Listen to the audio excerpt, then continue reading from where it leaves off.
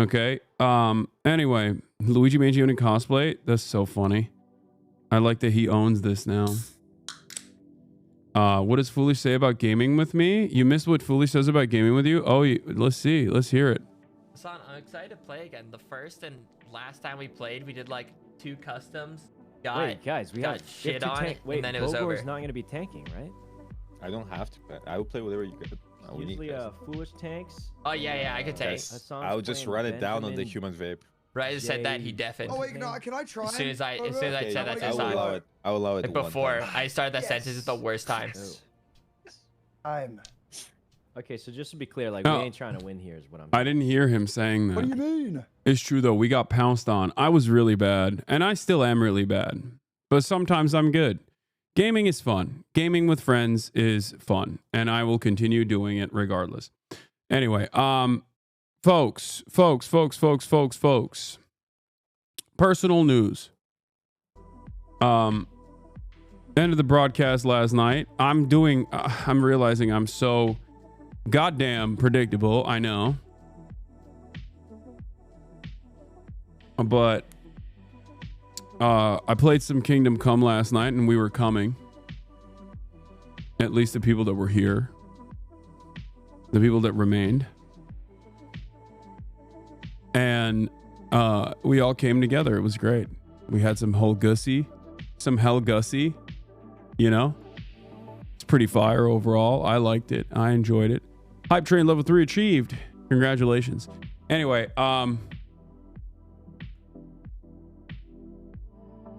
rate it? I can't rate it yet, but it's really good. The Mormon Sphinx Garden was lit.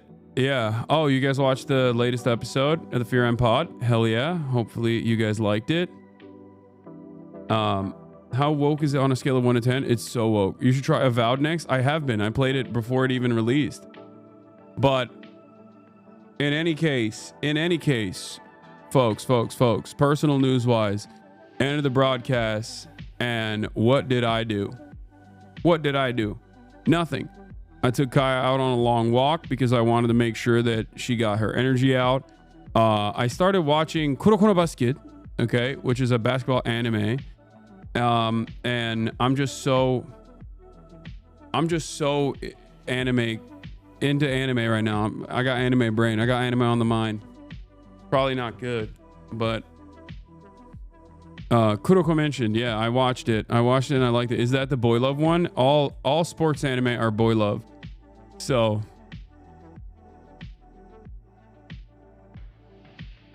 in any case,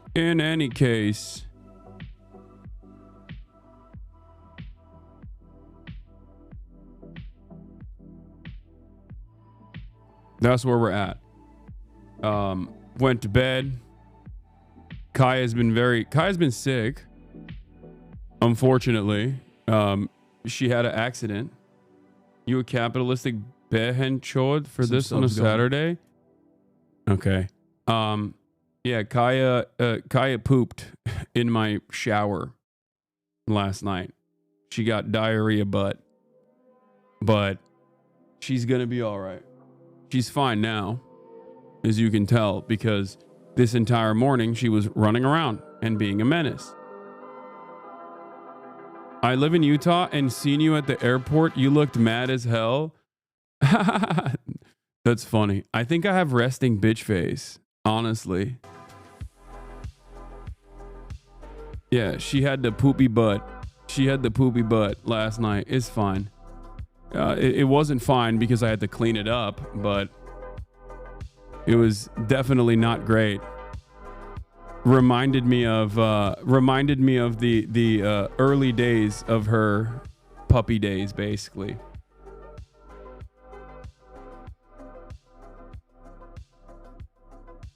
Did you see any parallels between heliocentrics and orbs and being a socialist today? Yes, of course.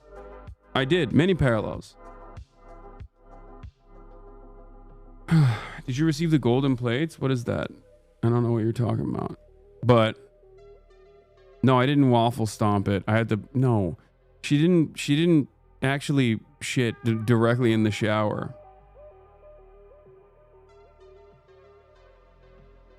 What is this?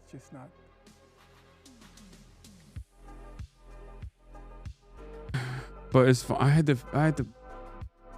to clean it up. Anyway, yeah, you don't waffle stomp. That's not real. Anyway, why is stream small? What do you mean? I don't know what you're talking about. But yeah, woke up this morning, play basketball, but of course, as is the case, like I'm waiting for the implant, and that takes a long time. I'm waiting for the implants, and that takes a long time. And when, but in that process, like, there's, you know, I had some screws put in, right?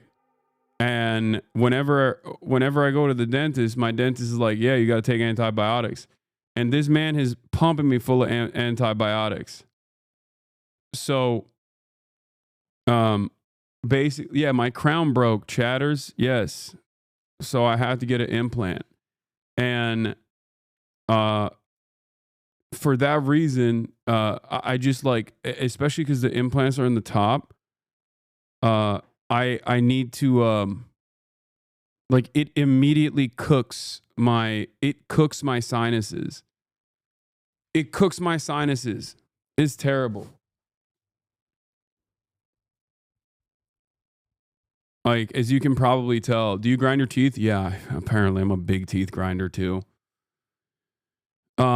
So hold your head up, King. Your crown is falling. Yeah. Are you playing with Jason in the 3v3? Yeah. Yeah, I'm getting fake titties put in. Veneers. Oh my God, I've had veneers put in. I want to get, like, I've thought about getting veneers, but I'm so scared because I feel like, well, one, I don't know how to smile, and my teeth aren't that bad in general. Like, well, I just don't know how to smile. So I feel like when people get veneers, it's like they go crazy with it. And the veneers that they get, like, it's like Drewskis, right? Like, it just basically makes you it blinds you.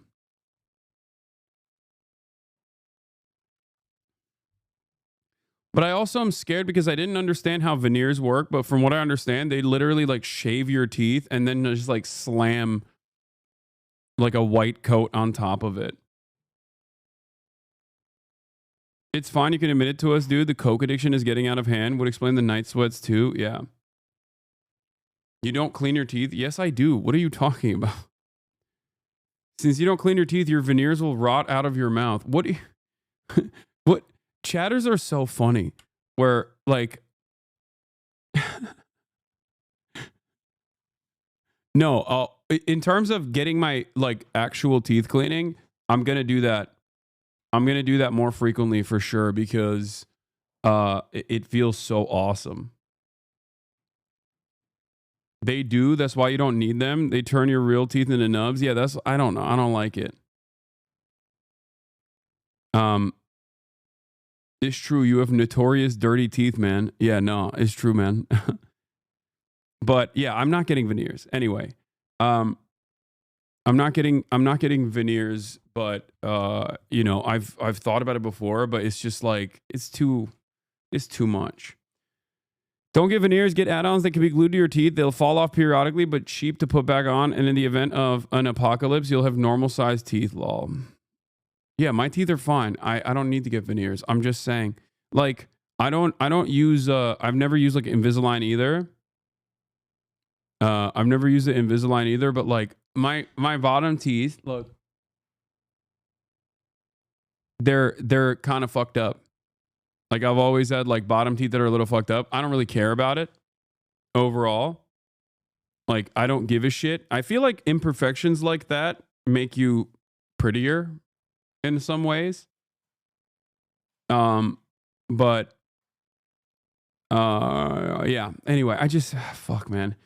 It's annoying. It's just annoying to have to do all this stuff. And I put it on for so long. I put it off for so long. And I finally did it, and it's just been a long process. It's been a long ass journey, you know what I mean?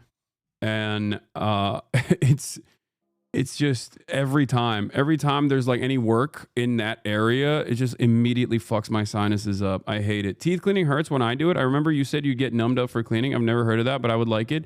Yeah, they numb my shit up. It was awesome though.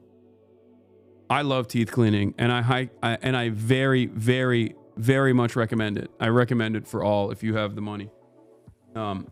It's fire. Teeth cleaning is dope. It's so goddamn liberating when you it's so liberating when you hold on. It's so dumb. That meme is so stupid.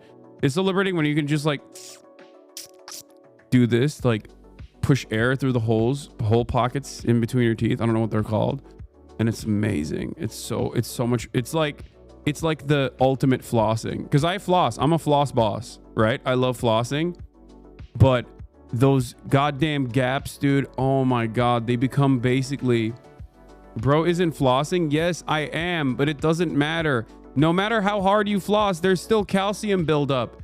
God damn it. If you don't get professional cleaning, there's gonna be a little bit of calcium buildup, okay? And that calcium buildup basically closes those gaps a little bit. I don't know why everybody always is making these assumptions like, oh, you don't.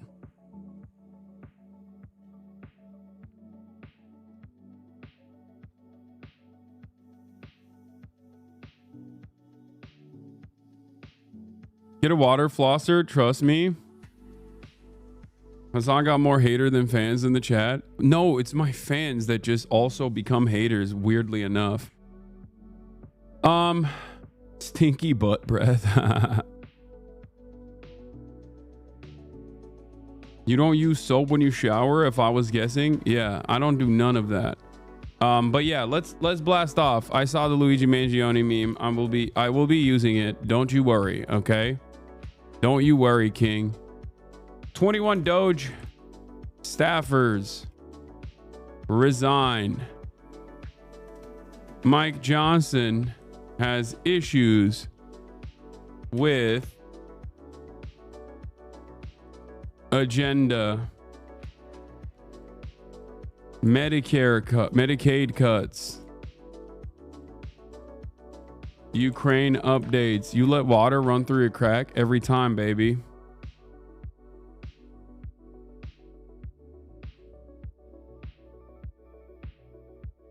You also pop Zins like SoundCloud rappers pop Xannies and drink a gallon of caffeinated beverage per diem. Your gums have the right to feel a bit offended. I don't know why they're still standing strong, because I cook them. I cook my gums, but they're fine.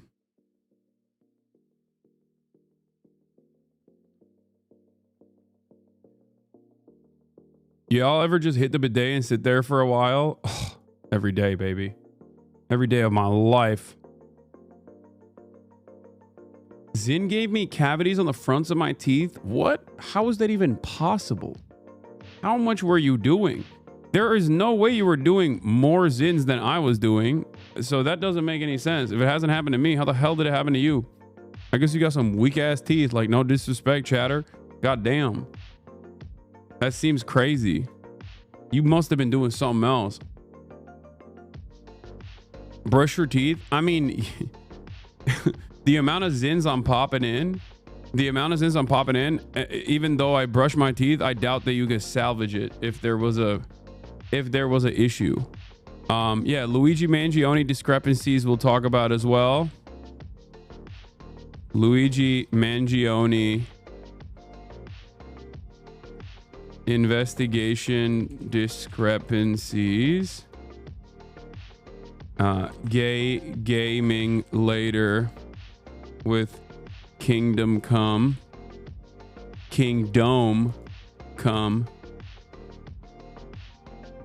Trash TV Reacts is back. Get in it now. Is the Drewski Show coming out today? Is the new episode of the Drewski Show coming out today, chat?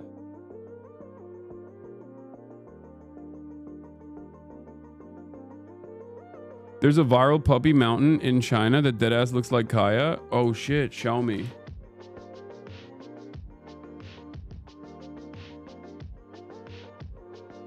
Kingdom, I'm gonna come. What is this? A Southwest Airlines jet was forced to abort its landing this morning after a private jet taxied in front of it across the runway at Midway Airport in Chicago. Whatever the guy from the real world was doing with the FAA has got to stop.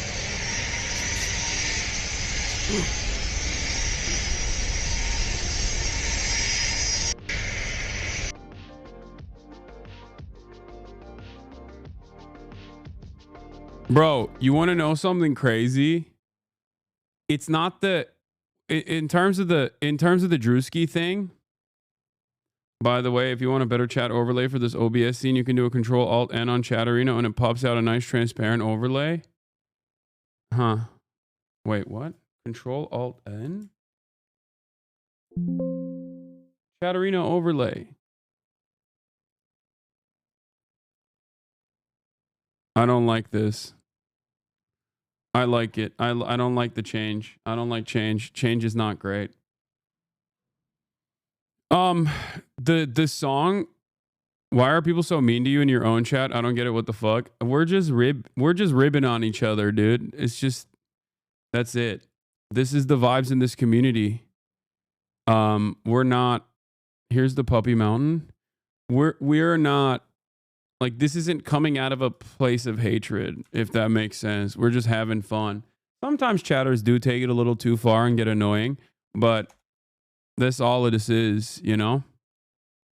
I guess maybe from the outside, from an outsider's perspective, you're like, that's crazy. These guys are being so mean to you, but it's all good.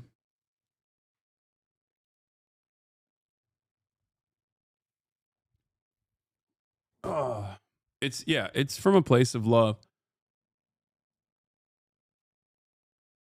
I am hating lovingly. Fuck you, Ben Chod. Nah, we hate you for real. You're a dumb little nerd with a stinky little haircut. That's hurtful.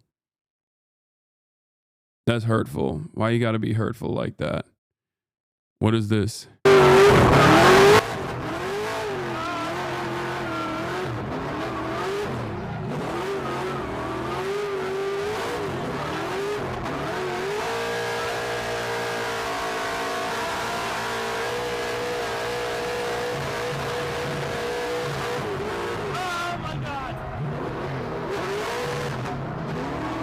Wow. Okay, this is amazing. I want to do this.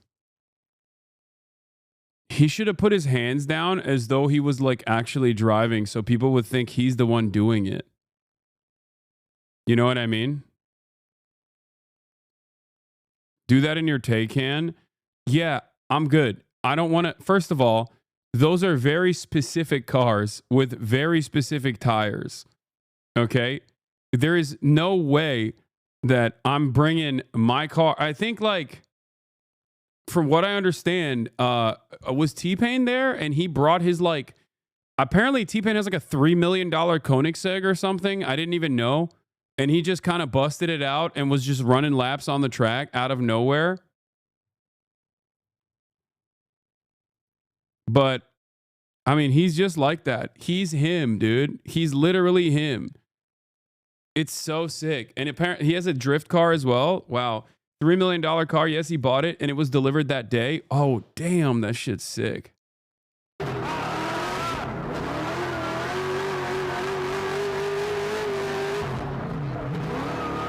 But yeah, you can't just like, chat, for those of you who don't know, you can't just like you can't drift in a normal car like this. Okay.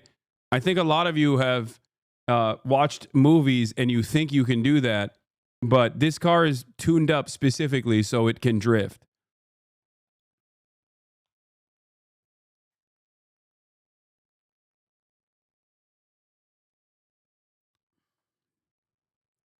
To make it start, you know? Oh, he nailed it! Yeah! Yeah! I know that feels good! What the fuck? Oh my God, he's so cool. Maybe you can't. I can in my Miata. I know I can't do that and would not attempt. Man, my shitbox 04 Corolla drifts just fine. What you on about? Chad is talking about hitting ice and then being like, oh, no, you're stupid. Yeah, weight and distribution are really important for that. Yeah, I don't know the exact details. I just know that you can't do it on a normal car. If you try to do it on a normal car, you would break the car. Or you would flip it. Or you'd have to get new tires regardless. Rear wheel, lock differential.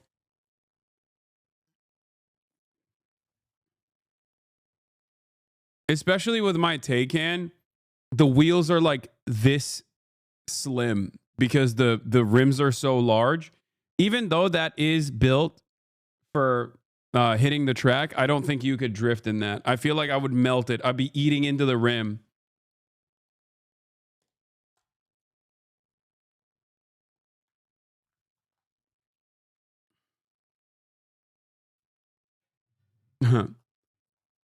Chatters be like, I don't get it. I do this in the snow every year.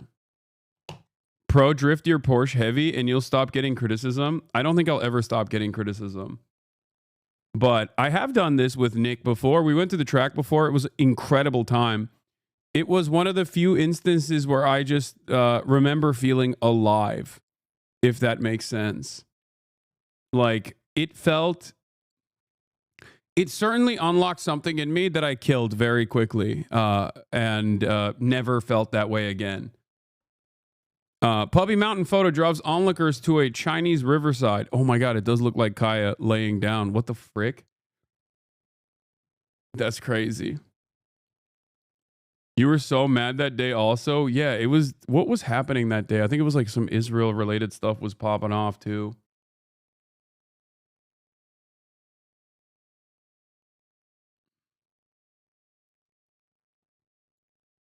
Oh, it was Piers Morgan.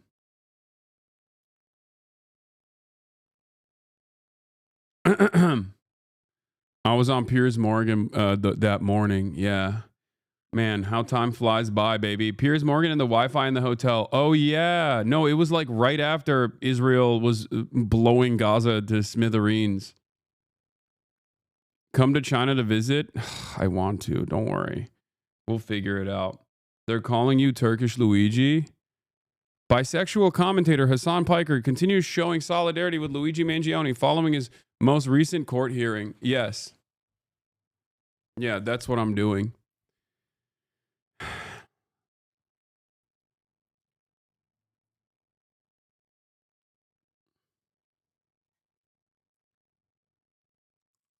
Wasn't it in Vegas? I remember you said you didn't really enjoy it because it was soon after October 7 and you had a lot on your mind. Yeah, no, but I did enjoy it. In the moment, it felt spectacular. It's definitely an incredible experience. If you ever have the opportunity to do so, I highly recommend it. Getting on the track, the adrenaline. I'm not like an adrenaline junkie at all, but it was fantastic. Elon impression going viral. I'm repulsed by how accurate it is. Oh, I think I saw this, but I skipped it. All right. Anyway, Abbott wants to rename KFC to Texas Fried Chicken after they move their headquarters. What the hell? Themasius, thank you for the playlist. We'll get into it. U.S. breaks with European allies and sides with Russia and UN resolutions on Ukraine. BBC News. We'll obviously be talking about that as well. Did you see Andrew Feinstein complimenting your content? I did. This is incredible. I thought this was so sick. I reposted it this morning. But yeah, let's get started with this.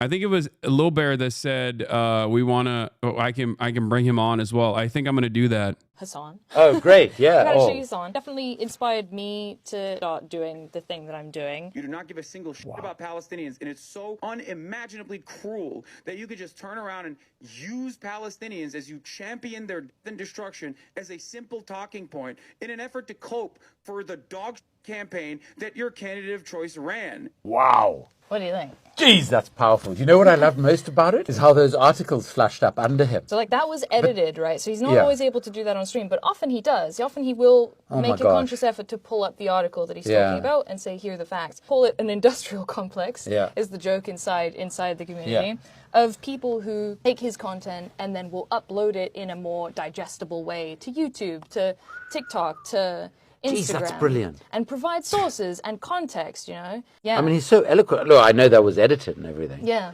Eloquent, smart, but I love the fact that he's actually concerned about verifying what he's saying. Yeah. Jeez, that's impressive. Well, that is very impressive. Get you in touch with him if you want. Yeah, I'd love to. Andrew Feinstein is a former member of the National Assembly of South Africa. He is obviously, you have the contact. You have contact with him through me. Yes, I would love to have him on. He's great. He's an activist. Yeah.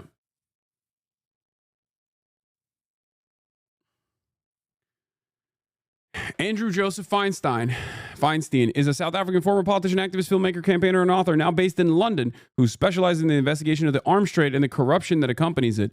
He is the executive director of a small nonprofit, Shadow World Investigations, and serves on the board of Declassified UK. The son of a Holocaust survivor, Feinstein was the first MP to introduce a motion on the Holocaust in the South African Parliament. Feinstein was elected in South Africa's first democratic elections following the abolition of the apartheid, serving as a member of Parliament from 1994 to 2001 as a member of the ruling ANC party. He's the GOAT. In 2001, in a protest against the ANC's refusal to investigate the allegations of huge bribes and large-scale corruption against senior ANC politicians arising from the $5 billion arms deal, he resigned his parliamentary seat and moved to London, where he works as an investigative author and a campaigner. On first arriving in London, he worked in investment banking for more than 5 years. Former member of the UK Labour Party, Feinstein is highly critical of Keir Starmer and the direction Labour has taken under Starmer's leadership. Feinstein has lived in Starmer's constituency in Holborn since 2001 and has criticized Starmer for being terrible on Gaza and stood against Starmer in the 2024 general election, winning second place with 7,000 votes. He commented that Keir Starmer is the first British Prime Minister in electoral history to enter 10 Downing Street, having seen his majority reduced. Yeah, he doesn't like Kid Starver. He literally had to move to London because he was going to be arrested by Jacob Zuma. Keir is terrible on a lot of subjects, actually, not just Gaza. Yeah, Andrew just doesn't like Keir because it's Keir Stalin time. He really liked your passion and cursing. He kept complimenting your attitude. No. What is happening? That's crazy. That's crazy. It's crazy time over here. Down. Don't even. Yeah, it's Keir Stalin time, baby. But yeah, that's really cool. I love seeing, you know, people who have put their lives on the line and have engaged in real activism and are basically historical figures in their own right encounter my content and be like, this is great. I mean, I'm honored.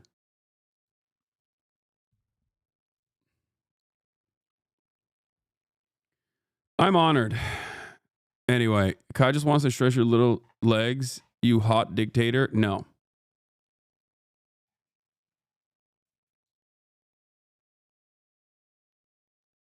Oh, God. Okay. Anyway, she ran a lot this morning. Yeah, but that's just because he doesn't know about all the interpersonal internet content creator drama you're embroiled in. If he knew that, he surely would have changed his tune. Yeah, obviously, I don't think he would care about that. That's a good joke. But I know you probably get accused of creating an echo chamber or whatever, but you bringing pro-Palestine voices is really nice as a reminder. I'm not insane and the only one around me who isn't a Zionist. Yeah,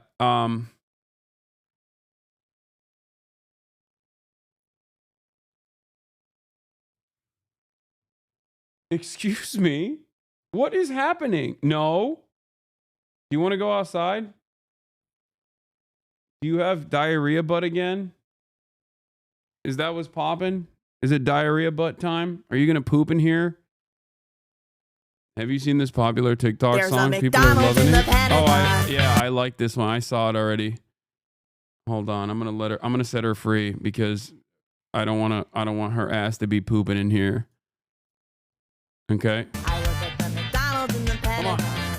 Yeah, there's not a bunch of spots for lunch, but it's a killer kickback. Flipping up the Big Mac, serve them in the Pentagon. Serve them in the Pentagon. The other vendors came and went there. It did not go well for Taco Bell, and there was all that stress at the old Panda Express. So stick with us and your set. Our cooking standards free from corporate. It'll be like any other location, except no small talk about your occupation. Not allowed at the McDonald's in the Pentagon. McDonald's in the Pentagon. We're eating nuggets, we put plenty on. Nuggets, we put plenty. And our faces flush through every rush. The beast gets so discordant, but your work is so important. Working at the Pentagon. I'm an employee at the Pentagon. Working at the Pentagon. All the DoorDash drivers get confused, cause users blew through the clues, didn't peruse the reviews. Cause like, you just got to check on McDonald's, not checking which one that you spent it on. Bitch, you hit the Pentagon. It's great. I love a little ska hit, you know what I mean? I love a little ska arrangement to start my day off. You know what I'm saying? All right, let's get to it. Now that we've seen the McDonald's, now that the McDonald's and the Pentagon has been hit, ladies and gentlemen, it's time to talk about American foreign policy, everyone's favorite subject matter, America's foreign policy and the belligerent nature of the Trump administration. What will happen to the United States of America? You got Nick Twitch. Thank you for the raid. Hope you had a good stream, brother. We are talking about American foreign policy and the brutally honest ways in which Donald Trump operates, but also simultaneously the insane ways that Donald Trump operates. As you guys know, yesterday when I started the live stream, I was hit. I was hit like the Pentagon, like the McDonald's in the Pentagon, with a truth bomb, okay? A truth nuke coming from the Trump administration, where, they oftentimes there are a lot of these symbolic condemnation votes that take place in the General Assembly. And the American government did something that I never thought would happen, where basically they turned around and said, hey, we're siding with Russia on this condemnation of Russia's invasion of Ukraine, which I thought was wild. It does seem like they are trying to, piece together, like the Trump administration of Russia are trying to piece together some semblance of like mineral extraction arrangement. Obviously, Ukrainian sovereignty is not a point of contention here. Let's be real. It never was. But of course, when I say that, people used to yell at me and say, Hasan, you're, in the pocket of Lottie Poo. That's not how America operates. And I was like, nope, that's exactly how America operates. Guess what? That is precisely how America is operating. It's not unique to Donald Trump. He's just doing things optically differently. That's it. He is, he does not care about trying to massage the narrative and try to make you feel like this is something that you actually wanted in the way that previous administrations certainly did. They still yell at you for that. What do you mean? I know they do, but it's all good. They can keep yelling into the void as much as they want to, but it won't change the reality. Let's continue. Yeah, guess which country voted against the motion with the U.S.? Russia, North Korea, etc. Oh yeah, Israel. Of course, Israel voted for the motion alongside the United States of America. Come on now, what do you think? Israel is America. Like, yeah, they don't. What do you mean?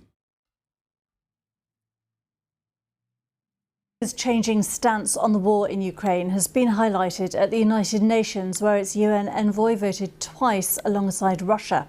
First, the two countries opposed a European drafted resolution condemning Moscow's actions and supporting Ukraine's territorial integrity. Then they backed a US resolution calling for an end to the conflict but containing no criticism of Russia. It comes as the French President Emmanuel Macron says a truce between Ukraine and Russia could be agreed in the coming weeks following talks with President Trump in the White House amid straining US-Europe relations. He is the first European leader to visit since Trump's inauguration, ahead of the arrival of the UK Prime Minister Sir Keir Starmer on Thursday. Meanwhile, in France, 2 people have been arrested in relation to an arson attack on the Russian consulate in Marseille on Monday. Prosecutors called the pair major individuals. In Ukraine, air raid alerts have been sounded again today. Overnight, Poland deployed aircraft to secure its airspace after Russia launched strikes targeting western Ukraine. The BBC's Joe Inwood reports. In northern Ukraine, new troops are still. This is just a flex. This is Israel stuff, for the record. Like, what Russia is doing is exactly what Israel stuff. the notion that like in the midst of a potential ceasefire negotiation that's taken place, Donald Trump is undermining the Ukrainian position in broad daylight, actively, openly. And also, while that is happening, the Russians are simultaneously bombing Western Ukrainian positions. It's basically to tell everyone in Ukraine that's paying attention, whether they want to pay attention or not, that this is their reality, that they are, you know, they weren't able to take the entirety of the country by force, but they will certainly cut a deal with America that allows them to take certain parts of the country, whether people disagree with that or not. That's it. Being trained, even as the war enters its 4th year. The cost has been huge, but this country appears to be holding on. It's done so through the effort of men like Evhen, who says Ukraine is making more of its own weapons and will continue to do so. It's good to get help from abroad. Help won't last forever. It's here today, it might be gone tomorrow. And that point has been brought home by the dramatic change in US policy. Once Ukraine's greatest ally, Zelensky sucking up to Israel got a sting now? Dude, he is not a person, okay? Like when, I don't know how to describe this. Zelensky has to suck up to Israel. It's not because of like, it's not because of genuinely held convictions or whatever. He has to because he is beholden to American interests. He has to do that. Oh God, my ear is ringing. Zelensky has no choice in this process. Israel quite literally refused to give Ukraine. Israel quite literally refused to give Ukraine the Iron Dome when Zelensky was demanding it, when Zelensky was asking for it, begging for it, which is the most understandable thing that you would want in a situation like the Russian invasion.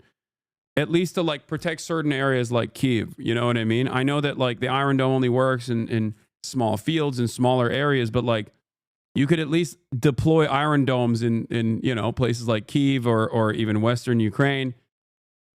Nope. Nope. Israel said nope. We will not let it get to the hands of the Russians, and then by way of the Russians, the Iranians. That was Israel's response. Zelensky was begging for dome pause. Yeah. It is truly wild that, you know, after all of this,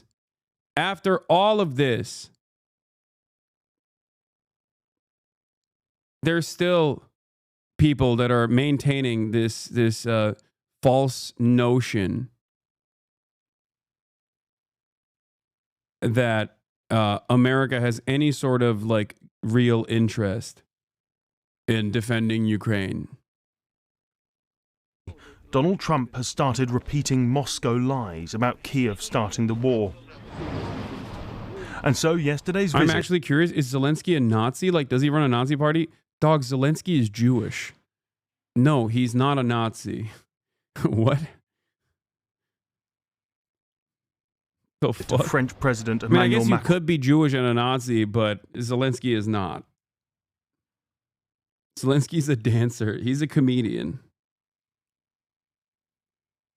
Erdogan is a watermelon salesman, and Zelensky is a comedian. On to the White House had extra significance. Again, the relationship's been very special with France and very special with this gentleman on my right. They've always got on well, but there were points of disagreement. Europe is loaning the money to Ukraine. They get their money back. No, in fact, to be frank, we paid. We paid 60% of the total effort, and it was through, like the US, loans, guarantee, grants, and we provided real money, to be clear. And that was not the only crack in the transatlantic alliance. We need to reconfirm that the aggression should be condemned and discredited, not rewarded. In an extraordinary development at the UN, European countries and the US found themselves backing different resolutions on Ukraine, with America on the same side as Russia, Belarus, and North Korea. While in Kyiv, Ukraine's remaining allies took part in events to commemorate 3 years of war and talks aimed at ensuring the sacrifices they've made will not have been in vain. Joe Inwood, BBC News. Well, our Ukraine correspondent James Waterhouse gave more details about the reaction from Kyiv to the talks between Macron and Trump. Well, we've had no specific reaction to a meeting between Emmanuel Macron and Donald Trump here. Instead, the focus has been on Ukraine's... MAGA is accidentally becoming communist? Okay, guys, Russia, I need to repeat this for people that don't know this, but Russia is not communist, okay? Russia, as a nation state, is very capitalist, okay? It's not. Vladimir Putin is not a socialist. Okay? Russia is not engaging in any action to uphold the principles of Marxist Leninism. Russia is a kleptocracy. Okay? They're commies, Hassan. He's Krasnov. Yeah.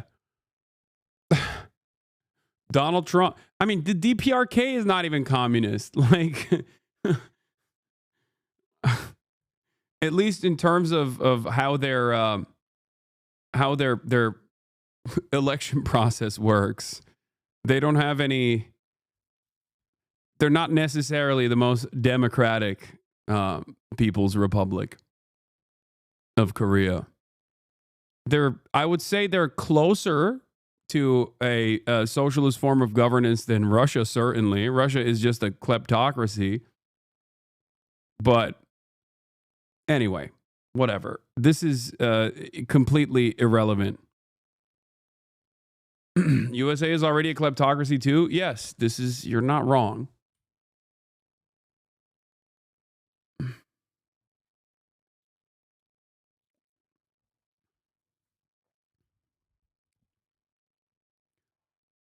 I lived in Russia for 3 months. It is not communist by any means anymore. It is a fascist state where the media against the government is completely suppressed and has a capitalist economic system. It's run by oligarchs and a kleptocracy, like you said. Yeah, I mean, it's a shitty circumstance for all the Russian people living there, but it is literally a kleptocracy.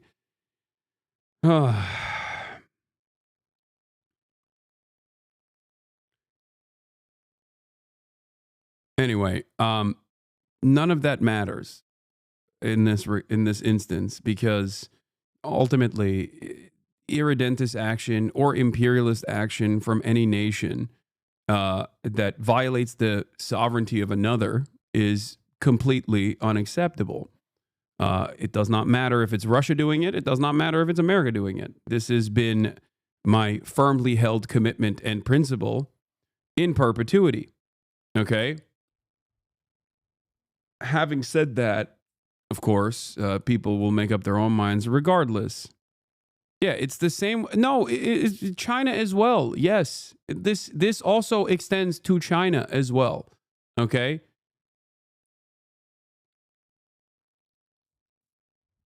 It is completely unacceptable to violate the sovereignty of other nations. Okay? Having said that, getting back to the situation at hand. We're obviously entering a very... Putin's main opposition party is communists who have collectives, many local industries since the fall, but still hold little power on the national stage. Ukraine has made anything left of center illegal. They both suck. Yeah, okay. First of all, Putin's main opposition party is communist is a laughable thing to mention, considering that Putin controls even the opposition parties, so their existence is still beholden to Vladimir Putin. And that's precisely the reason why virtually every single one of them signed off on the special military operation. And there was very little criticism of that inside of Russia. Putin and opposition it's nothing. It's not real. Okay? It's not real. It's not a real principled opposition at all. That's not a real thing at all. It's just to make you feel like there's some semblance of democracy. But I would say even Russians would laugh at that notion. It's not real at all. I think that internally within the Politburo, within the within the Politburo of the Communist Party of China, there is more division and more real opposition, even though it's a one-party structure. Internally, there's more division and more opposition than the Russian the Russian structure, where all of the opposition is basically made up. Yeah, if you are really an opposing figure, you just find yourself maybe falling out of a window at some points. And you're not wrong about Zelensky also obviously going and eradicating any of the parties that were critical of him, at least to the left, claiming that they are pro-Putin and pro-Russia. So you're not wrong about that either. Yes, neither Ukraine nor Russia has like a real democratic process, but neither does the United States of America. Let's be real. If it's a sliding scale, however, I would say Putin's Russia is not even comparable in terms of like a sliding scale of how far away you are from a real democracy. It's definitely out there. It's further out there than the United States of America, and certainly further out there than even Ukraine.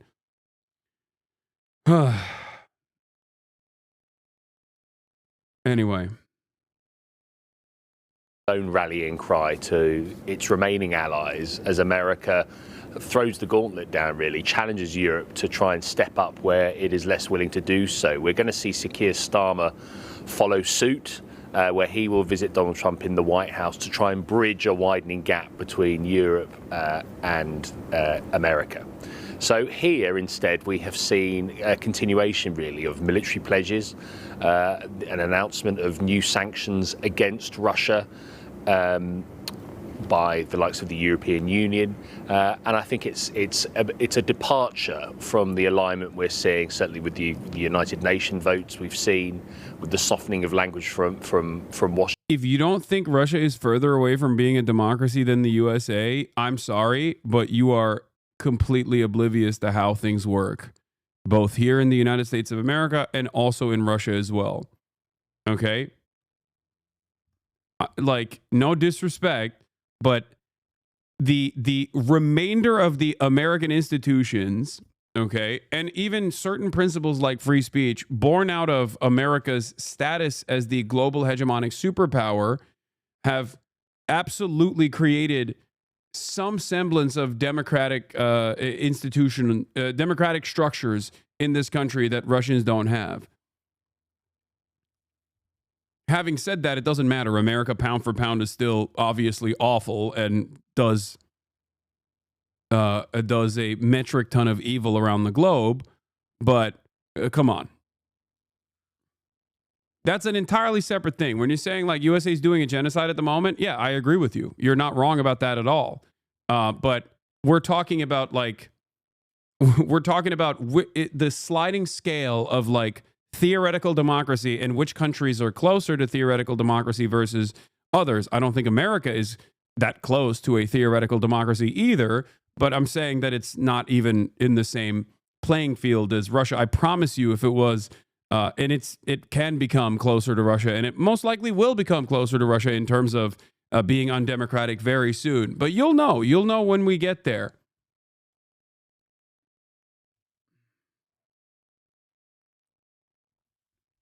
Yeah, we were talking about like domestic politics and like what's close to a democratic process,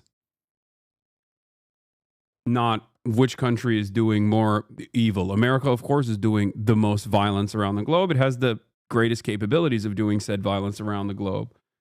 Washington, here we are still seeing a country still at war, and its European allies trying to adopt a stronger stance as possible in the absence of America. But what's reflected, I think, by Emmanuel Macron and Sir Keir Starmer going to Washington is the fact that they still need America for a military assurance if fighting was to break out after a ceasefire was agreed here. But for the beautiful domes, look at the domes behind them. It's so flat. Ukraine is so flat. You can see the domes. Now, it seems that more of Ukraine's closer allies are more willing to put boots on the ground, to send troops here to enforce some kind of ceasefire. At the moment, they're keen to stress it wouldn't be in a confrontational capacity, but there is no guarantee that fighting would not break out when you consider that Russia will continue, it looks like, to occupy a fifth of Ukraine, and that would involve a sizable military presence. James Waterhouse there. Well, joining me now is political commentator, author and journalist Christine O'Krent. Thanks for being with us, Christine. It was fascinating to watch the public interactions yesterday with Macron and Trump. Just first of all, what did you make of the overall, the body language, the precise language from what we saw? Well, I think there was some effort on both sides to make it look, fairly friendly. No hostile confrontation. But it is obvious that the transatlantic gap is widening. And there was that very interesting moment where Donald Trump, as usual, being carried away by his alternative facts, said, oh, Europeans are getting their money back from Ukraine. And then Macron very calmly put his hand on Trump's arm and said, well, no, actually, no. Europeans paid 60% of the aid provided to... Oh, my God. I don't care. Alongside with Russia, Iran... Okay, I'm skipping this. All right. Carolyn, I was wondering... Breaking. Elon Musk will attend Trump's first cabinet meeting because he's the real shadow president.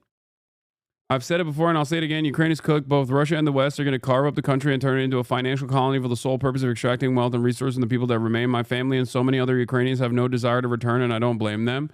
Yeah, no, I mean, that was slated to happen no matter what. It's a chicken or the egg situation. Is it Russia trying to enforce its will upon Ukrainian politics first, or was it NGOs and civil society organizations by way of the State Department projecting power in Ukraine and trying to destabilize and bring Ukraine into the Western sphere of influence? It does not matter. What matters is ultimately that the Ukrainian people are going to get fucked over in the process no matter what. And there was very little that they could do to maintain sovereignty, autonomy, and carve a path forward for themselves where they had any say in their own personal politics.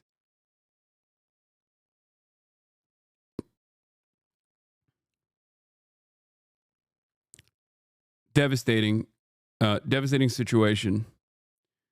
Speaking of chicken or the egg, it is virtually impossible to find eggs now. Holy shit.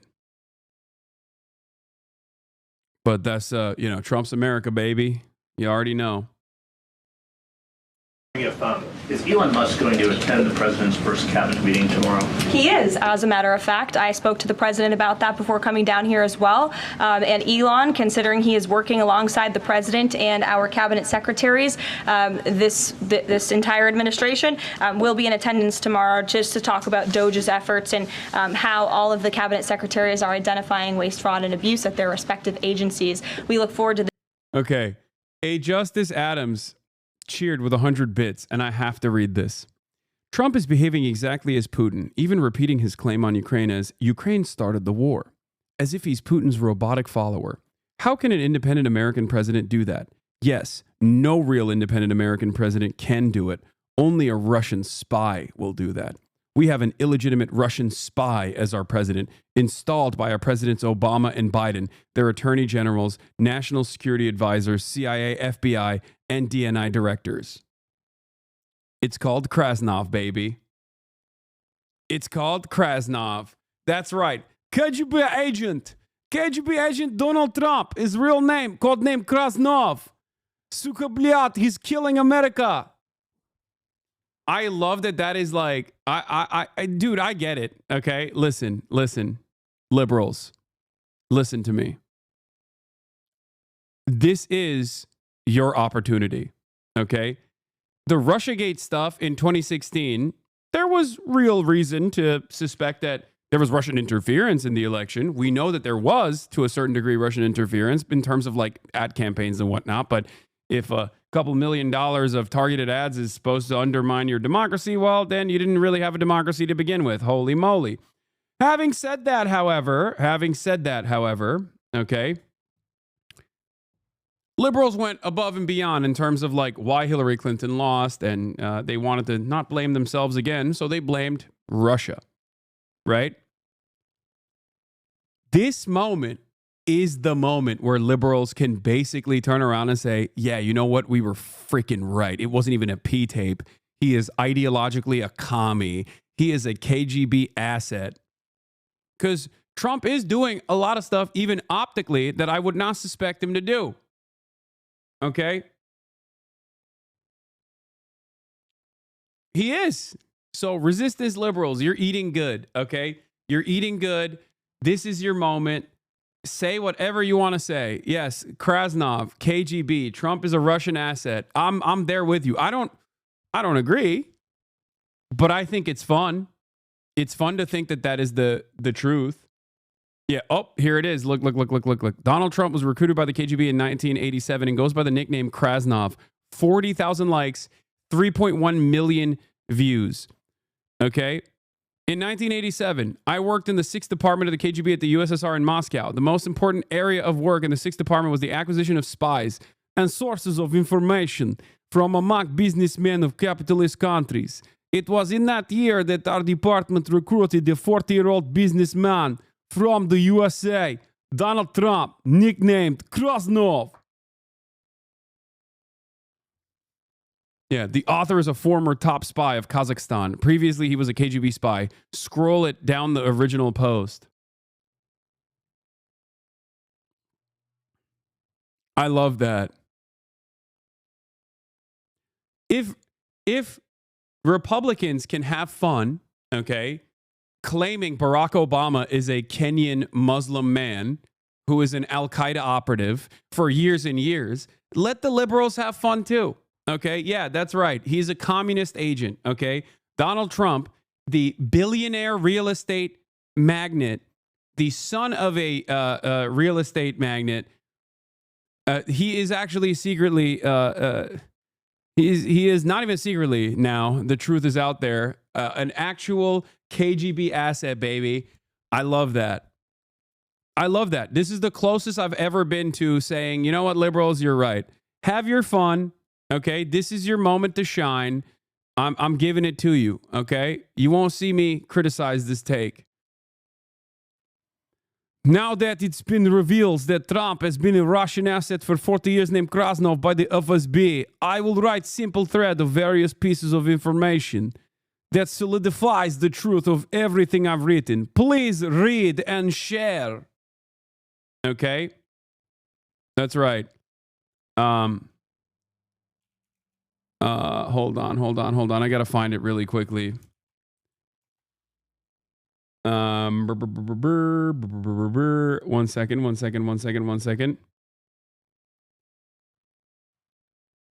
the... Hold on.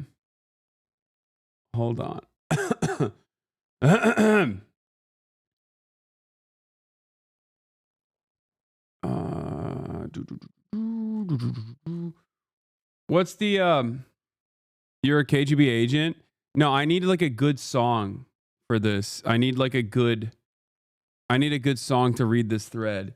And I'm looking for not red alert music, but I'm looking for like, do you know the accordion electronic music that was the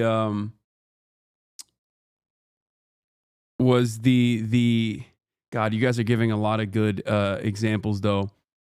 What is it? Like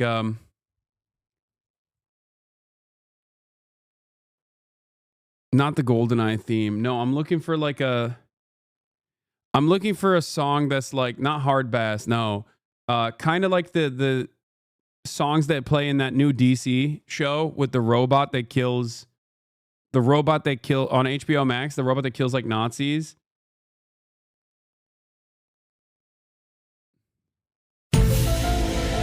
No.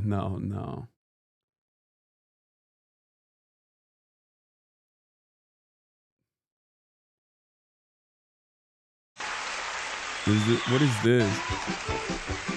No, this is goofy. This is not what I'm looking for. And it's not Tripolowski. Tripolowski. Yeah, like the GI robot music. Like the type of... Oh, yeah, start wearing purple. This is what I was looking for. Thank you, chatter. Yes. Start wearing purple, Let me start. Start wearing purple for me now. Yes. Ivana's FBI files indicate she had a questionable origin story and was working with non-stock manipulators and Russian mob. Like mother, like daughter. I've speculated that mom and dad aren't the only Russian assets in the family. Ivanka spun in Putin's chair in 2006. Don Jr. and Ivanka traveled to Moscow. Trump asked Felix Sater, who he publicly stated he may not recognize if they were in a room together, to take care of them.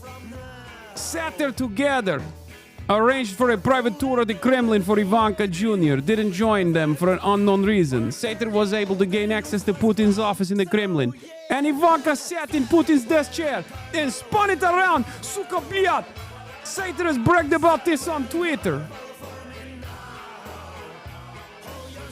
His was Super Bowl Sunday. Wendy Deng Murdoch is a suspected Chinese spy who did Putin. And May Musk, of course, shit out the spawn of Satan. Puh! I love this because, like, while this person is explaining this, you can tell he's angrily typing this while he's, like, retelling this story in the thread. And that's why he keeps making these grammatical errors. Okay. We've been overtaken by transnational organized crime. The rise and rise of May Musk, China's love affair with Elon Musk's mother. Krasnov. But the sheer volume of Trump's financial entanglements with Russia also point toward the inescapable conclusion that Donald Trump has been, as Donald Jr. acknowledged publicly, financially dependent on Russia. And that, in itself, is a counterintelligence threat. Trump is Krasnov. I have nothing to do with Russia. No deals, no loans, no nothing. Russians make up a pretty disproportionate cross-section of a lot of our assets. We see a lot of money pouring in from Russia. Donald Trump Jr.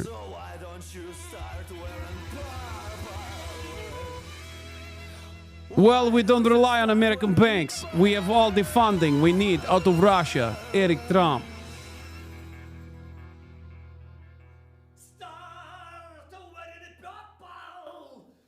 I love this song.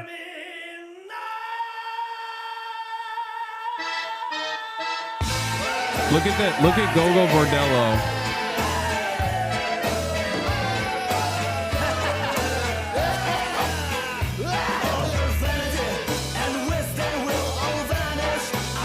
That's right!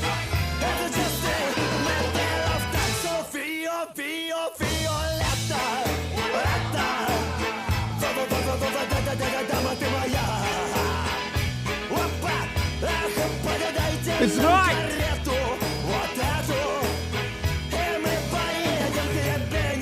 So yeah, I start wearing purple,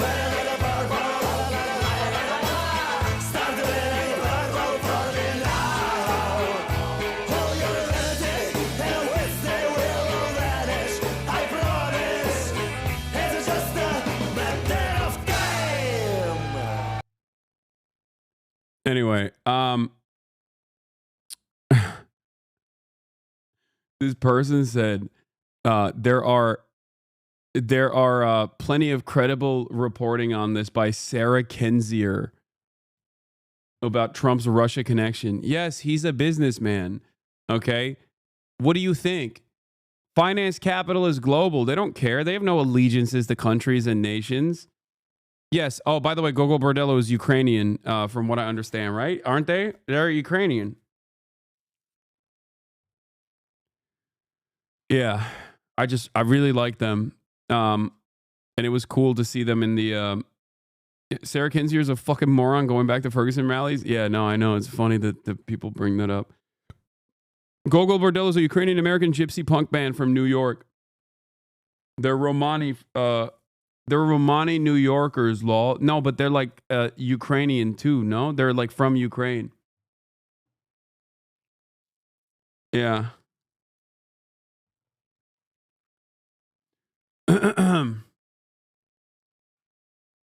The lead singer is super Ukrainian. Anyway, Creature Commandos uses a lot of this type of music, and it's awesome. And it just reminded me of. It reminded me of. What do you call it?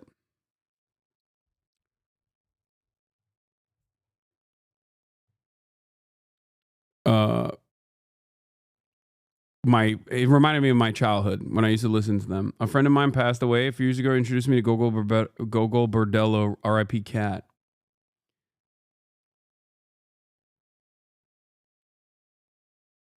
The genre is called gypsy punk.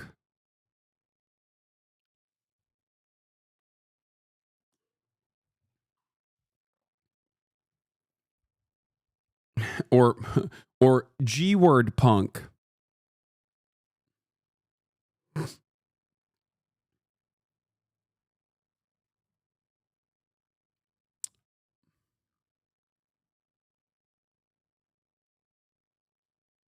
Gizmo Max, me watching Pacific Rim in the current year. G-word danger. Fuck, he just said it. Yeah, G-word. G-word punk. Anyway.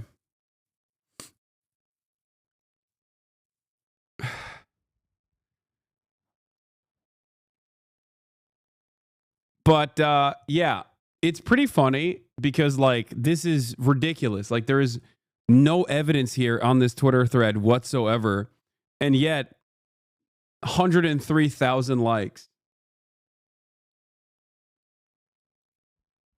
103,000 likes. If you want to understand Trump's like deep and intricate financial ties to countries that would be considered foreign adversaries or foreign nations, for example, look to Saudi Arabia.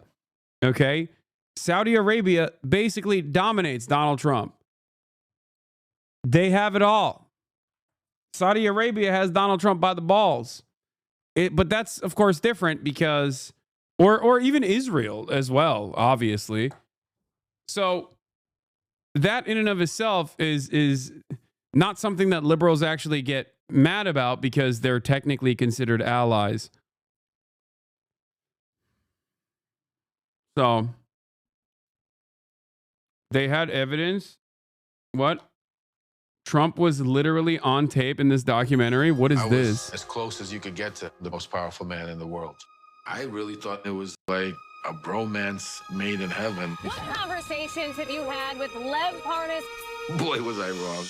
Lev Parnas! Hey, yo! My favorite thing about Russiagate was when they were investigating like bot accounts and stuff. They ended up, when they were investigating bot accounts from foreign nationals or like bot accounts linked back to foreign countries that were interested in manipulating the elections, there was another nation that was really involved, a nation that also is aligned with Russia, both secretly and openly. And that never gets brought up for some reason. I wonder which nation that was. Was it China? Nope. Nope, not China. A nation that engages in covert actions of influence and also overt actions of influence, as a matter of fact. New Zealand. Yeah, it was New Zealand. No, it wasn't Lebanon. And it wasn't Palestine either. But close. Who could it be? What country engages in these sorts of things and then the media just kind of goes, "Oh, yeah, don't look at that. That's fine. Let's look at the other way." We immigrated to the United States when I was 4 years old. While other kids were going to school, I was on the streets hustling. Stop sneak dissing. I'm sneak dissing Israel. It was Israel. For those of you who don't know, it was Israel. Israel is the country that was doing that. I was a salesman. We were invited to a huge fundraiser. We were like 2 seats away from. Bro, what are we doing? We're doing Lev Parnas memes in 2024? What the hell, dude? This is from 5 months ago. This is incredible.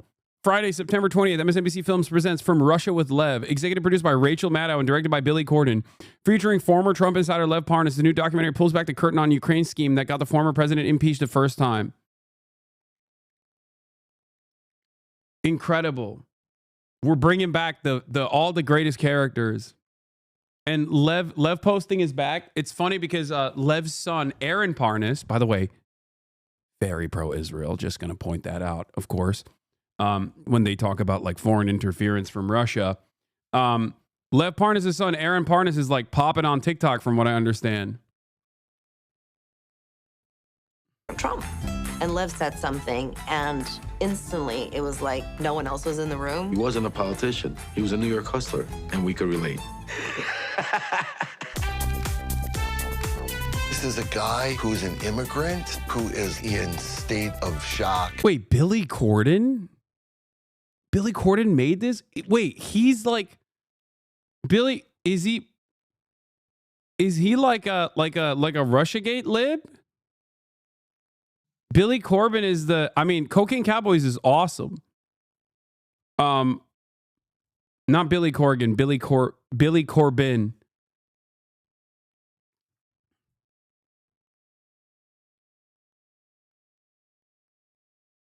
This is weird. Circle of the president. It was hilarious to see mafia kingpins, oligarchs interacting with all of these Republican congressmen and senators. All the president's putzes. How is that weird? This is the American government. Like, you know what this is? This is like when we talk about like Paul Manafort, right? Paul Manafort, he worked with a lot of like brutal dictators. It's like, hello? Yeah, that's every American consultant. Like, what are you talking about? This is why it's the strange process here is that both sides do a little bit of this where they'll point to one another and be like, oh, the Hunter Biden is trading favors and working for Burisma and you know, telling Burisma that he has like insider access and that he can manipulate the American government because his dad is the vice president. Okay. How is that acceptable? And then like you look at Trump's children and you're like, what the fuck are you talking about? I mean, look at Jared Kushner. Even without Trump's children, look at Jared Kushner, okay? Why did he get billions of dollars from Saudi Arabia? Hello? And it's wrong across the board, but it's so funny that, like, Democrats would be like, I can't believe Paul Manafort has worked with all of these dictators. And it's like, okay, yeah. I mean, Democrats and Republicans alike oftentimes use sometimes the same consultants, but when it comes to foreign policy, we'll always do this stuff. It's not unique to Donald Trump. The only thing that's unique for Donald Trump is that he is silly about the way he doesn't even try to hide any of the misdealings. How are these thugs meeting with our political leaders? Trump's biggest nightmare was Joe Biden. Let's go after Joe. Let's go after... Yeah. He was really scared of Joe Biden, the king, the GOAT. Let's go after Joe Biden, they said. Hunter. And that is how I was recruited by Donald Trump and Rudy Giuliani to dig up dirt on Joe and Hunter Biden. Trusting Lev to run around Ukraine, it's ridiculous. He's not qualified. No guardrails, no oversight. This is right out of a spy thriller. This was a mission impossible, mission stupid. I don't know which one, but maybe both. Lev Parnas was a key player. Know nothing about him.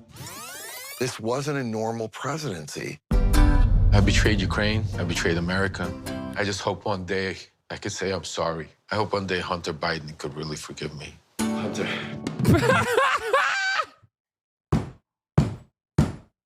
Yo! Oh my, I betrayed, worst of all, I betrayed Ukraine. I betrayed America, but worst of all, I betrayed Hunter Biden.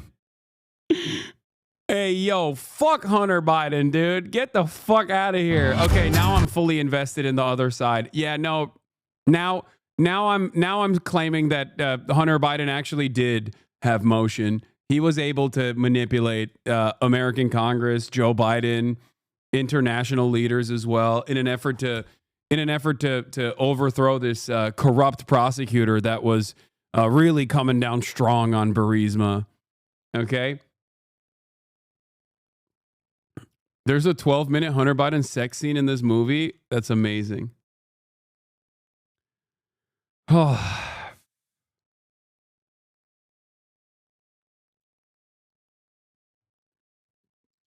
Yeah, no, I believe it now. I believe it now. Hunter Biden actually, he did the damn thing. He did it. He had so much motion. He was able to do it. We have to watch this movie, bro. I will not be watching that movie. Are you insane? Okay. Yeah. Trump is my goat. He's Krasnov. He's a KGB agent. He's actually restoring the USSR real quick. And also, he's restoring the USSR to its glory. He's also... listen, Hunter Biden was an expert on oil and gas as well as Amtrak. The dude is just a Renaissance man, all while smashing the largest crack rocks you've ever seen. Yeah, exactly. It was the crack. That's it. It was quite literally the crack cocaine that made him so good at his job. Okay? A lot of you don't understand. Why is the slavery and improper management in Tibet justification for Chinese imperialism while the reactionary ideals of Hamas, Hezbollah, Houthis are whitewashed? Why is the slavery and improper management in Tibet justification for Chinese imperialism? Okay. My friend, I need you to understand something, okay? These are entirely separate things that you're talking about. I don't know why you paired them up together, but I will answer once again.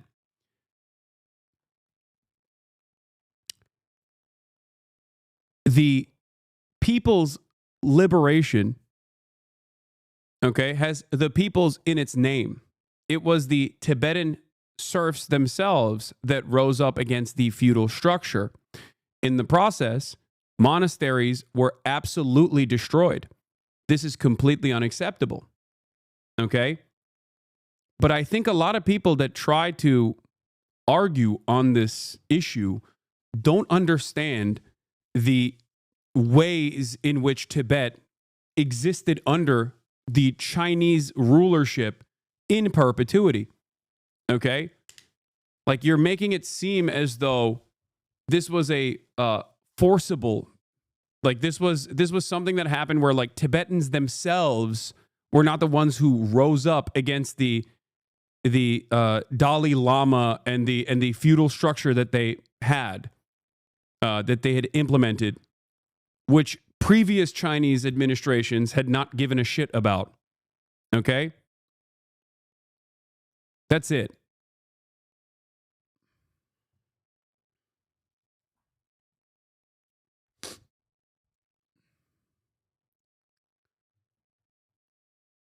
He only saw 7 years in Tibet. You make it seem as though it was a Han occupation of Tibet. I'm sorry, these Tibet Andes are so bad faith, man. Okay, maybe he's good faith, but annoying as shit. This isn't like Tibetan culture, okay? People always misattribute what I was talking about. Where they're like, oh, Tibetans had a backwards culture. Like, no, they didn't have a backwards culture. The slaves did not want to be enslaved, okay? They did not want to exist under a feudal structure. That's it. They were the ones who were ready to rise up. And they did. And in that process, they destroyed the relics of the old, like the relics that were basically holding on to Tibetan culture, but the relics that were also simultaneously a symbol of their own oppression.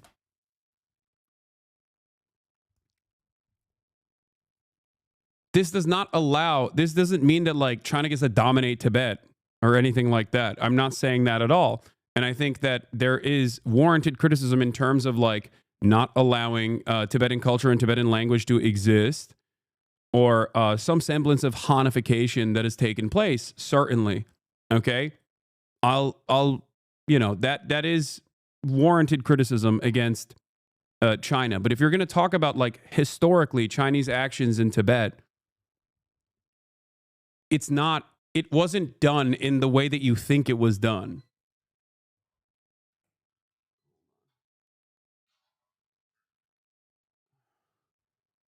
This is a bit of an arcane point, but one aspect of the emergence of capitalism that people don't often acknowledge is how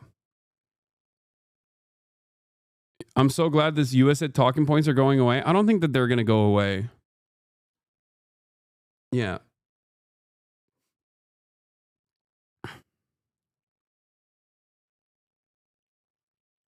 And in terms of the reactionary ideals of Hamas, Hezbollah, and Houthis are whitewashed, this part of the process is also, this question in and of itself is also silly, okay? There's never been a moment where I have quote-unquote whitewashed the reactionary elements within the organizational structure of Hamas, Hezbollah, or the Houthis, okay? As a matter of fact, I've talked extensively about all three of these different groups and the ways in which they operate domestically and the parts of their domestic operations that I do not agree with. Okay? Having said that, the reasons as to why Israel and American forces or Western forces are consistently dominating these people is not because they disagree with their domestic affairs. It's because they resist against Israel. Hamas was formed because of Israeli occupation. Hezbollah was formed in Lebanon because of, lo and behold, Israeli occupation. Okay? That's it.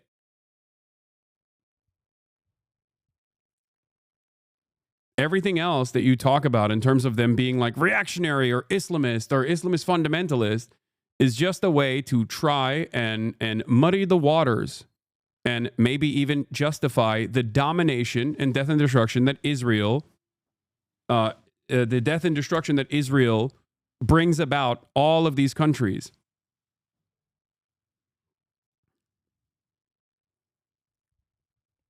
Anyway.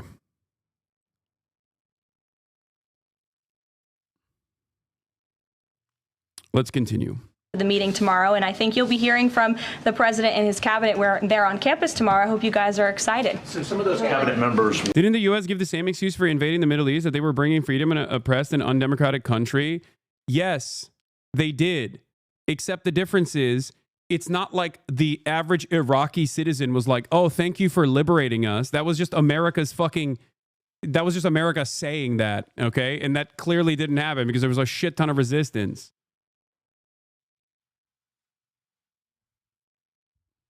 I don't know why everybody always tries to be like, no, it's the same as like the British Empire operating in India, or it's the same exact way of America claiming that they're going into Afghanistan or Iraq to bring about Western democracy there.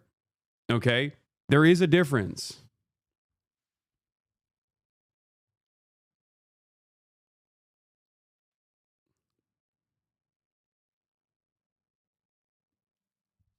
Like the Chinese army was not capable of fucking dominating the entirety of Tibet. It wasn't the Chinese army that did this on its own.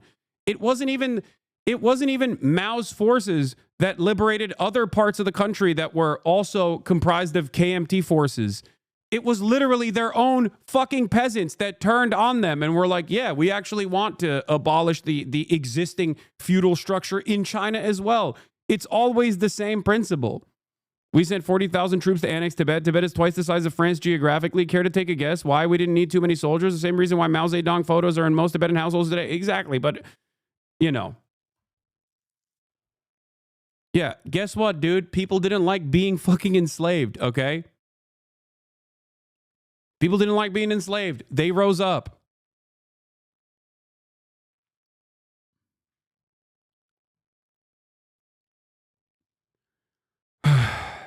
Do these freaks think Cuba aiding Angola was imperialism? I don't know.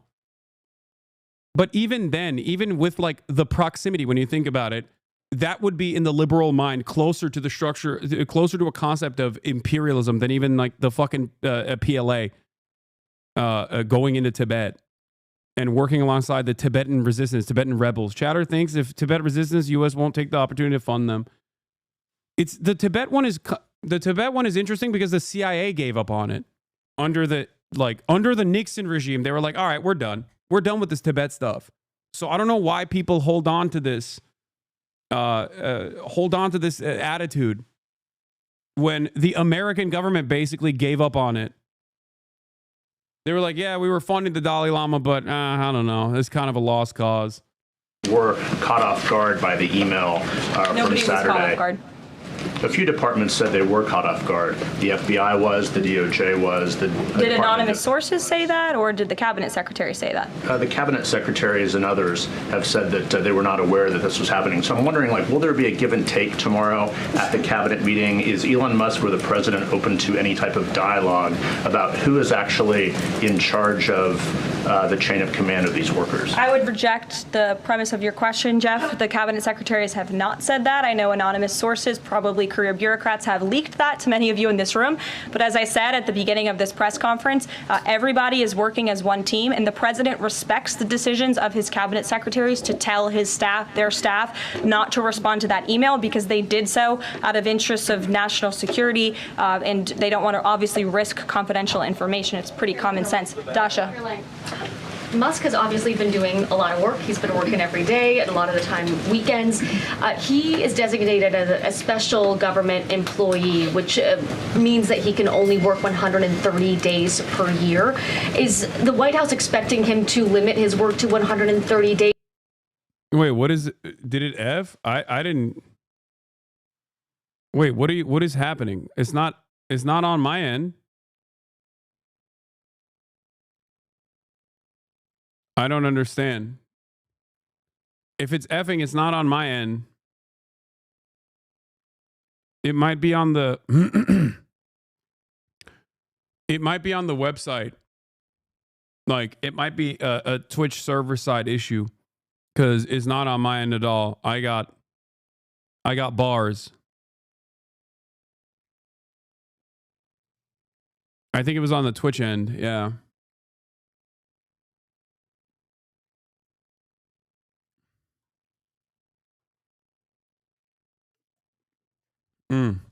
Days, or are you going to work around those rules? Do you want to see him extend beyond the 130 So today days? is February 25th, so I think we've been here about 35 days roughly. So ask me in another 100 days. Daniel. Caroline, thank you. You opened up with a major announcement from Apple, $500 billion, 20,000 jobs, doubling its advanced manufacturing fund. Yeah. What does that signal that such a global brand would make what it called its largest ever spend commitment just a month into President Trump's second term? What does that signal about his economic vision for the country? President Trump is a deal maker, and he has restored confidence in business leaders around this entire world. Apple is one of the largest companies on the face of the planet. They employ hundreds of thousands of Americans, but the president wants to see more Americans employed, more investments here in the United States of America. And this is another fulfillment of the president's campaign promises. I recall President Trump at his rallies on the campaign telling the world that if and when I am elected, America is going to be back, and we want your investments to be driven onshore. We want you to hire American workers, and you will have the lowest regulatory burden, the lowest tax cuts, and the president has already proven he's committed to slashing regulation. He's counting on Congress to implement those tax cuts, and so people are encouraged by the president's, again, as Tim Cook called it, they're bullish about American innovation because of the leadership of this president, and it's a stark contrast to the leadership of the previous administration, Joe Biden, who I don't think spent any time trying to recruit any investments or jobs here at home. Mary. We're hearing from some Republicans who are voicing concerns about how these cuts are being carried out. Congressman McCormick, a Republican from Georgia, tells us he's worried it's too rapid for real people to adapt to. And he says he's concerned that it could come off as discompassionate, in his words, that it could risk undercutting the strong message that he feels you're trying to send about the need to cut government waste. Well, I think that was one comment from one senator, and I think, as I cited in my opening remarks in the poll, the most important people are the American people, and 77% of Americans at home support a full investigation into the waste, fraud, and abuse that the federal government has been spending their tax dollars on. So that's the people the president cares about most, and that's why we're fulfilling this pledge. And again, it should come as no secret to anybody. The president campaigned on doing this. The president yesterday said if you don't respond to this email, you will be fired or semi-fired. What does he mean by that? Again, I've been asked to answer. Yeah, what does that mean? What does it mean to be semi-fired? Can you explain to us what that means? Answer this question 3 times now. It is semi-fired, but it's in the memo. The president again has entrusted his cabinet secretaries to oversee their workforce. That's why he nominated them to be cabinet secretaries, and so federal workers can be directed to their agency leadership. Sure. Great, thanks, Caroline. I wanted to ask about a federal judge. It's like a little pregnant. Yeah, you're just like semi-pregnant, or when you're semi-dead. You know. Yesterday was saying that they didn't know who the DOGE administrator was and was asking the lawyer for the administration who it was, and the lawyer responded, "I don't know the answer to that. Can you tell us who the administrator of DOGE is?" Again, I've been asked and answered this question. Elon Musk is overseeing DOGE. No, Elon Musk is a special government employee, which I've also been asked and have answered that question as well. There are career officials at DOGE. There are political appointees at DOGE. I'm not going to reveal the name of that individual from this podium. I'm happy to follow up and provide that to you. But we've been incredibly transparent about the way that DOGE is working. We're going to begin with federal workers asking what the heck is going on, among other things they're saying, as they struggle to figure out what is happening with their jobs and make sense of what they're hearing from Elon Musk. Now, as you've heard, he has told them via social media to... Yeah, you're right. This chatter is also correct. It is interesting, but all of this is named after a cryptocurrency scam, which makes this entire situation even funnier, I guess, if you're on the outside looking in and you think, well, America has destroyed my country, so fuck them. If that's your attitude, if you're living in the global south or whatever, it's probably a funny ride.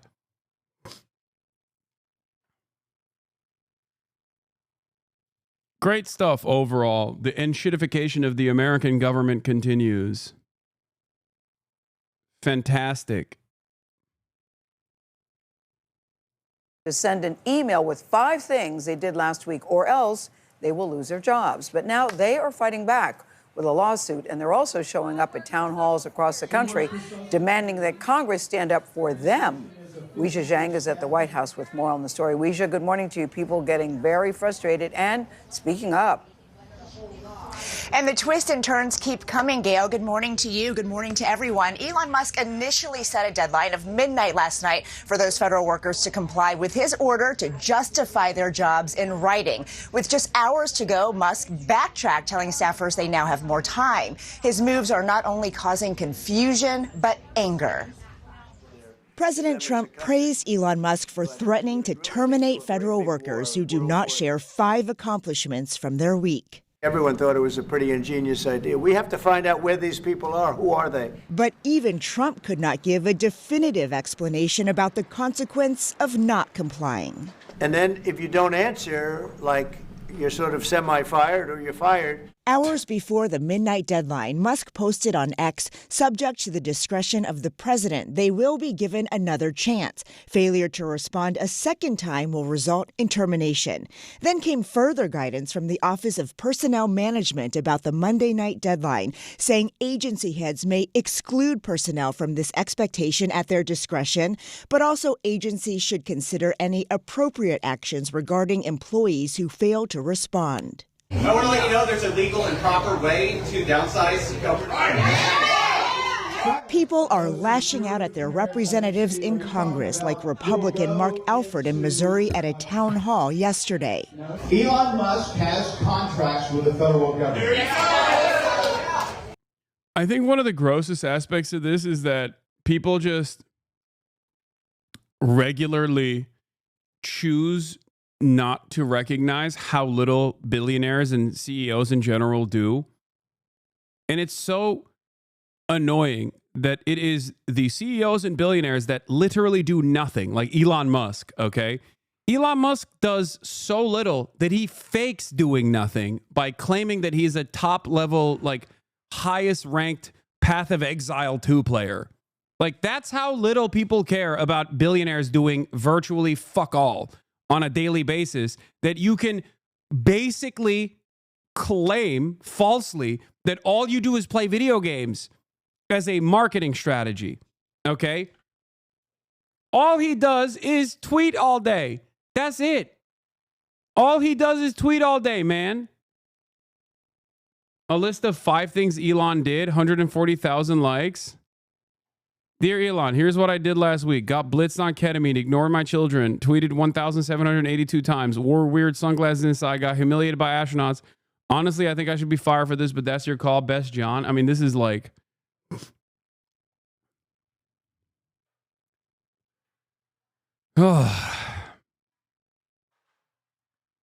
It's just... Who needs a CEO? Not Intel. Its stock has soared this month without one. Yeah. He can openly get away with not doing anything. Okay? Regularly. He can just get away with not doing anything and people still eat that shit up. They lap it up. It blows my mind.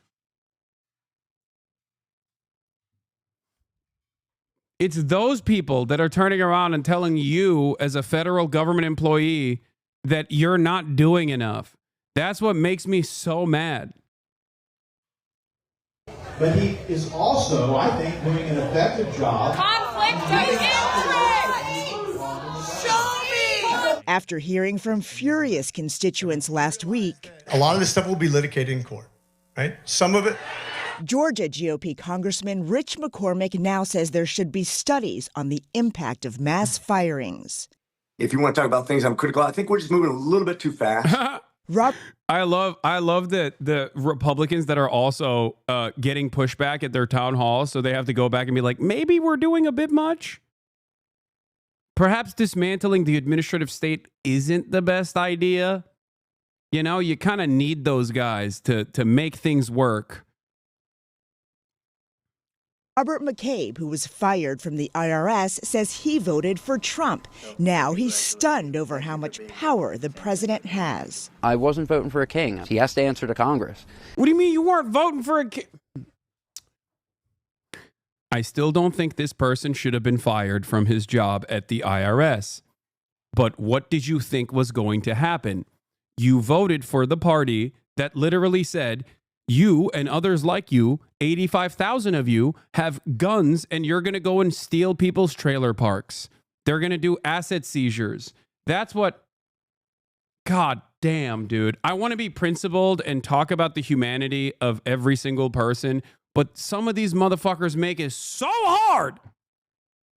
You voted for the party that kept saying, your office, okay? The 85,000 armed IRS agents are coming to steal all of our money. You voted for that guy. Like, I get it. The Democrats suck, but like, God damn, dude. What the hell did you think was going to happen? Holy moly. What did you think was going to happen?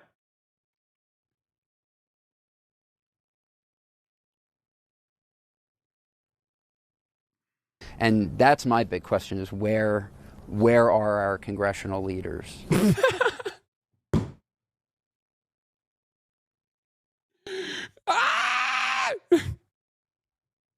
Where are they?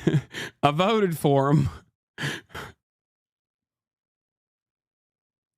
When Donald Trump said he'd be a dictator on day one, okay, I thought to myself, I thought to myself, that's my guy. I just didn't think he'd be dictating my job to be removed. I didn't realize that's what that meant. McCabe says he feels for the federal workers who are agonizing over their futures. I mean, it felt like we were going into a prison every day, just doing our death march, waiting for the hammer to drop. Anger is not only starting to boil over at those congressional town halls, there have also been some other public displays of protest. Over the weekend, workers at Yosemite National Park hung an American flag upside down at the El Capitan rock formation. The traditional sign for distress was meant to draw attention. Elon Musk of DOGE. Rancher who has voted for Trump 3 times shares concerns. Listen, I didn't understand. I thought USAID was doing gay shit. I didn't realize they were responsible for purchasing all my grain and shipping it to Somalia. It turns out the billions of dollars spent on USAID wasn't just on homosexual Marxism in Guatemala. A big part of it was purchasing my grain.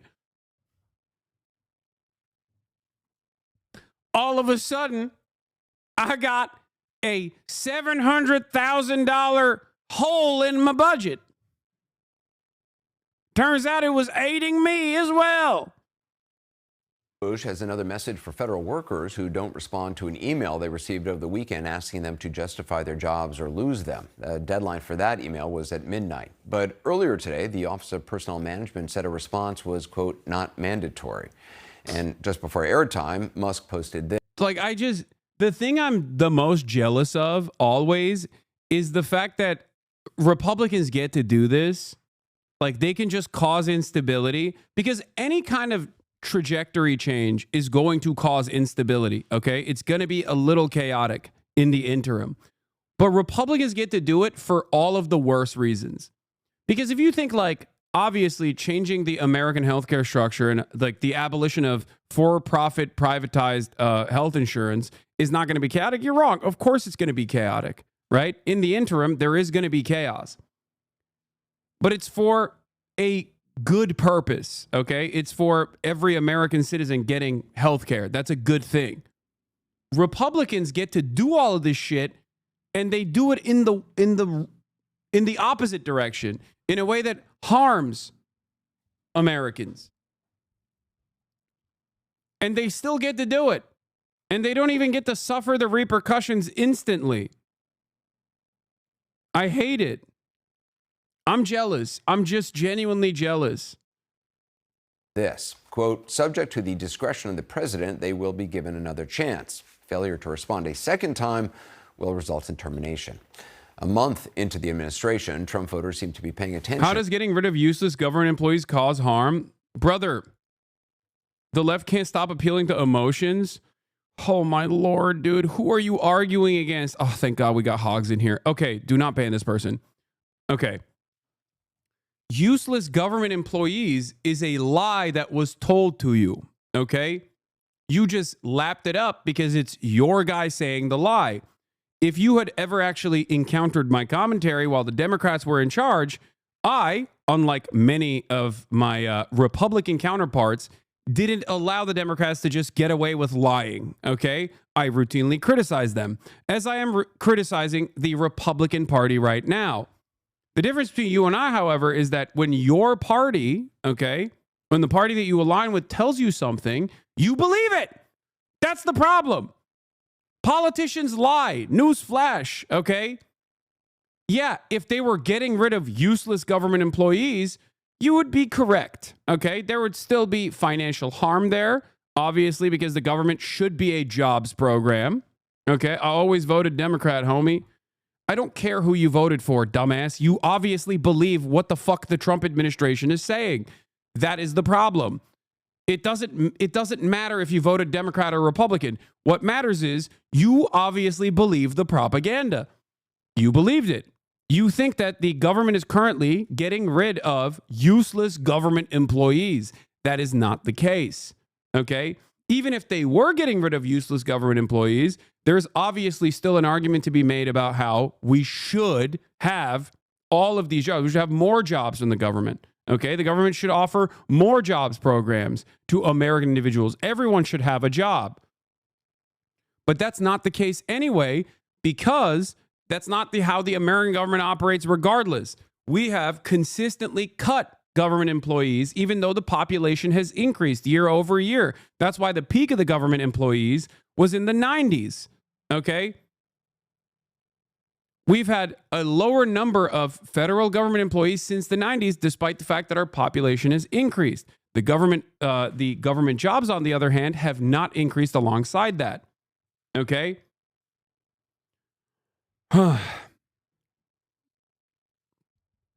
When you say, oh, they're firing useless government employees, you're falling for the propaganda and the lies that the Republican administration is currently telling. That is precisely the reason why when they go back and actually fire thousands of federal employees, like probationary employees, for example, they have to go, oopsie, I guess we fucked up. Like, for example, I'll give you 2 examples, okay? 2 examples of where they had to go back instantly. Number 1, the Department of Energy.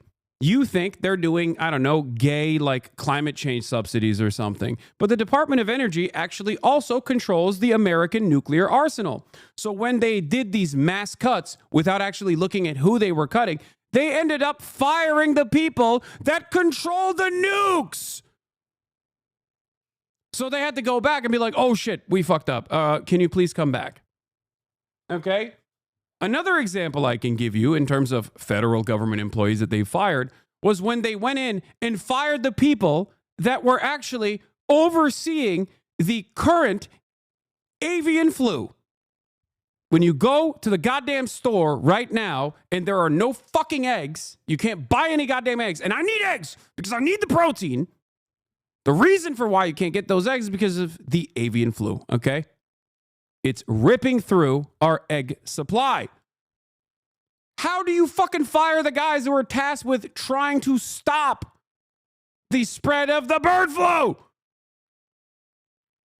when there is a major inflationary crisis? Think. That's precisely why they went back and they were like, oops, we fucked up. Let's hire these guys back. They are not, and they backtracked on the Forest Service as well. This is like a minor part, a minuscule part of the overall budget. The Forest Services are already undermined and underfunded. Okay? Imagine doing this. And this is the reality at virtually every part of the federal government, okay? Virtually every part of the federal government is underfunded and undermined. They need more workers, not less.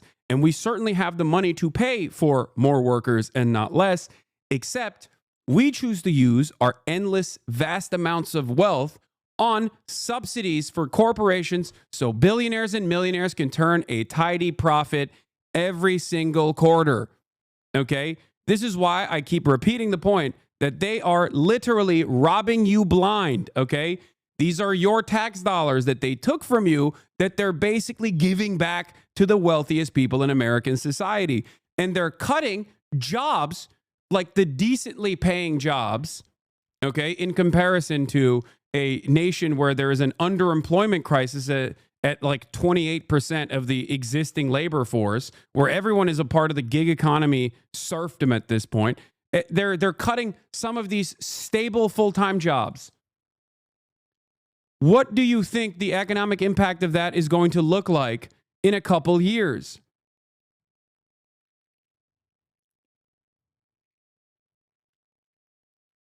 Have you ever ran a business with that many? How do you know they are not useless? How does he know they are? You both don't. Truth always is, it's a little bit of both. Why can't y'all just be honest? The last two things you said are pure propaganda, but you're good with that, right? Yelling at them for listening to right propaganda while listening to CNN.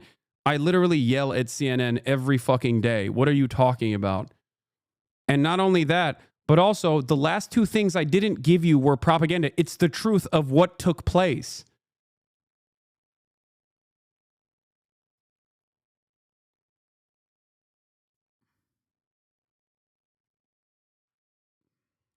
Planes are falling out of the goddamn sky And this guy's like, you know what we need to do? Cut the air traffic controllers even further.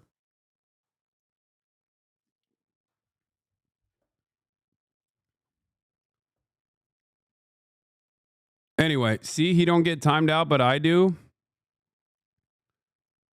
Yeah, you do. It is what it is.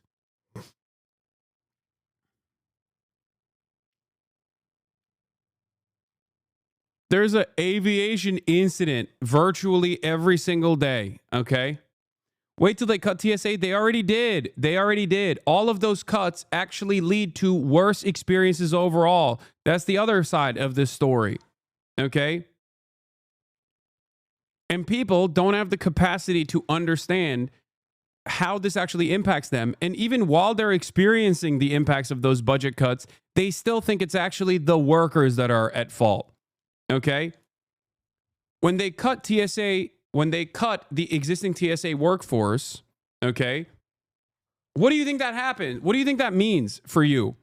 If you ever actually have to go and fly, you have to wait in longer lines now. It means you're going to wait in a line, a much longer line, and probably miss your flight. Huh.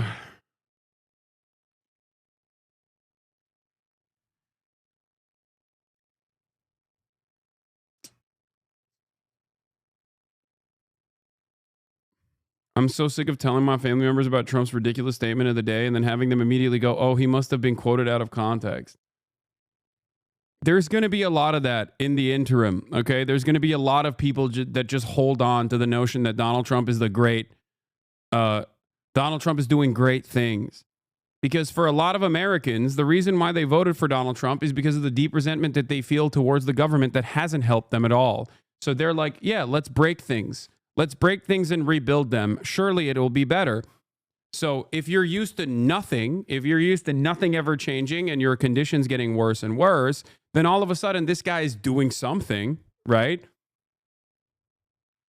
Before you recognize that the something that they did is harming you, in the process of doing those things, people will go, yeah, it's not too bad that we're shaking things up. Fuck the government.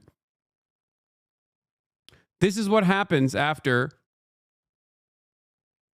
This is what happens after decades of neoliberalism. People develop a deep resentment towards the federal government. People don't think the government actually has their back. People don't think that the government is actually working to make their lives better and more stable, especially because a lot of the things that the federal government does is invisible. It's supposed to be invisible. Okay? Why the fuck would you ever care about the National Weather Service? You don't even think about it. You go, oh, the weather app is just showing me what's going on. They don't realize the hundreds of millions of dollars that go into climate scientists like constantly, and the American Army and the Air Force flying around trying to figure out what's happening with weather patterns. Okay? You don't think about food safety inspections and regulation that goes into play. You just go to the supermarket and you purchase a slab of beef without having to ever consider all of the federal government initiatives that took place that ensure that the meat that you're eating is not going to kill you. That is a measure, a safety measure that is invisible, and also it's a safety measure that actually harms the bottom line of corporations who would much rather sell you poisonous meat, okay?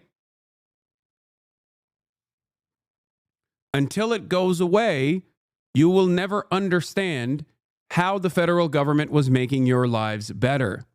The worst part of this process, however, is that if there's no one communicating how the federal government is actually making your lives better in the most invisible ways possible, then you're just kind of lost.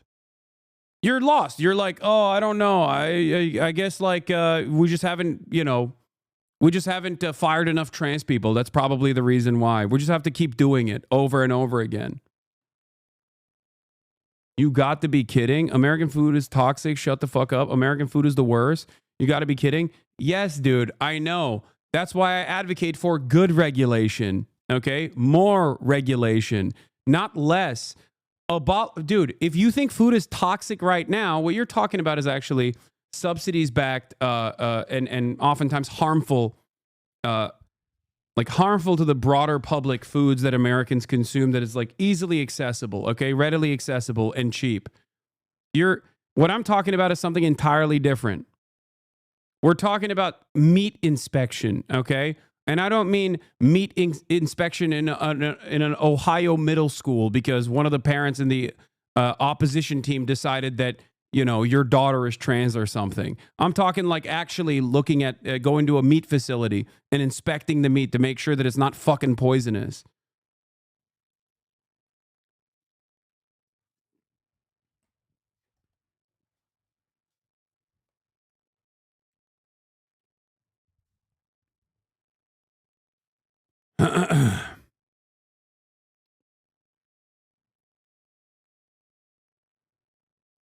I want to start with last week. Videos of protesters yelling at members of Congress went viral, right? But the content focused on the confrontation, not the why. Some of the people that hijacked those town halls are happy with the bloated status quo. They want the bloated status quo to continue. They don't want to get our country back on track. Yeah. No. Yo, why don't you do this in front of an actual public hearing? You know, tell the people that just lost their jobs. Tell the people that just lost their jobs how, well, they were a part of the bloated administrative apparatus and they had to go. Hasan, are you saying you care for the well-being of your fellow Americans? Yes. Yes, the truth is out, okay? My secret is out. I care about the well-being of fellow Americans. Lol, now you're a communist. Lol, Americans learning capitalism in every edge of the government is helpful and not communism. Lol, now you are a communist, but when there is some public interest control mechanism, what are you saying? And yet Democrats are soliciting sob stories from bloated bureaucrats with six-figure salaries. Give me a break. Now, it's time for us to tell our story. And I want to start with You have money. You are a literal millionaire. Why care? Socialism, by the way. Exactly. You're right. Exactly. Why care? I'm not trans. Why do I care about trans people? I'm white. Why do I care about black people? It doesn't make any sense. I can purchase platinum healthcare. Why do I want everybody to get healthcare? I know. It's called empathy, man. That's it. Okay? It's empathy.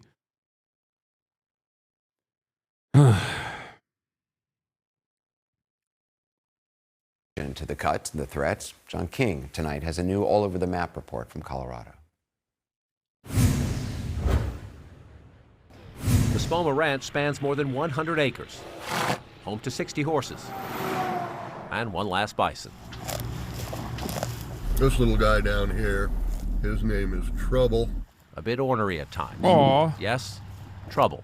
You know, it's like Trump. I really don't like him as a person. I think he's arrogant, kind of a jerk, but... David Hayes is a funny man. I tried farming for a while, and I would rather get run over by a bison, you know. The Northern Colorado Ranch has been in his family since the 1880s. The White House and Washington are far away. We got like hot dogs. Yes, Hayes wants the government shrunk, but he doesn't see a coherent plan. And he doesn't trust Elon Musk, doesn't believe what he says, doesn't want Trump letting Musk poke around Social Security or tax files. I don't know how many people he's fired.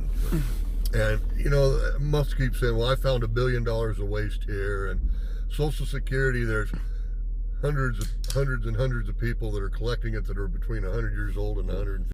Peace out. Try to find some empathy. I really like you and agree with you, but I bet you can't even say sorry, even though you don't need to. Your fame won't last forever. Could have fooled me. You don't care about your own fans. I buy all your stuff.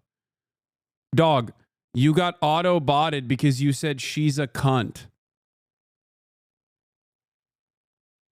Like, what are you talking about? Can I ask why I was timed out of your chat, man? Why was I timed out? Can I not say the C word?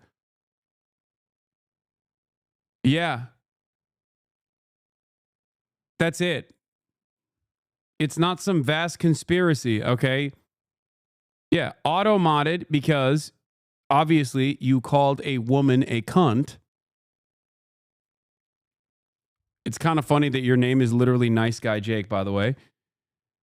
Okay, and then you've been on an extended crash out since then, okay? Calm down. Yes, there are certain words you can't say. This is one of them. I don't know how you made this my problem. Jesus Christ.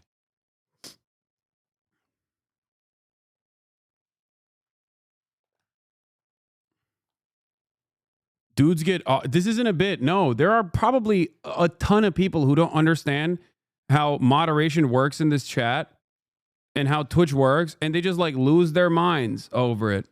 I'm nice. Okay, well then stop freaking out. Yes, you got auto-modded, okay? A bot stopped you from saying she's a cunt. Jesus Christ. I'm trying to tell him too, but he doesn't read his replies. Yeah.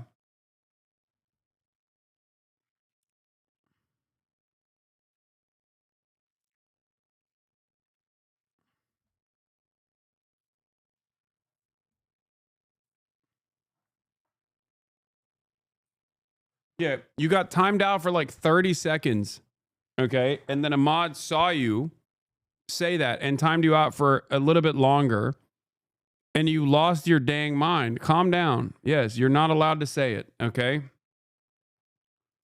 Can you believe any of that crap? You can't substantiate it, but you can't believe it. So that's a trust issue. A blue-collar rural guy in one of the nation's most competitive congressional districts. A 3-time Trump voter who calls the president unfocused and arrogant. But Democrats should hold the celebration. But if you had a do-over tomorrow and you had to pick again between Trump and Harris, what would you do? I would still do Trump. So conservative independent, is that fair? Very conservative independent, yes. So would Esmeralda Ramirez-Ray. She smiles when asked about Trump's frenetic first month. I voted for that. I love it. What did you vote for? I voted for a president that was going to put America first. I voted for a president that was going to secure our borders. And I voted for a president that was going to make sure that we were respected throughout the world. And I believe I'm getting that. Greeley is the northern edge of Colorado's 8th, a congressional district that is 40% Hispanic. Dude, Americans make it so hard to feel bad for them while they're staring down the precipice of their demise. Like every step of the way, American exceptionalists and American individualists will just come out and just say the dumbest shit on the planet. And you're just like, okay, well, I give up. You know, I give up. What do you want me to do? You could have like Gestapo breaking down your door to put you to the fucking work camps, and you'd still be like, nah, it was a good thing I did that. You know, we really got to get some hard work around these parts. Do you ever think it's crazy that your biggest haters and distractors are as a leftist aren't Nazis and conservatives or right-wing freaks, but liberals? No, it's definitely still Nazis and conservatives and right-wing freaks. Liberals every now and then can get annoying, but it's not. They are far from my biggest fucking haters. Are you kidding me? Maybe liberal content creators themselves who spend a good deal of time. Liberal content creators themselves spend a good deal of time like attacking me instead of fucking, you know, getting their eyes on the prize here, locking in.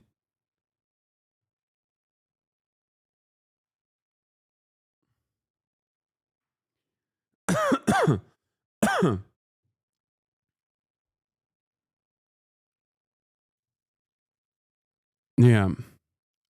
In any case, I'm more so disappointed. I'm more so disappointed in liberals, okay? That's it. Like, I expect more from them. I expect them to, you know, figure out what the fuck is up. Figure out what's wrong with American society. Wake up to the realities. That's it. And some do. Many do.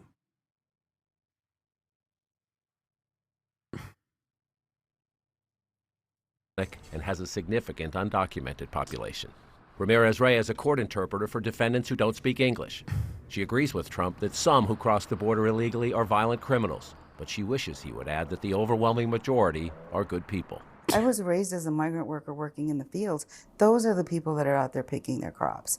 So even though I support Trump, I don't believe that he's the end-all, be-all savior of humanity.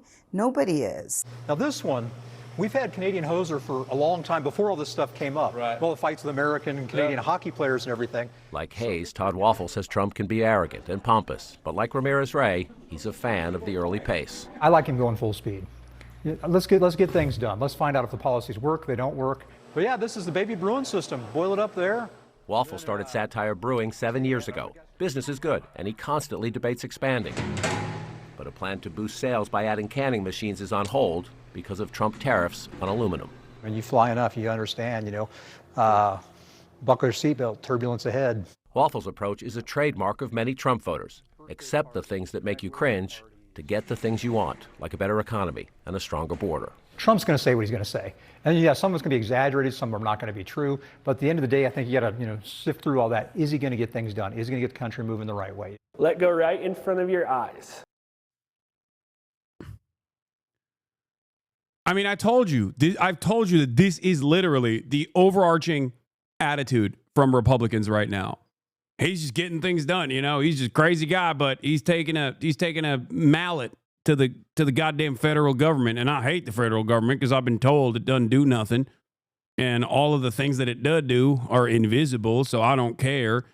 Fuck it, deregulate, okay? Destroy the administrative state, brother. I don't care.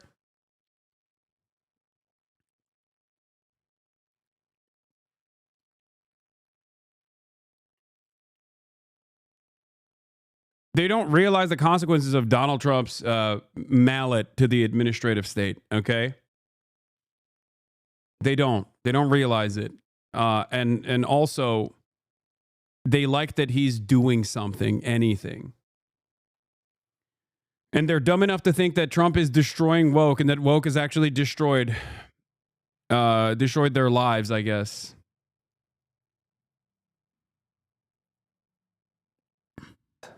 Just like that. Austin Jenkins voted for lower taxes and less regulation. That would help his small businesses, including his cocktail bar and the Greeley Hatchet House. He seemed like the lesser of two evils, in my opinion. But Jenkins finds the first month unsettling. Not a fan of tariffs or executive orders by the dozens or Musk popping from agency to agency. I thought there's supposed to be checks and balances somewhere. So where do I want to let go? Shoulder height? Right in front of your eyes. So, dude, everyone is a liberal at the end of the day. It's amazing.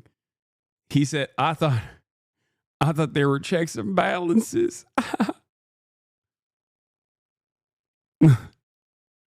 Everyone's a liberal, baby. Let's go. Everyone's a goddamn liberal. What about our institutions?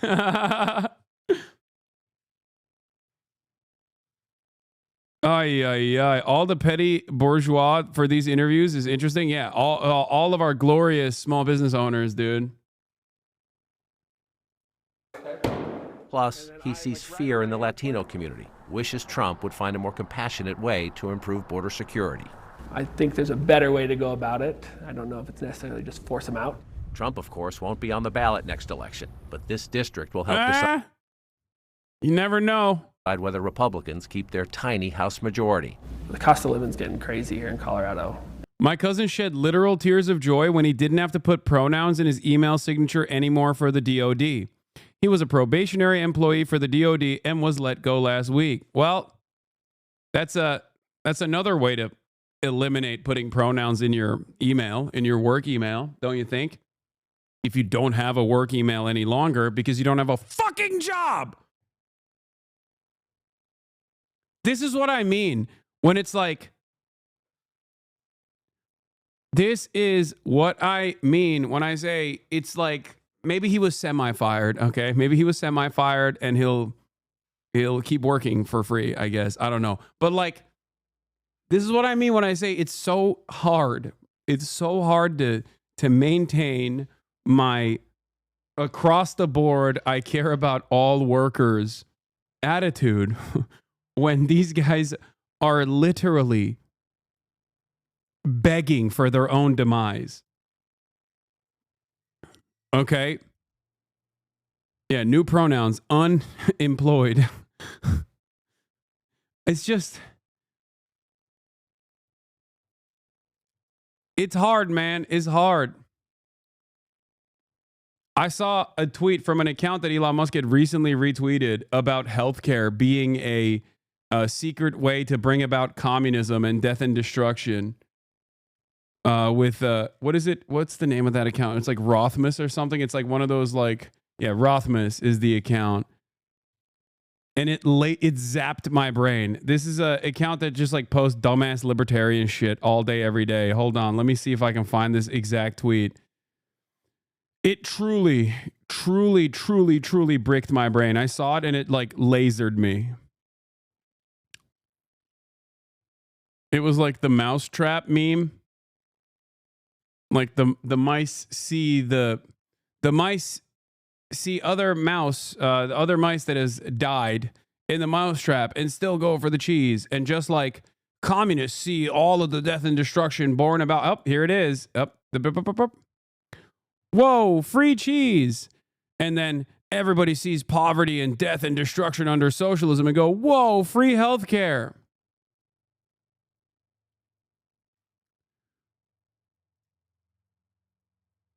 That account also posts Holocaust denial? Of course it does.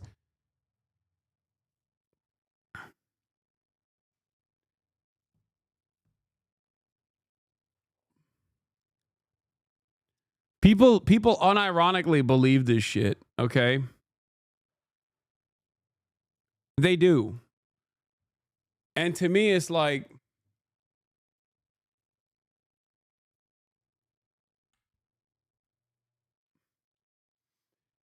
oh.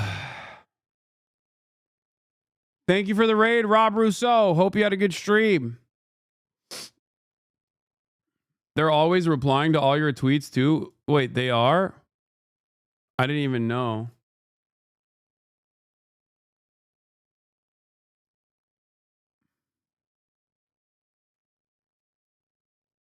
I think they're just mad. They've been paying for it, so they believe everyone always should. What?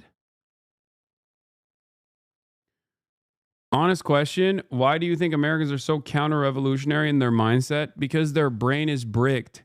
Dude, even during the Great Depression, okay, Steinbeck, who wrote Grapes of Wrath, very famously said, socialism will never come to the United States of America because the workers do not see themselves as an exploited proletariat, but temporarily embarrassed millionaires. That is the reason. Americans literally think they are one cryptocurrency scheme away from being Elon Musk. What? When does Dr. Doom show up? Scrocious fancies you, by the way? Okay.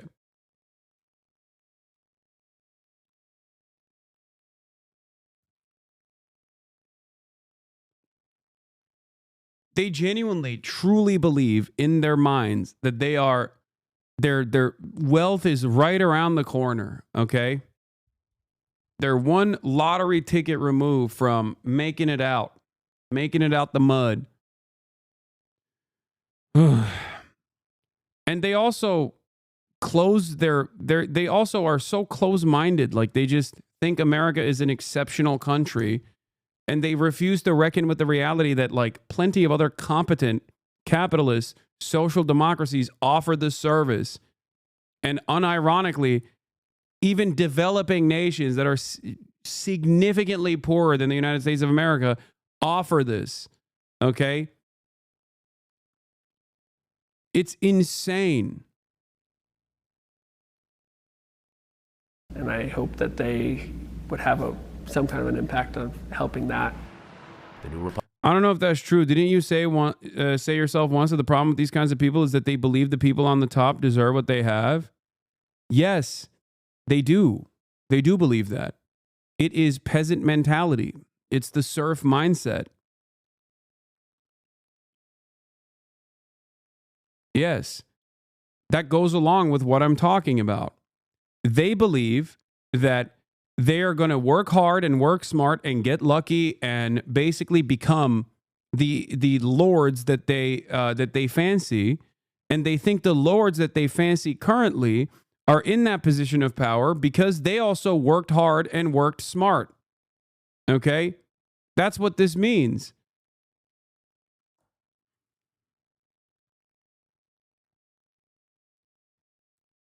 Republican congressman won by just 2,000 votes. His 2026 reelection prospects will... You don't understand socialism coming faster this way once it all collapses? No, it's not. Especially not in a fucking reactionary shithole like America. Okay? What are you talking about? We are accelerating towards fascism, whether the only people who, in my opinion, are against true accelerationism are social democrats and socialists that advocate for at least like welfare and expansive social safety nets. They are the ones who are trying to stop the collapse. Accelerationists are so funny. They think like magically Americans are going to develop revolutionary consciousness out of nowhere. No, they're not. You know what we're bouldering towards in the state collapse? Who's going to restore order? Fascists.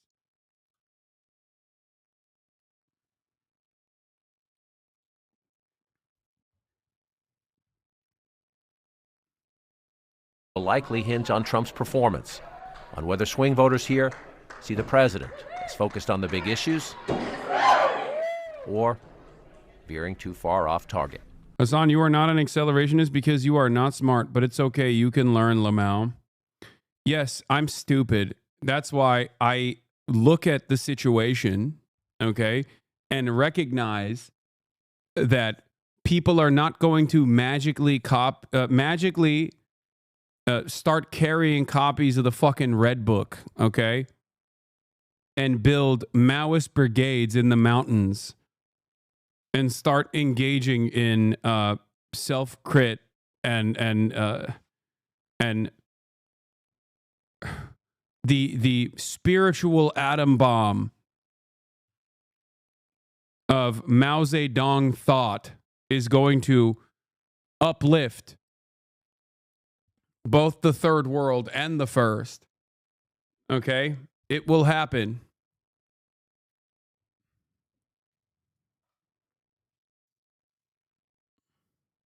Hot take, but the way socialism can go through fascism if it must. No, that's not how this works, man. Y'all are crazy. Look at history. Is that what happened? No.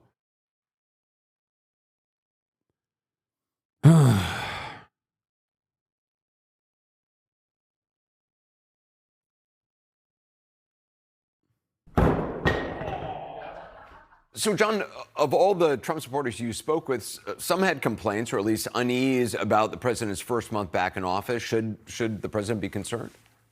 Well, he should listen to them, Anderson, certainly. You do see some evidence today with the Trump administration backing off that Musk email to federal employees as perhaps evidence they are listening. Look, Trump voters, they understand there's a price of admission, some of the chaos, some of the other things. But what they most voted for was lower prices and a secure border. That half of the Trump voters we talked to complained about Musk, worried that he has too long of a leash. That's pretty interesting. Normally, people complain about Trump's tone, not so much about what he's doing. So if you're the president, you want to keep an eye on that. But the bigger risk is that, look, Trump's not on the ballot. 2 years from now, House Republicans will be and Senate Republicans will be. The district we were in is one of the most competitive districts in the country. It is very evenly divided. Yeah, I can't wait for the Democrats to try and secure a marginal victory so they can do virtually nothing.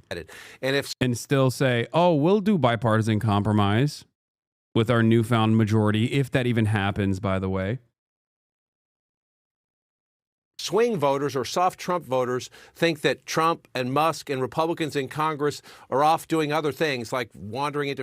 You think the reactionary peasantry in Russia in 1917 was any better or more educated? They were just illiterate dumb hogs too at first. I think the material conditions of the 1917 peasantry in Tsarist Russia is entirely different than the comfortable lap of luxury that the American labor aristocrats experience on a daily fucking basis. Okay? I get what you're saying. I understand where you're coming from. But someone had to build class consciousness, but you're talking about peasantry, okay? Which is an entirely different class of person than a small business owner or an American who fucking fancies themselves. Like, the reactionary peasantry did not think they would be the czar one day. Do you understand? Neoliberalism and capitalism has an infinitely better mechanism of control to nullify and pacify any sort of revolutionary sentiment. That's the major difference. This is why I always talk about how, like, authoritarian governance actually breeds resentment and possibly rebellion, whereas neoliberal governance does not. Neoliberal governance makes you feel like you are on the driver's seat, that you have some kind of control over all of the things that are happening.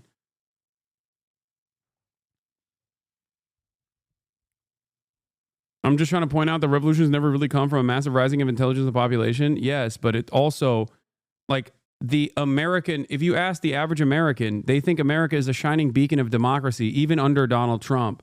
They don't recognize that there is a uniparty principle across the board when it comes to deregulation and offering tax cuts to the fucking super wealthy. That's it.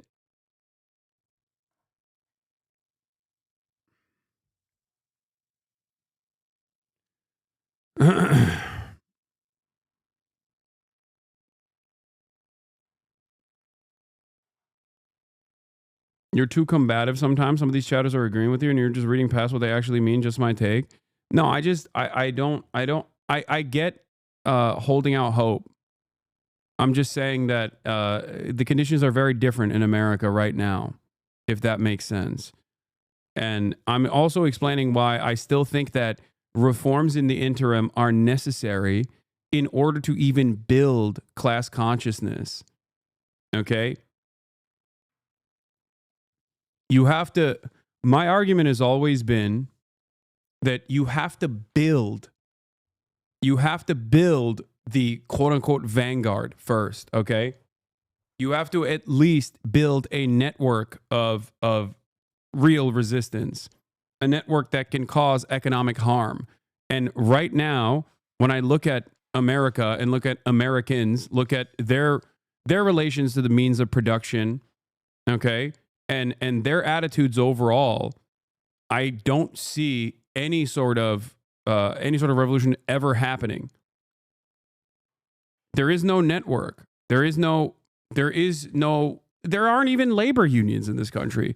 And plenty of labor unions are also completely captured by corporate interests to begin with.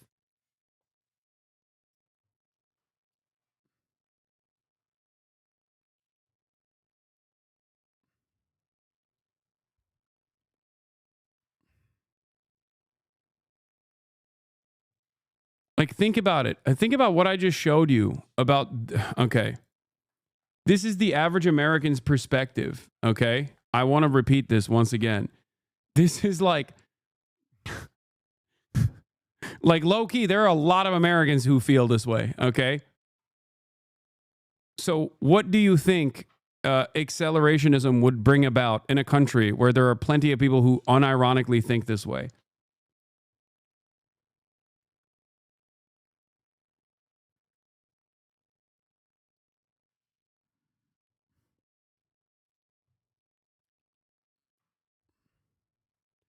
There is a lot of work that needs to be done, okay? It doesn't happen overnight. With easy access to guns, okay, good luck. Who is more gunned up in this country? The dumbass hogs that believe this shit and would kill you for being trans, or the Socialist Rifle Association?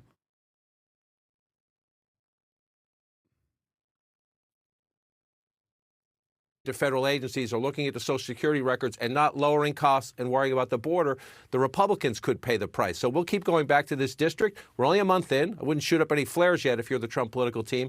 But when your own voters are starting to complain, you should listen. All right, John. The Bolshevik Revolution also wouldn't have happened had it not been for World War I, where the Russian peasantry was eviscerated and made destitute due to war. America is not experiencing even a fraction of what people in Tsarist Russia or nationalist China were experiencing to invoke a workers' revolution.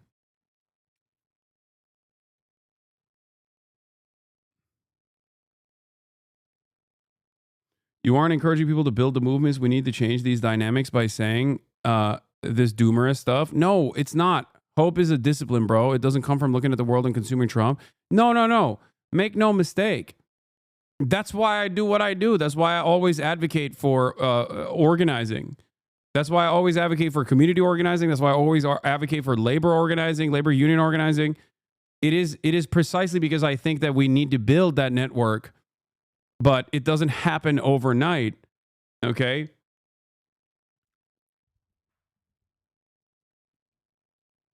But accelerationism without any sort of like counterbalance, without any sort of network without any sort of organizational network to push for socialist revolution is going to turn into fascism. And it already is. King, thanks so much.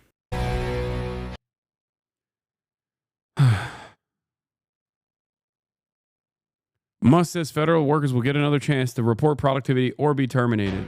All right, Elon Musk is giving some federal workers the boot and others a second chance to respond to his email. Yeah, I just ad-libbed that. As he continues asking for details of what they accomplished over the last week. Madeline Rivera joins us live from Washington with the latest. Good morning, Matt. Hey, Maddie. Hi, guys. Good morning. Yeah, there's a lot of confusion regarding this directive. Elon Musk says while there is a second chance to respond, failure to answer again will result in termination this time. But the Office of Personnel Management says agencies will be the ones to review responses and evaluate non-responses. They look into whether employees were on excused leave yesterday or whether they had access to their email over the weekend. The OPM also says agency heads can exclude some workers from this expectation at their discretion, given that they provide reasons for exclusions. And finally, the OPM says it is up to the agency's leadership to determine what actions are taken. Some agencies, like the FBI and the Department of Defense, for instance, have told employees not to respond to the OPM email, saying they'll be doing their own reviews. But others, like the Transportation Secretary, saying that their department is going to be following this directive from Musk. But President Trump says the different orders don't necessarily mean a division between the Trump administration. Incredible levels of cuckoldry, by the way. Incredible levels of cuckoldry to be like, no, yeah, report to Elon Musk, please. What the fuck does he know about transportation, man? Are you stupid? There's tens of thousands of employees that work in this in so many different departments. Like, how is Elon Musk going to parse through who's actually doing their jobs? It wasn't even a directive to report to your managers, by the way. It was a directive to report to him. The fuck does he know about transportation?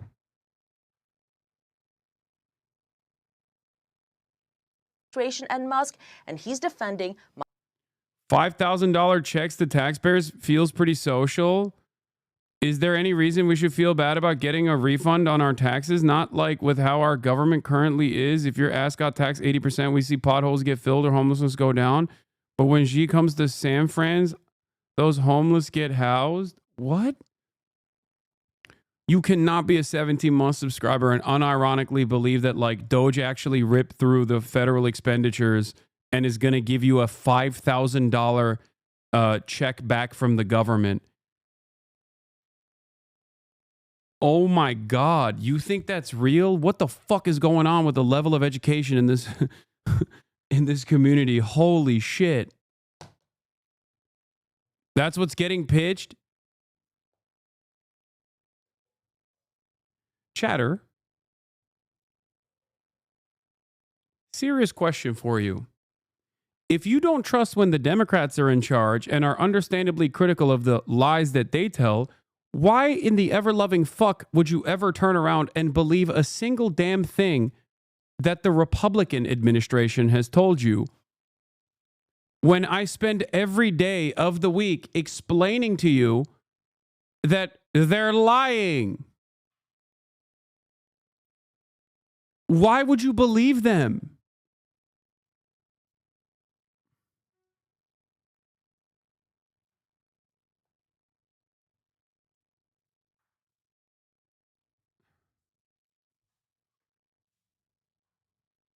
What good is a $5,000 check for every citizen if the whole point was to save that wasted money? No, it's just This is the thing I get very frustrated why, because I see a lot of people fall into this trap. Yeah, it's a lot of hope that Trump's ego will make it happen.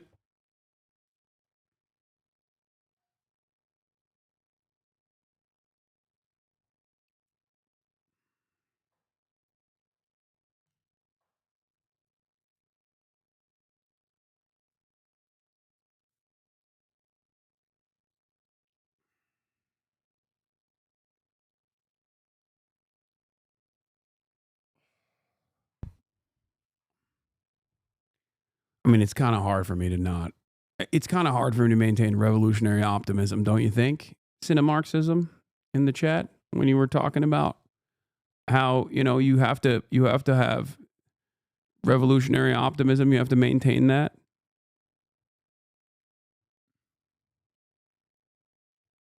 I hope you're trolling, chatter. Trump got his unemployment plus, bam, made more money on the dole than actually working. Dog, that was during COVID.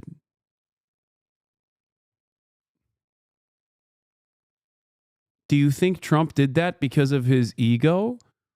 Or do you think even the Republicans recognize that America's primary directive is the consumption engine of the entire planet, and in order not to collapse the global marketplace, that they had to give people money? And even in that process, also the dole, you're fucking not American, okay? I've never heard an American call unemployment dole. Get the fuck out of here, Australian chatter, who's like 8 fucking Fosters deep right now, LARPing as an American MAGA supporter.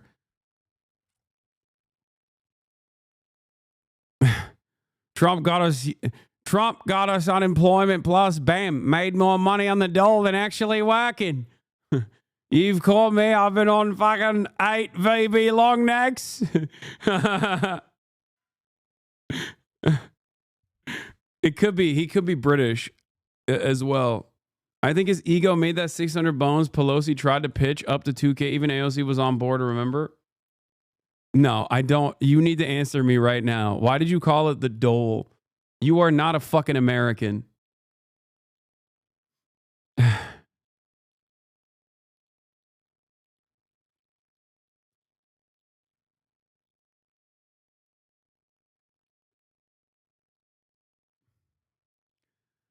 Pretty sure if Trump and Elon free up 1.5 trillion, they ain't giving 5K a piece of the plebs. Yeah, it's going directly to every wealthy American. Okay.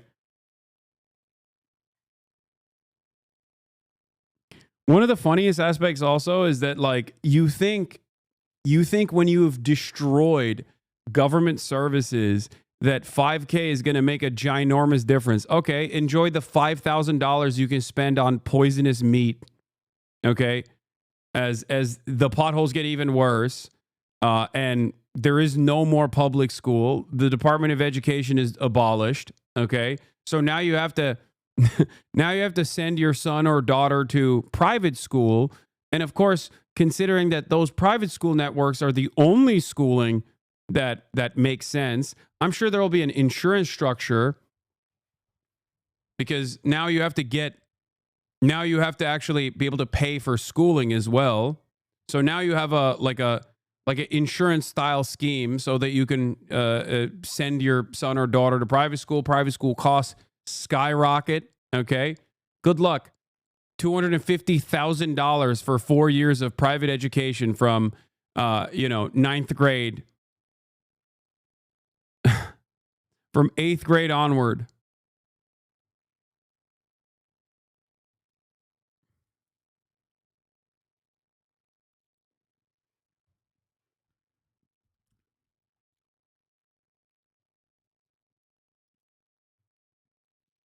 Bro, look at the kids with our DOE now. Are you seeing the results that make you happy about the DOE currently? What?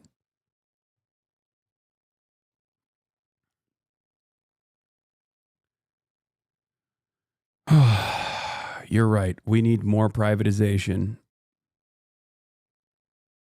Thank God. Here, let's look at his new executive orders that he's signing. Which one, last or? The one that No, the digital tax is taking place all over Europe. They're taxing us, and they're doing other things. They're suing all our companies. And if that's going to happen, we want to be the ones that sue, not them. And they use it almost as a form of running. Okay, I'm going to ask that chatter and many other chatters who look at the current Department of Education and go, it's too costly. We pay more per pupil than any of these other nations, and our educational outcomes are dog shit, okay? The question I have for you is, do you know that other countries exist? Okay? Like Donald Trump loves talking about Norwegian education. Donald Trump even talks about Chinese education and says, they're beating us, they're beating us. What do you think is different in China and Norway and many of these other countries that Donald Trump consistently points to when he talks about education? Do you think it's actually because they have blossoming private sector, private education opportunities? Or do you think it's closer to nationalization, and socialized almost entirely and all publicly funded?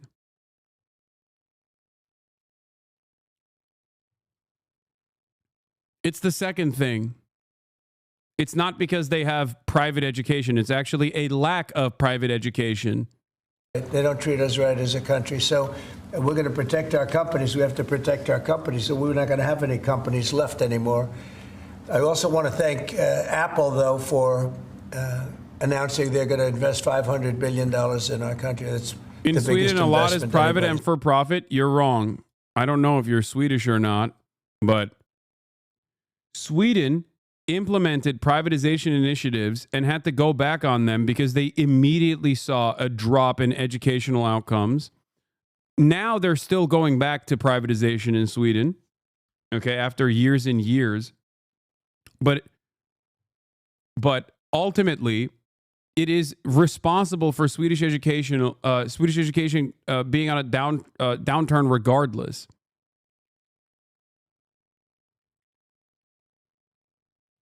Sweden is actually a very famous case of privatization being a genuine issue.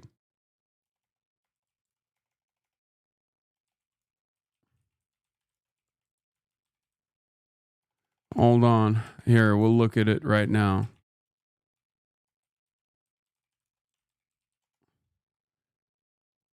Yeah.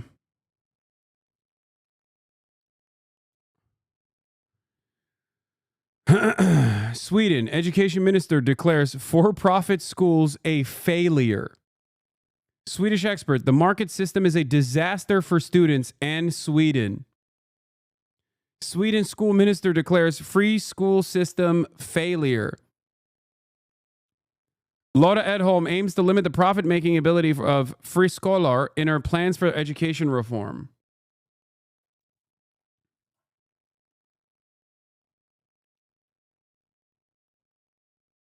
Sweet here. We have a weird semi-privatized system where private schools are state-funded but still for profit. They take our tax money for profit. No, I know.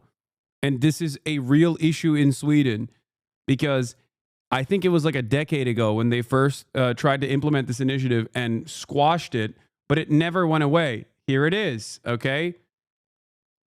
From 2015, article that is more than 9 years old, is a decade past. It's a political failure how Sweden's celebrated school system fell into crisis. International ratings have plummeted and inequality is growing after a raft of changes, including in introduction of the voucher system. They literally did school choice. Okay? They implemented school choice in Sweden. SF Dubs, thank you for the 5 gifted subs.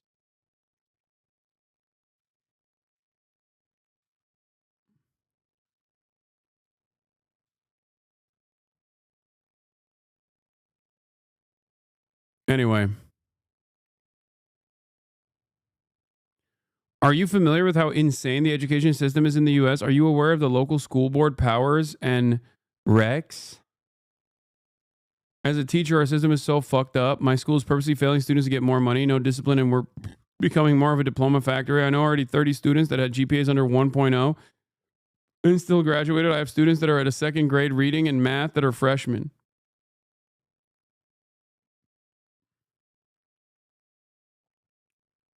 Milton Friedman in shambles when he saw this article in Hell? No, he loves this shit, dude. Are you kidding me? Milton Friedman cares more. He does not have a utilitarian perspective. He cares more about rampant privatization. He is totally in favor of government subsidies as long as they are subsidizing private enterprise. These people's worldview is not about uplifting the entire public.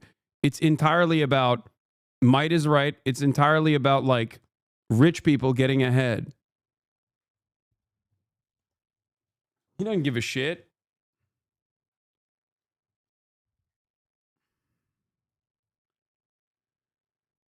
There are so many examples like this in terms of pupil performance in Sweden.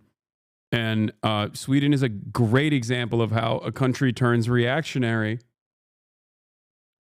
after rampant neoliberal austerity and rampant privatization. Yeah, it's all the Muslims, the rape gangs that Muslims are committed to. Meanwhile, this kind of stuff is actually what's ruining the quality of life in a country like Sweden. But hey, as long as you focus on the Muslims, things will be, get all the Kurds out of Sweden and then it'll be good. But right? It's rare earths and other things. And look, we're spending hundreds of billions of dollars on Ukraine and Russia fighting a war that should have never, ever happened. That's a war that would have never happened if I were president. And it didn't happen for 4 years. People say, how do we know that it didn't happen for 4 years? Would have never happened. And nevertheless, this guy went into this situation and he spent money like nobody's ever seen, $350 billion. The other thing that we don't like is that Europe has spent $100 billion. We've spent $350 billion. Europe gets their money back because they spent it in the form of a loan, and we just gave them, whether it's 300 or 350 billion, nobody really knows. They can't even tell me the answer to that. It means probably more than that. So what we're doing is now we're saying, look, we want to be secured. We want to get that money back. We're helping a country through a very, very big problem, a problem like very few people have had. Shouldn't have had this problem because it shouldn't have happened, but it did happen, so we have to straighten it out. But the American taxpayer now is going to get their money back plus. Mr. President, yesterday with Emmanuel Macron, you said you had spoken to Putin about the idea of peacekeepers in Ukraine, that Putin was fine with it. The Kremlin, I guess, has said that that's actually unacceptable to them. What's real here? That's not what I was. China, Sweden, Japan, countries with strong social safety nets also have a common relative racial homogeneity. Hard to do social safety nets in a racially diverse country where some groups don't want other races to get the same / any government money spent on them. Yeah, famously China, which is certainly incredibly homogenous. Like, sure, you can say that about Japan. Yeah, just wait, dude. Once we fucking kill all of the brown people, then we'll have socialism. It's so stupid. This is an economic system, okay? It is born out of capitalism.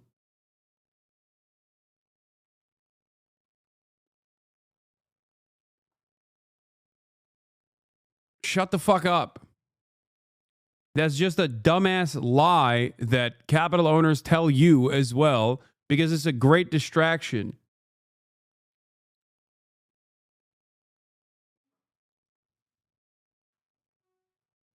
It has nothing to do with racial homogeneity. It's ridiculous. Mr.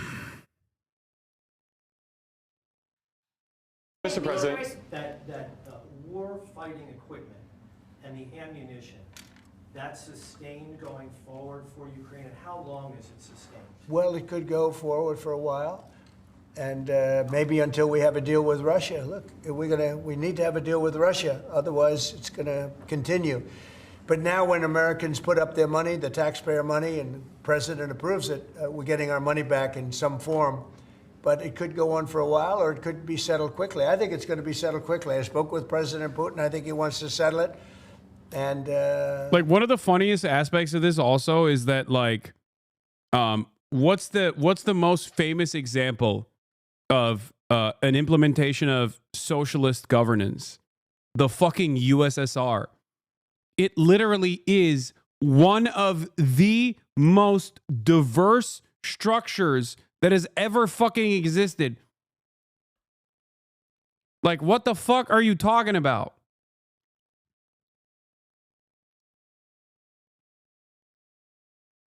Ridiculous.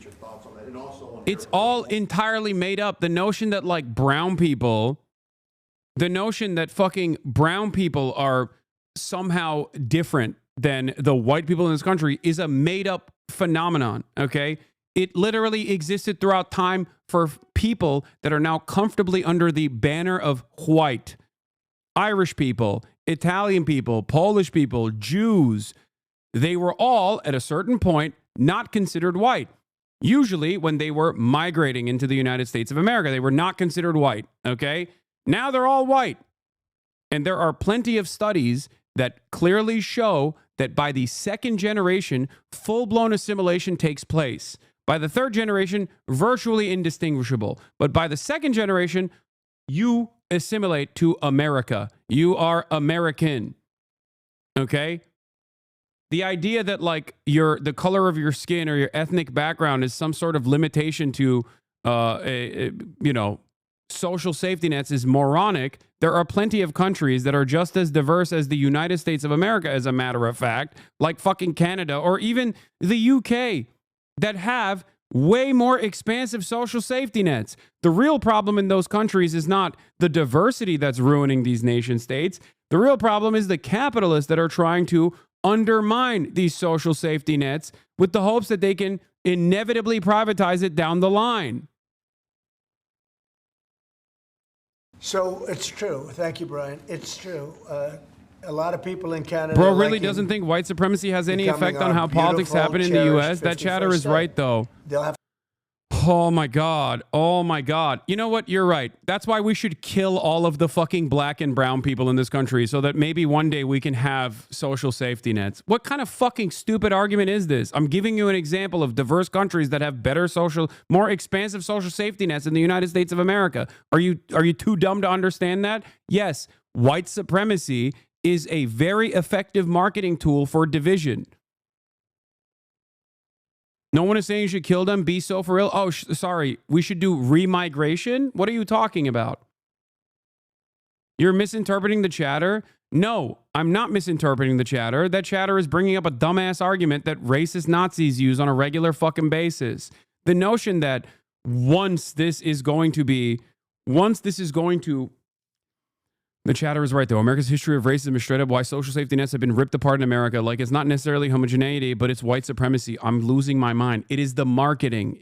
That is simply the marketing. I know that there's appetite for dumbass white Americans to undermine social safety nets because they think black people are getting a worse go at it. But that doesn't change the reality that it is simply marketing to divide the American public and to ensure that they do not recognize their class divisions. Okay?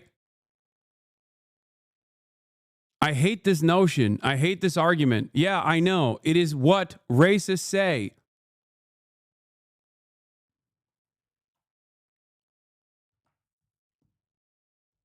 The divide is pure propaganda. That chatter thinks it's a rule, okay?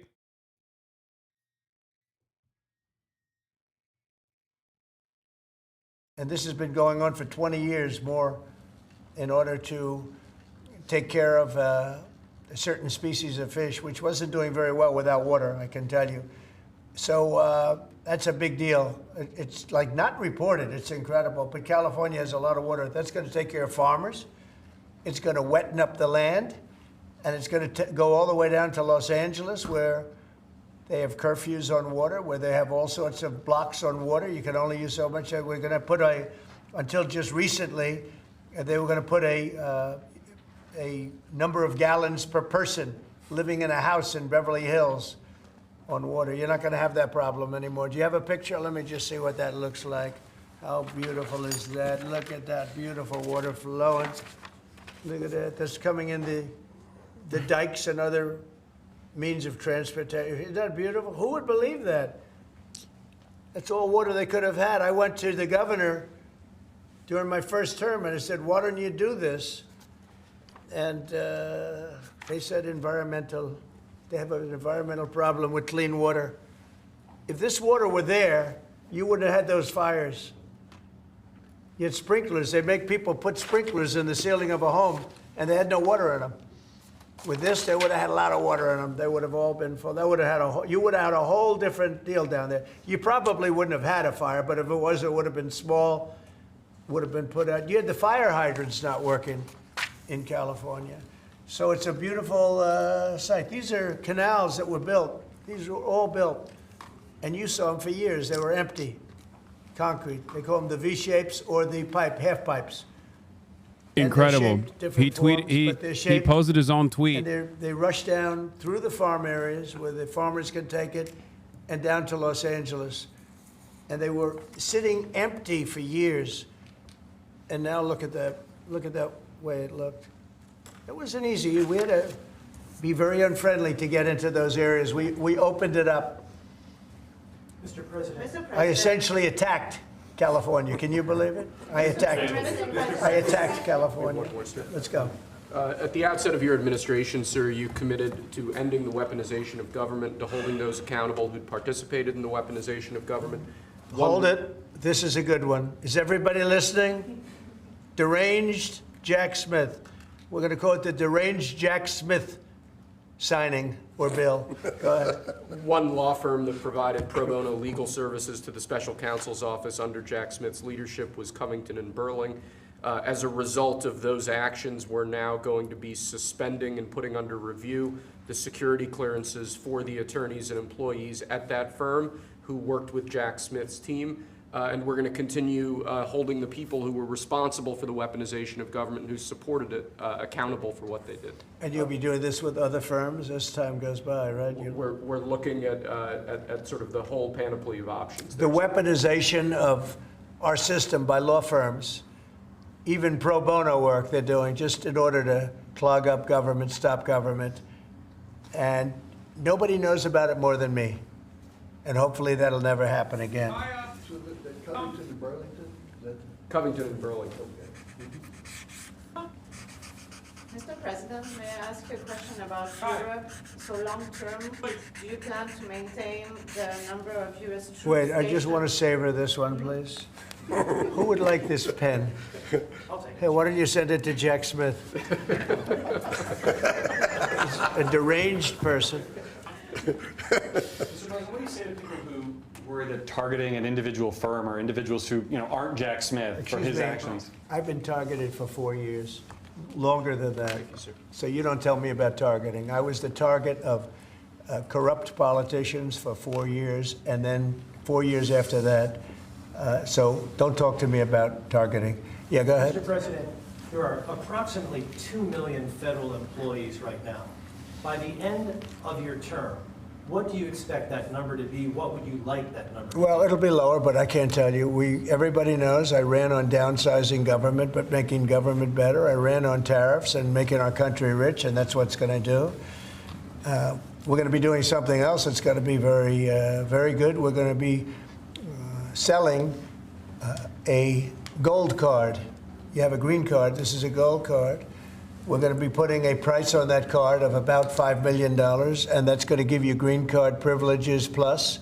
It's going to be a route to citizenship, and wealthy people will be coming into our country by buying this card. They'll be wealthy, and they'll be successful, and they'll be spending a lot of money and paying a lot of taxes and employing a lot of people.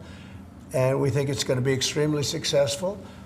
Never been done before or anything like this, but it's something that we're going to be putting out over the next, would you say 2 weeks, Howard? Do you want to say a couple of words about it? Sure. Mr. President, are there any requirements for that gold card? second. Do you have to invest a certain amount of money in this country in order to qualify for that gold card? Yeah, exactly. So the EB-5 program was really, you lend some money, but it was full of nonsense. American immigration has always been pay to win, Chad. That was low priced. So the president said, rather than having this sort of ridiculous EB-5 program, we're going to end the EB-5 program. We're going to replace it with the Trump Gold Card, which is really a green card gold. So they'll be able to pay $5 million to the U.S. government. They'll have to go through vetting, of course. We're going to make sure they're wonderful, world-class global citizens. They can come to America. Okay, they 10x'd it though. It used to be 500 grand, I think. And they can invest in America, and we can use that money. And now instead of green, it's gold because it's Trump. Why do we give out lotteries of green cards? Why do we give out EB-5 for green cards? The President of the United States understands that the right answer is, why don't we eliminate the deficit of the United States of America? Oh, it was 1 million? It used to be, I think it was 500,000, but now it's 1 million. Millions, but the gold card will bring in with it people that create jobs. No, I think it was 500,000. Now it's 5 million. They 10x'd it. People in, for instance, you today graduate from the Wharton School of Finance or Harvard or Chatter's finding out that American migration is pay to win. It has always been pay to win. It's not a new phenomenon at all. These companies they that just want to made get it more people to expensive. be working for them will be able to buy a card, and for the people that are number one in their class at top schools, I see that as one of the things. But generally speaking, it'll be people with money and people that create jobs, and they won't have to pay any tax on income outside of the United States, which they're not paying right now. They're not citizens, but they'll have to pay if they create jobs in the United States. They'll pay full taxes like Plenty of everybody countries else. have this principle, So you're by the way. getting, big taxpayers. A lot of countries also have a similar structure where you can just like pay to win and get and gain citizenship. And if you add up the numbers, they're pretty good. As an example, You just pay it. You just pay for it. cards would be worth Like a lot of money. $5 trillion. Wow. And if you sell 10 million of the cards, that's a total of $50 trillion. Well, we have 35 trillion in debt. That'd be nice. So we'll see. But it could be great. Maybe it will be fantastic. We have it all worked out from the legal standpoint. It's totally legal to do. Hasn't been done before. It's been done in many different forms. We give them away. Why should we give them away? We shouldn't give them away.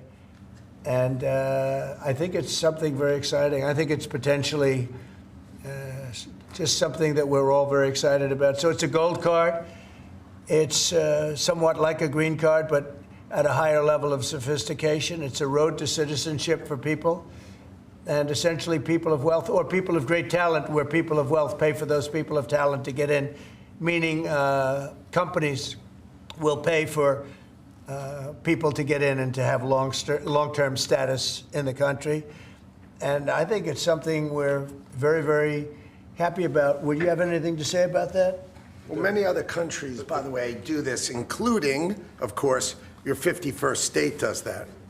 And the money's earmarked for deficit reduction? It may be earmarked for deficit, but it actually could be more money than that. I mean, if you did 10 million, you'd have $15 trillion left over. But generally, it's going to be paid down debt, yes. Do you need Congress for this? Do you think you need to No, we pass don't a need law? Congress, no, because we're not doing citizenship, we're doing the card. I see. It's a path to citizenship, a very strong path to citizenship, but we're not doing the citizenship. For that, I'd have to get Congress. And would all countries be eligible for this gold card? Depends. The countries largely, the people will be vetted very carefully.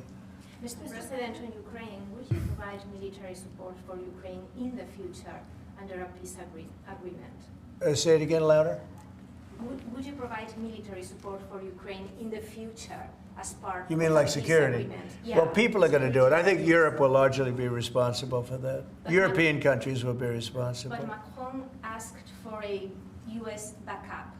Well, we'll see. I mean, right now we're just in the process of negotiating. We've pretty much negotiated our deal on raw earth and various other things. We'll be looking at that security. You're talking about general security for Ukraine later on. I don't think that's going to be a problem. There are a lot of people that want to do it. And I spoke with Russia about it. They didn't seem to have a problem with it. So I think they understand. They're not going back in. Once we do this, they're not going back in. So on that gold card, aircraft, would the U.S. provide, for instance, air defense? Well, I just told you, right now we're not providing anything. You know, it's about Europe, too.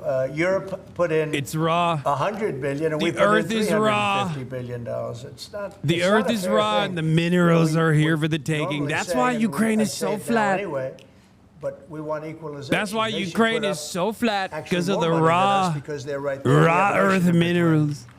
But we've had very good talks with Russia. We've I had think one very of the good talks funniest with parts about this Ukraine, is and that we like think I maybe still we'll come don't to an know end what and we'll these stop raw killing earth young minerals people all are. over the And battlefield. everybody keeps And- saying and like they'll- the last time there was an accurate assessment of these raw earth minerals was like during the USSR.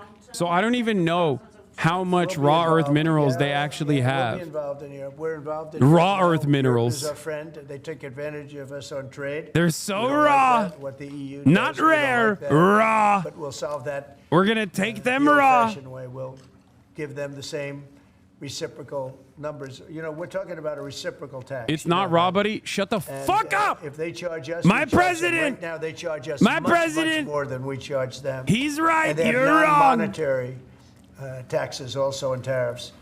And we're going to change that. It's all changing. It's all changing. We're not going to It's be raw the, now.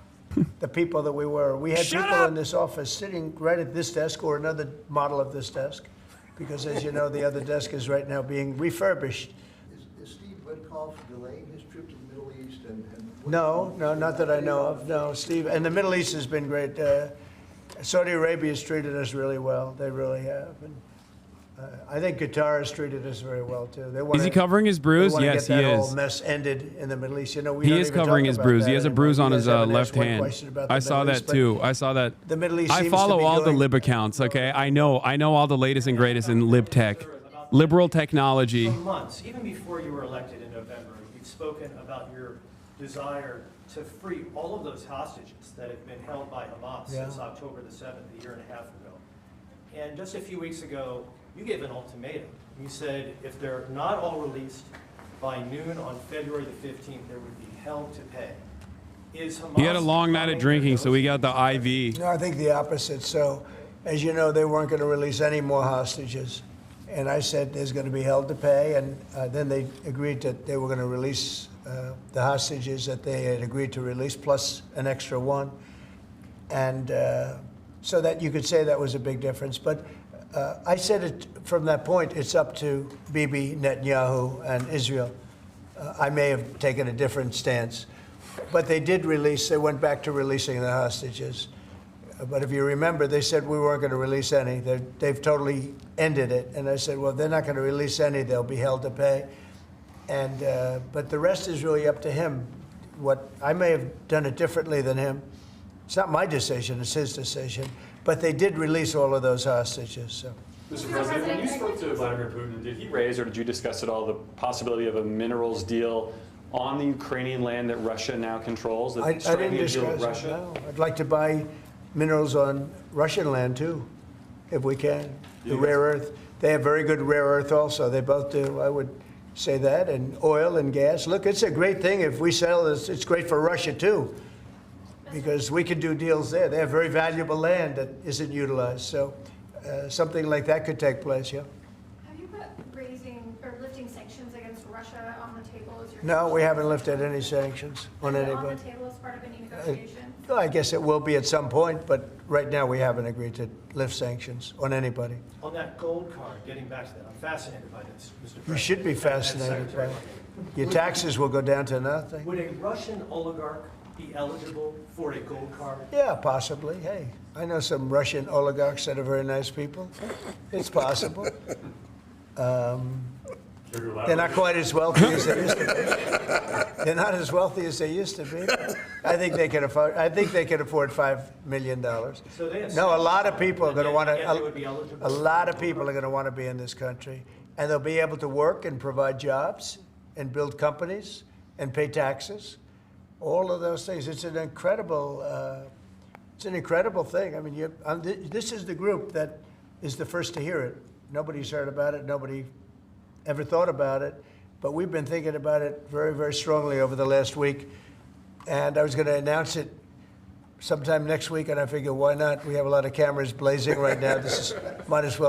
We might as well do it now. We'll have Caroline announce it the next time. No, it's a great thing. The gold card. Remember the words, the gold card. Somebody said, can we call it the Trump gold card? I said, if it helps, use the name Trump. I'll give it to you for free.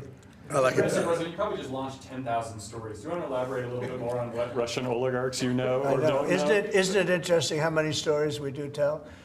And they all turn out to be true, and they all turn out to be ultimately correct. You know, Trump was right about everything. Do you have one of those Trump was right about everything hats? I'm going to give it to this gentleman. Get me one of them. But they're all going to be vetted. Everybody who comes in gets vetted, okay? They get vetted, so you got to, you know. We're going to begin in 2 weeks. About 2 weeks. The sale will start in about 2 weeks. Mr. President, do you see a more active role for Zelensky now, given the status? I hope so. I mean, look, I think that we want to get that country back on its feet. And right now, it's been destroyed. And so, here, give me this here. Give me all of them. Look. See that? Trump was right about everything. It just came in. Somebody said, I said, look, this is a hat that says I'm right. I said, I think we should make some of them, right? This is a clown show, dude. I'll pass. An absolute clown show. I know him well. He's sort of a stiff. Yeah. What do you got? What do you got? What do you have to say to that? Here's a hat that says I'm right. Would anybody like one? Mr. President, an easy question perhaps for you. Maybe it's difficult. I'm going to ask you this question about the Super Bowl. Who do you work for? I work for 2 news organizations. Who? I work for 2 news organizations. Yeah, who are they? I work for Gray Television, America's second largest broadcaster, and I work for iHeartRadio. So there you go. But let me ask you the easier, tough question, Mr. President. The Philadelphia Eagles won the Super Bowl. Are they being extended an invitation? They will be. We haven't yet, but we will be. I thought it was a great performance by them. And absolutely, they'll be extended that invitation. Would you do that right away? He got so mad. We'll do it right away. We're going to do it sometime today. And they deserve to be down here, and we hope to see them. We have a lot of teams. We just had the great hockey team, as you know, Florida come here. We have many of the great athletes. Only an idiot would argue with a hat. What's the main obstacle holding up this PGA Tour Live Golf? Well, they have to get together. You know, they've had a lot of discussion back and forth. They both are meaning well, and a deal will ultimately happen. I think it'll happen pretty quickly. It'll be nice to see the golfers, the best golfers, be able to play against each other. What's your role been in this whole process? Just to help expedite it. Tiger was here. Adam Scott was here. Jay Monahan was here the other day. Just to really help expedite it. We had Yasser here from Saudi Arabia, great guy.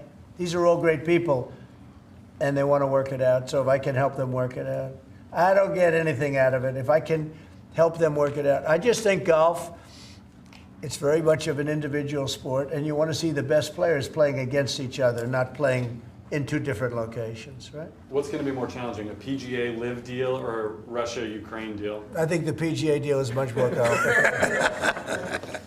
Sir, may I ask you the Middle East question, if I may? What's your take on what's happening in the West Bank and what Israel Well, is doing it's some movement up there that a lot of people are concerned about. And there's been a lot of Israeli movement. They're up there for a reason. All of a sudden, maybe they're not feeling so good about that. So that would be terrible. I hope that doesn't happen. But there is movement up there that nobody knew about. Right? You know that, right? Yeah, and when you say, are you concerned about it as well? I'm concerned about everything. I want the world to be peaceful. You know, when I left here, we had no war. We had defeated ISIS in less than 4 weeks. In fact, I took the general that defeated ISIS and I put him in charge of the whole ball game, because that's what we want. We want winners. Raisin Cane, you know, Raisin. When I heard that name, I said, I like that name. That's the kind of general I like. So we'll see. But he was great. He's a great soldier. Not a politician, a soldier, a real soldier. You know that, Brian. This guy was the real. This guy's the story a million times. Yeah, this guy's the real deal. He is. And I think he's going to do a great job. But think of it. We had no wars. We had no problems. We had no inflation. We had no problems. And then all of a sudden you have October 7th in Israel, which was horrible. And then you see what happened with Ukraine. Russia would have never gone in if the election weren't rigged. It was a rigged election. The 2020 election was rigged, and we got out of it, and you see what happened You see what happened to our country? Inflation, Afghanistan, that horrible withdrawal from Afghanistan. I think when Russia saw what happened in Afghanistan. How is it any different than Biden's ramblings? He's more coherent and he doesn't say habba. And he also optically doesn't look as dead. If you're asking me like what that's the serious answer. Yes, he is still rambling like an old man, but there's a little bit more charisma to his rambling. And he doesn't look like a fucking decaying carcass. Expecting at the cabinet meeting tomorrow. It's going to be a cabinet meeting, and I'll preside. Unlike Biden, I'll preside over my own cabinet meeting. Mr. President, how would you compare your cabinet in your second term to your cabinet that you had in your first term? Well, I had some great people my second term. I think this is deeper. I think it's better because it's deeper. I had some people that I didn't really like too much in my cabinet, but I didn't know Washington then. I was a New York person. I knew New York intimately, but I had to rely on people. I had great people. Look, we got the biggest tax cuts in history. I rebuilt the military. I mean, we did so much. We did unbelievable. Even right to try. Somebody was saying today they were saved by right to try. We did right to try medically. We did transparency medically. That was a big thing, but Biden canceled that one. He didn't cancel right to try, which is interesting. He didn't cancel Space Force. He was going to cancel Space Force. Space Force is turning out to be invaluable. Amazing. We created Space Force. But think of it. We rebuilt our entire military, and now we're going to have to patch it up a little bit again because of what's happened. No, this was a grossly incompetent administration. The only thing they were good at was cheating in elections and the weaponization of government. Thank you very much, everybody. Thank you. Thank you.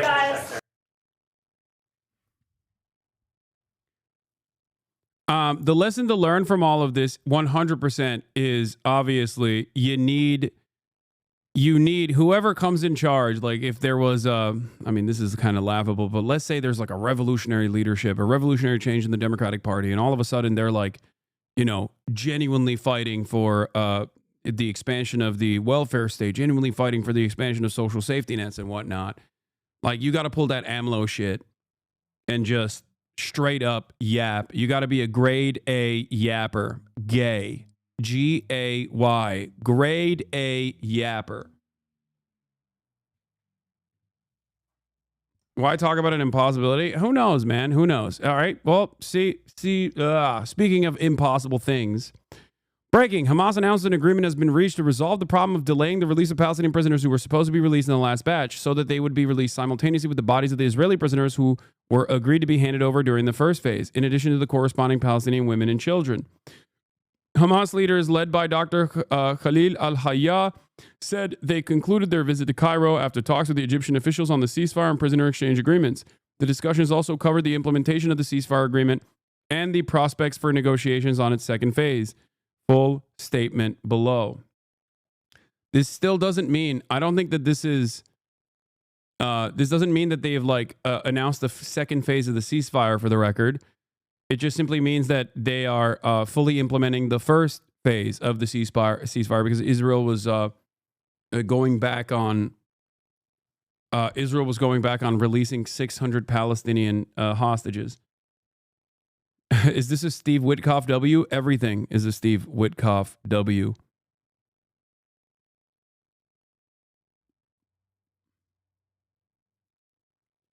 What is this? Another vindication of international relations realism here. It doesn't matter how emotionally charged the issue is or how many theatrics pop up. The ceasefire is going to stick as long as the most powerful actor, the U.S., sees it in its interest. An Israeli official tells me the crisis in the Gaza hostage deal is on its way to be resolved.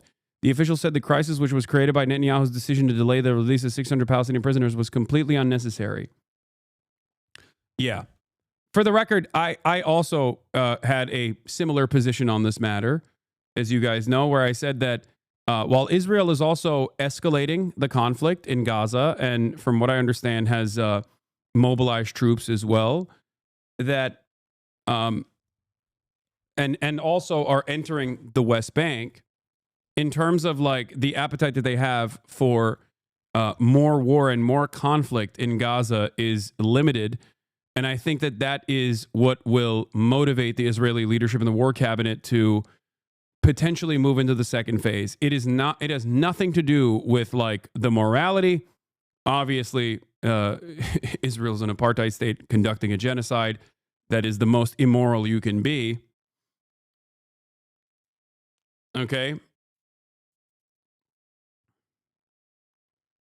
Meanwhile, Israel is busy conducting strikes in southern Syria. So that's cool. Breaking news. Israel launches new airstrikes in Syria, targeting a district south of Damascus in the southern province of Daraa. Israeli jets reportedly hit the suburb of Al-Kisweh, about 12 miles south of Damascus, and the residents of Damascus heard aircraft flying low, followed by blasts. Israeli military confirmed the attack, say its jets attacked military targets in southern Syria, including headquarters and sites containing weapons. The presence of military means and forces in southern part of Syria pose a threat to the citizens of the state of Israel, the military said in a statement. On Monday, international fugitive Prime Minister Netanyahu had demanded the full demilitarization of southern Syria from troops of the new Syrian regime in the Quneitra, Daraa, and Suwaida provinces.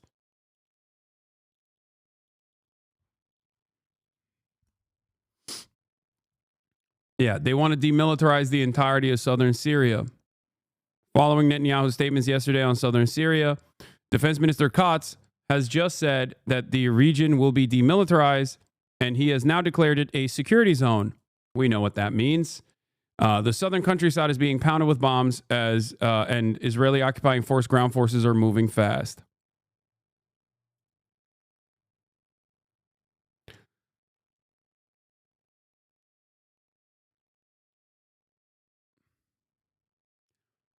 This deadass is the same excuse Putin used to invade Ukraine. They have bases close to us. I mean, dude.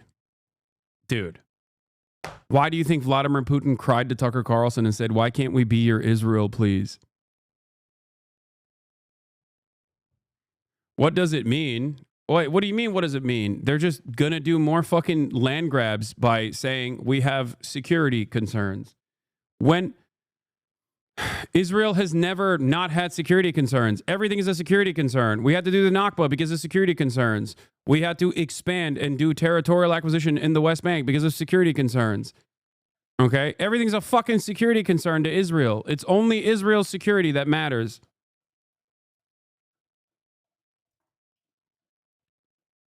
That's it. We have to expand into southern Lebanon again. Security concerns.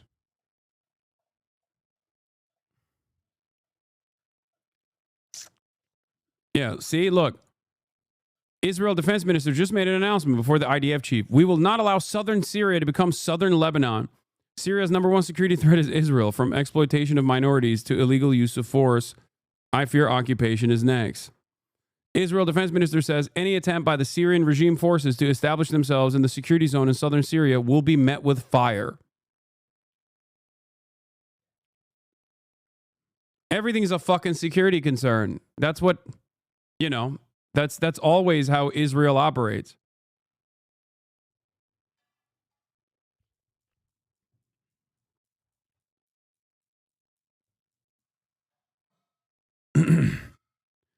Is a sovereign ass fucking country. What do you mean demilitarized? I'm a Syrian and the rage I feel, man. Oh, dude. I mean, what did you expect for the what did you expect to happen? HTS will have to capitulate. There's numerous other parties at play here that will come out and speak out against it. I'm sure that the Turkish government will say, what the fuck are you doing? You're not allowed to do this, okay? As they're cutting their own deal with HTS. Everybody wants a peace. Israel always has the mentality of the greatest defense is constantly being on the offense.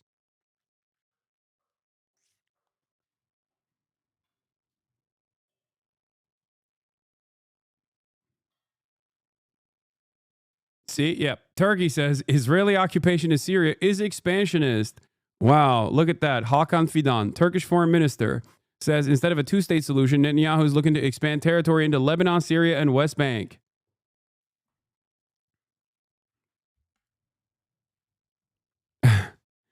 Don't worry, they got Jolensky out there.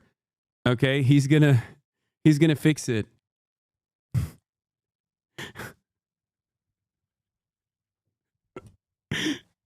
He got hit with the Zelensky beam.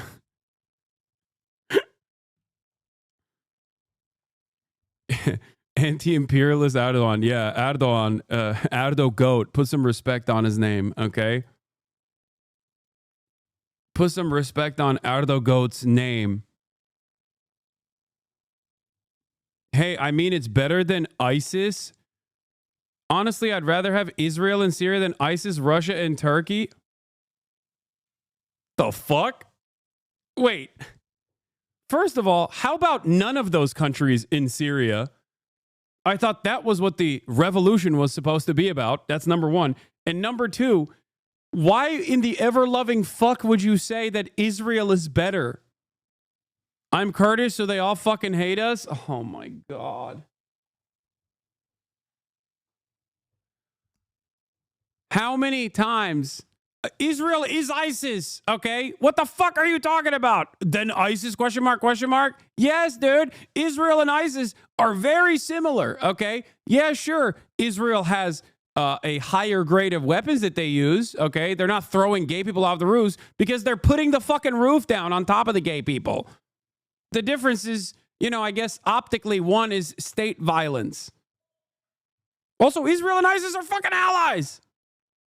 God damn it. How many times do Kurds need to get fucked over by Western forces for them to understand this very important lesson that they don't give a fuck about you, dog?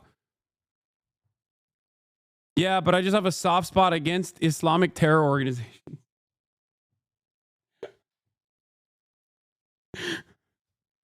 No, trust, dude. This time is different. Israel will definitely defend you guys. It's gonna happen next time. Next time, okay? Next time. Fell for it again award once again.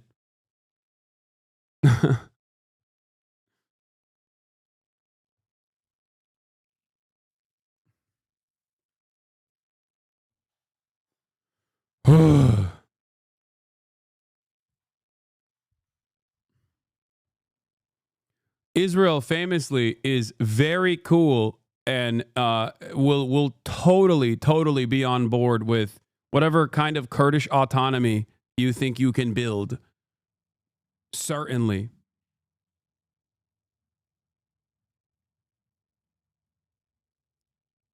Definitely. Israel famously always is forgiving of ethnic minorities that want to have a crumb of autonomy. White House says that the large bruise on Trump's hand is from shaking hands all day, every day. That's crazy.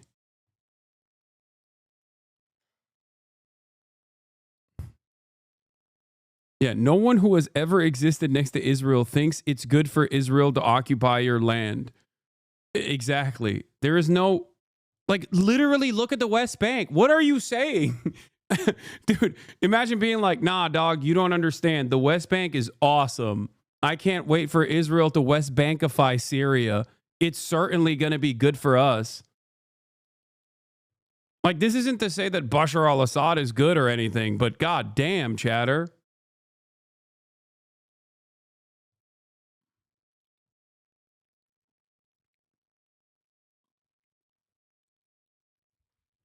Yeah, Chatter wants the JDL to do some terror for a change. He's like, you know, we did the ISIS stuff. It wasn't good. Let's get the JDL involved this time.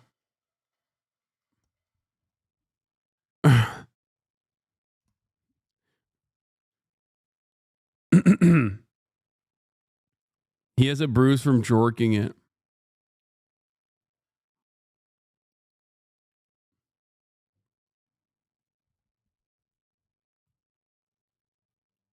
Anyway.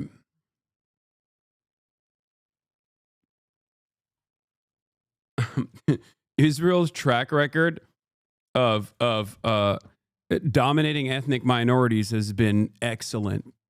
It's going to be really good this time, I promise.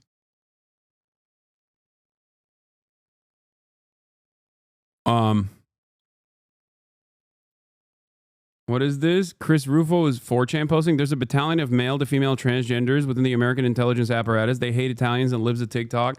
They fantasize about pseudo vaginas and butthole lasers. They are in charge of the most sophisticated spying machine in human history.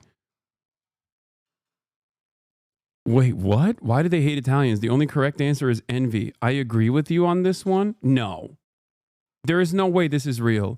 The current CEO of Twitter, Linda Yaccarino, did not respond to a tweet from the Manhattan Institute's very own Christopher Rufo talking about butthole lasers and said, I agree with you on this one.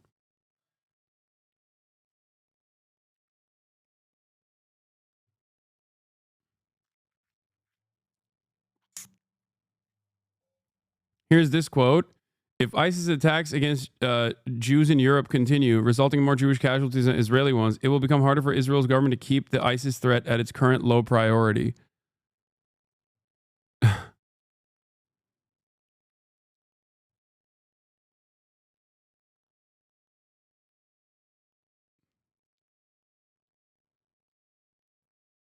What the fuck is going on? It is real. Jesus Christ.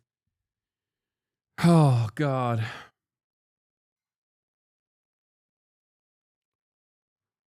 Incredible stuff. For the chatter who prefers Israel as a minority, Israel has confiscated 85% of the land belonging to the Druze, and since 1987, the Druze have been facing a housing crisis like other Palestinian towns because Israel refuses to give us building permits and return our lands, and now 500,000 homes are under the threat of demolition. Well, I don't get it. But the Druze serve in the IDF. They're supposed to be equal. Israel's not an apartheid state. What? That's crazy.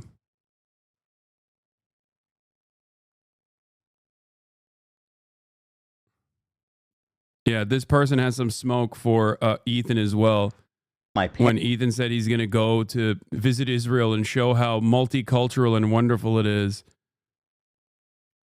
Oh, yes. Let me, an American Israeli Jew, tell you how incredibly free and multicultural Israel is. Ignore the human rights organizations. Don't look at the second-class Palestinian citizens, and definitely don't think about Gaza or West Bank. Just enjoy the vibrant democracy. We're planning.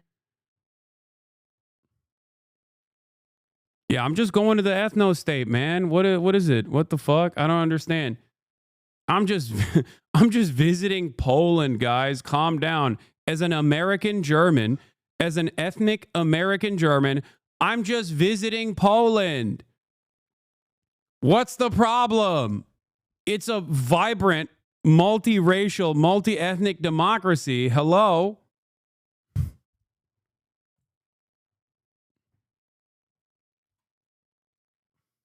Things are great there. I'm going to hang out in an interesting zone, a zone of interest, if you will. It's literally zone of interest.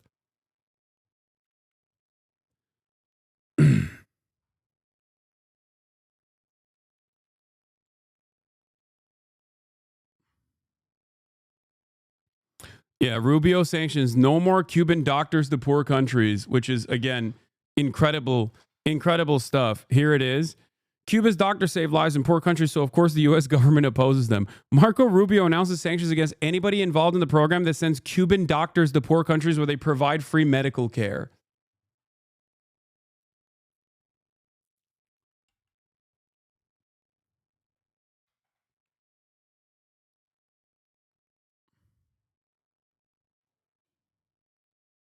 So what? Iran, Turkey, Iraq, Syria, ISIS, Saudi, Iran is going to, you say Iran twice, is going to grant us autonomy? Bro, I don't like Israel at all, but I like them a bit more than ISIS and Turkey. Oh. You unironically have an easier go at it with half of those fucking countries that you mentioned. Okay? Straight up. Like, Turkey is a great example of this, okay? Turkey is ruthless and oppressive and violent towards Kurdish minority populations and also simultaneously ruthless and violent towards Kurds in Syria, especially so. And even then, look at the way Israel treats Palestinians, brother. What are you talking about? Are you going to tell me that Turkish treatment of Kurds, where you have literal citizenship, is still unacceptable, mind you, still unacceptable, but you think it's better than fucking Gaza? I mean, you think it's worse than Gaza? Is that what you think? Are you insane?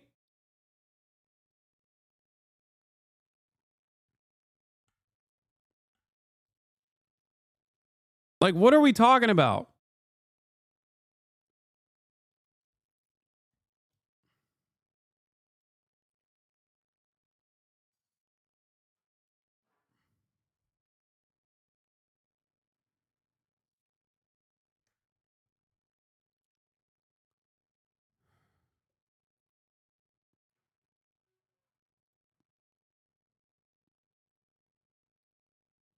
There's unimaginable levels of propaganda about how great Israel is, so Druze and Kurds don't blame him. Even my family thinks Israel's better. Oh, my Lord. Americans have fucked over Kurds time and time again. It's shocking to me that, like, Kurds still look at that and go, nah, we just have a good alliance here. They'll help us next time around. Not realizing that Kurds being stateless is more beneficial to America.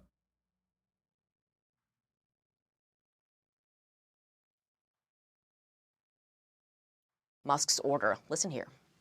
So what they're doing is they're trying to find out who's working for the government. Are we paying other people that aren't working? And, you know, where's all that? Where's the money gone? There was a lot of genius in sending it. We're trying to find out if people are working. And so we're sending a letter to people. Please tell us what you did last week. If people don't respond, it's very possible that there is no such person or they're not working.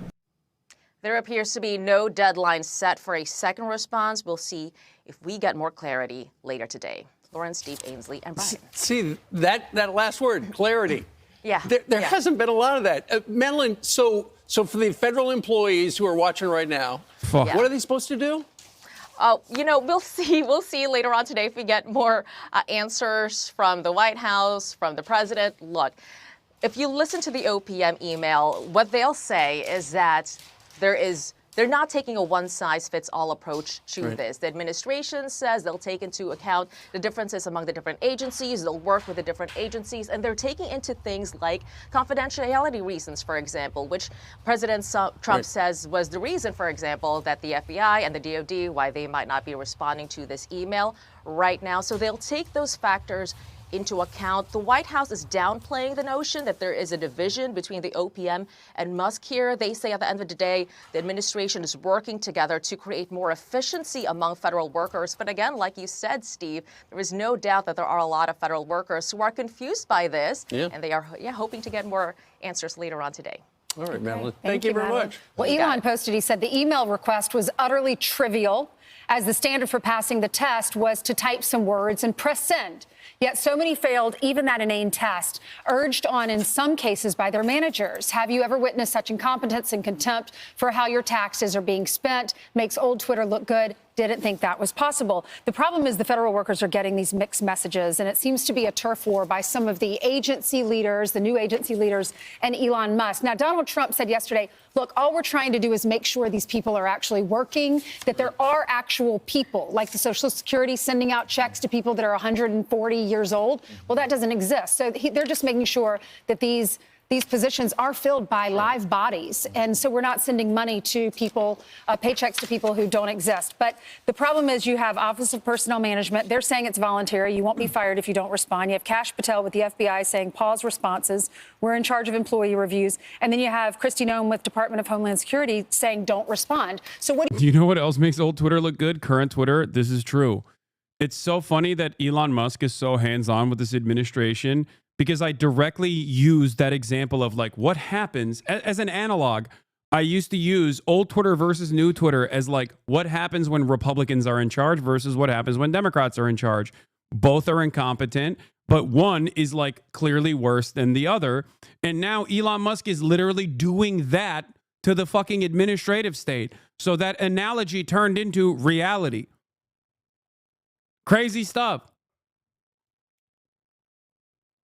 are you supposed to do? Right, exactly. So who's running the show? Well, the president gave them some cover yesterday as well. Remember, a lot of these same agencies, whether you're talking about the Defense Department. Genocide Joe 100 times worse than Trump.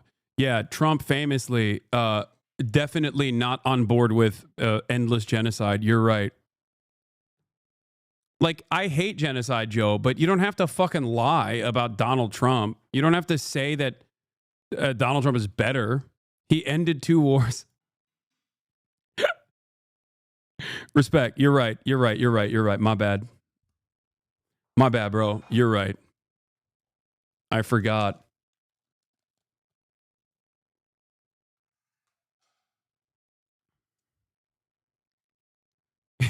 Yeah, remember yesterday or the week prior when Donald Trump was saying we should just do a peaceful ethnic displacement in Gaza. It's free real estate. That was incredible. That was the most peaceful any war-ending president has ever been. Sorry you got cooked like that. I know. He fucked me up, dude. He did. Put some respect on it. Donald Trump said, no more war. There is no more war if we kill everyone. If we forcibly displace everyone, then there won't be war anymore. He said, final solution means no more war. As well as transportation as well, have invited DOGE into their department. Right. So they're not anti-DOGE. What they're saying is the information that's going out, there's some security measures that need to put in place for that. So also, while we're having this conversation, Israel's talking about 40,000 displaced in the West Bank. You know, tanks are rolling through the streets in occupied Palestinian territory, mind you.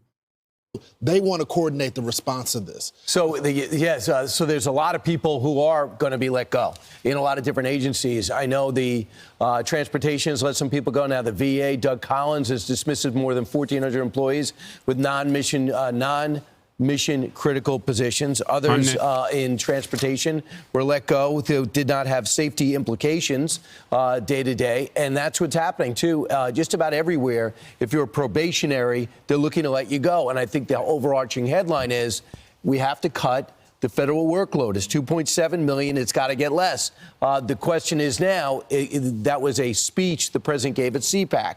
The president, Elon Musk, saw it and said, I hear you, Mr. President. I put up this email. And the president said yesterday, I like the idea of an email, but I just think next time, very easy.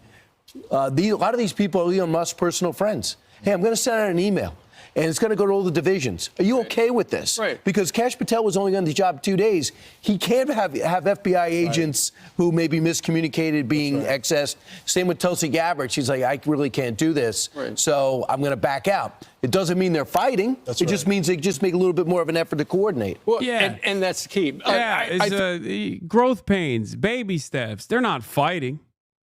It's fine. Come on. I think a lot of it with the State Department and the FBI and the national security apparatus is they don't want their boss, they don't want somebody at a laptop somewhere putting out, okay, these are the 5 classified things I did last week. Because there was an email that went out yesterday from. I love the way that I love this is the sickest way to, you're right. Very cool way to run the federal government. It's just like, fuck it.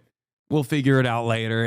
HSS, Health and Human Services, an email to the staff and said, if you reply, assume that what you write will be read by malign foreign actors, so tailor your responses accordingly. What's curious, though, I don't know if you guys saw. Some clarity by Trump. It's voluntary, but if you don't answer, I guess you get fired. Hopefully once and for all what your expectations are with this email to federal employees. No, you see, you don't understand. You get semi-fired. What do you? Oh, you wanted clarity? You get semi-fired if you don't answer the email. What are you going to use that information for? And do you see it as voluntary, like OPM has said, or mandatory? Yeah, well, it's somewhat voluntary, but it's also if you don't answer, I guess you get fired. Thank you for the clarity, Mr. President. This really clears things up for everyone. What it really is do people I'm exist? still lost on that. We have this massive government with millions of people, and nobody knows who's working for the government, who's not. So what they're doing is they're sending out a letter to everybody, and they're saying, what were the things you did last week? Mm-hmm. I guess they ask for 5.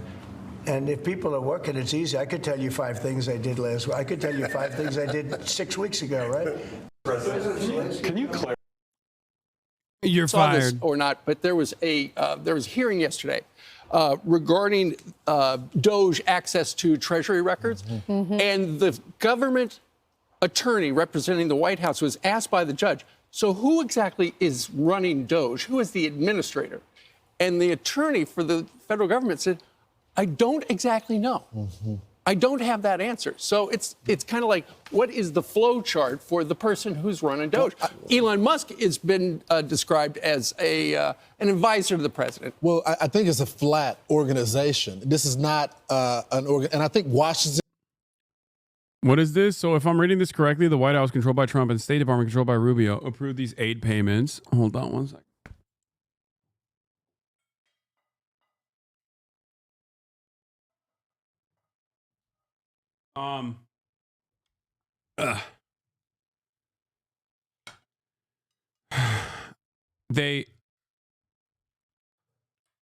Then some nerds hired by Elon kept stopping them. So basically, they created an entire new deep state.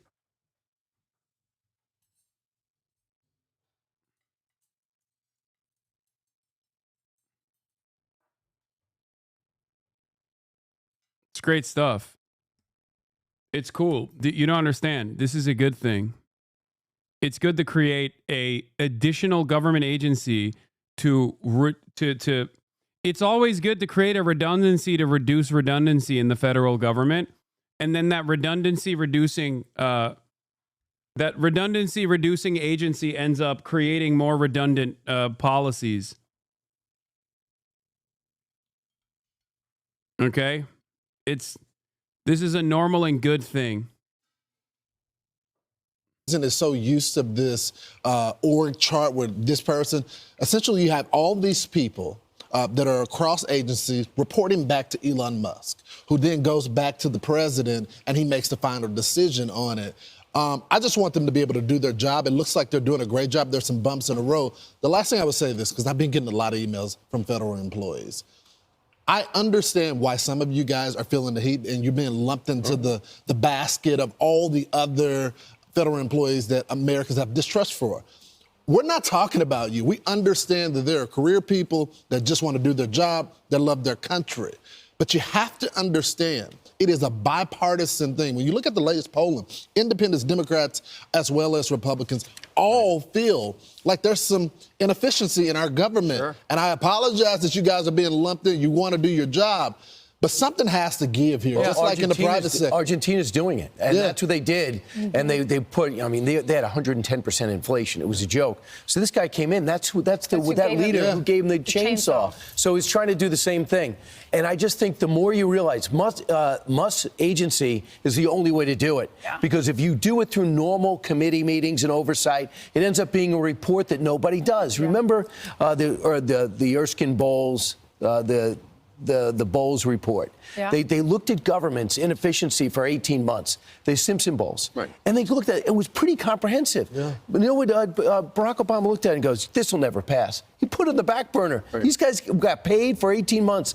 So he's just saying, I need somebody on the outside, doesn't need to be elected, to go in and make some tough decisions. I think all Elon wants to do is take Brian Kilmeade. Brian would send an email that would say, I did Fox and Friends on Monday, and I did radio on Monday. On Tuesday, I did Fox and Friends. I did radio Wednesday. Yeah, just 1 week of what you did, just to make sure you're a live body and you're a real person.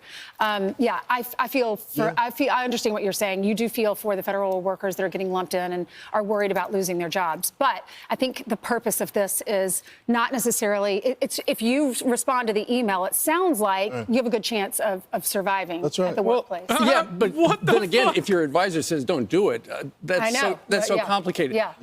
No amount of cult-like loyalty to Trump and conservative principles is going to cause a Republican federal government employee to watch this piece of coverage and not think, how about you out-of-touch multimillionaires fucking lose your jobs, dickhead? What do you mean? Oh, you're fine. You're fine.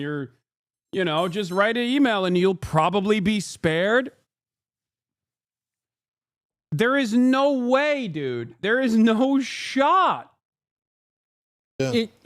Ultimately, this is going to be tied up in courts for a while. Yeah. And in fact, some of the people... Thank God. It's going to be tied up in the courts anyway, so you won't lose your job in the interim. Oh, great. But I thought the courts were woke and gay for stopping the Trump administration's boulder.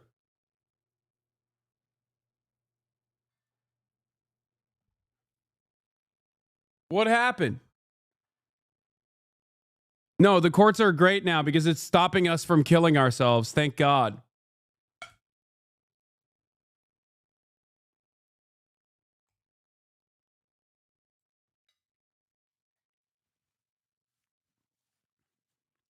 I have a really cool solution. Are you ready? It's called Don't Erroneously Dismantle the Administrative State.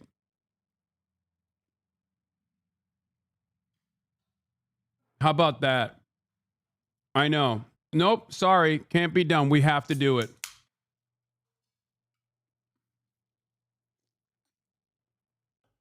Impossible. Impossible. We must do it. People who've brought lawsuits have prevailed, where I saw yesterday a group of employees, probationary employees who were fired last week, got a 45-day stay as they take a look at it. Ultimately, Democrats and others say that it's unconstitutional. You need the power of Congress to get close agencies and things like that. But I'll tell you, over the last 5 days, I've been down in Texas, and I talked to a lot of people down there who are not part of the federal government. Right. But they've either got a family member or an in-law or a friend, or they know a guy who got that letter. But y'all, the majority of the country supports the cuttings. I get that instantly. But if you got the letter, you were just very, very concerned, and you're worried about the future. Who knows whether or not those people will be let go? Well, the Consumer Bureau, they was put out there by Elizabeth Warren. Yeah. The whole division was cut. Oh, that's been controversy when Trump was in the first time. Beginning. Yeah, from the very beginning. So Elizabeth Warren is not happy with that, and she's having all these meetings about all the vitriol is flying about what how the Musk people don't know what they're doing. They're just cutting out. They're just trying to get tax cuts for billionaires. Brett Cooper was on, I think, with you. Yes. Yesterday. So she has tons of, more than a million.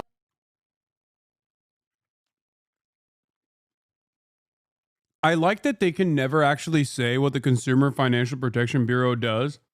So they constantly have to present it as like, well, Elizabeth Warren likes it and you hate her, right? So think about how good it is that we cut it. This is probably, to a certain degree, unfortunately, successful propaganda. Million followers, 1.2 million on Instagram, on YouTube, 1.4.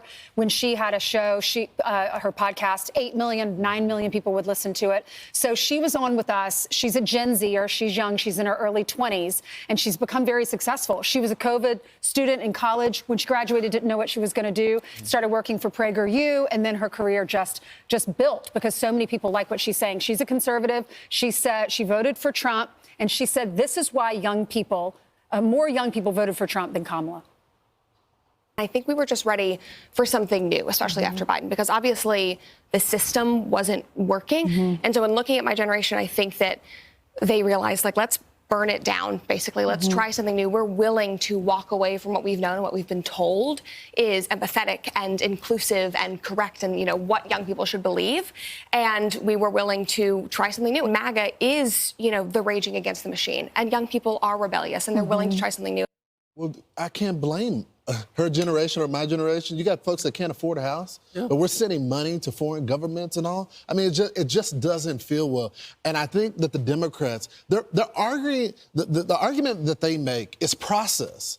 They're not targeting the issue of waste, fraud, and abuse. You had Jasmine Crockett. She went on Charlamagne's The Breakfast Club and said, and he asked her, do you think that waste and fraud is a big issue? And she goes, not at all. That is not a mainstream point of view, even for people in her party. So you can stand with the workers that are for our federal government and say, look, I want a fair process for you. But you have to understand, most Americans want cuts to happen. Right. And if you keep being on the other side, you're going to find yourself... We're almost to the midterms already. That started at the moment Donald Trump was elected. If you run on that, you're going to lose again. Yeah. So I think we're going to see a lot of it splayed out for the public today with, and Brian was mentioning how they're going to have a forum today, Senator Warren, with the Consumer Financial Protection Board. Keep in mind, it was Elon Musk who said, what was it? Whatever that acronym is, CFPB, RIP. That was a week or two ago. he obviously wants to get rid of it. Interestingly enough, and this would be great to see, Elizabeth Warren has invited Elon Musk. Okay, we're going to have this forum. You come on here and explain how people are going to be protected from unscrupulous lenders if this goes away. So it would be great to see that happen. 71% of students ages 18 to 25 support DOGE, and 62%. 71% of students ages 18 to 25 hate the Consumer Financial Protections Bureau. Found a strong majority of all Americans support DOGE efforts to reduce waste, fraud, Right. and People abuse. like the idea of cutting waste. You just don't like it when it gets to their backyard. Right. That's right. They want to cut programs, social programs. Okay. Let's look at the CFPB. I wonder why a bunch of fucking billionaires want to defund the police. Financial police.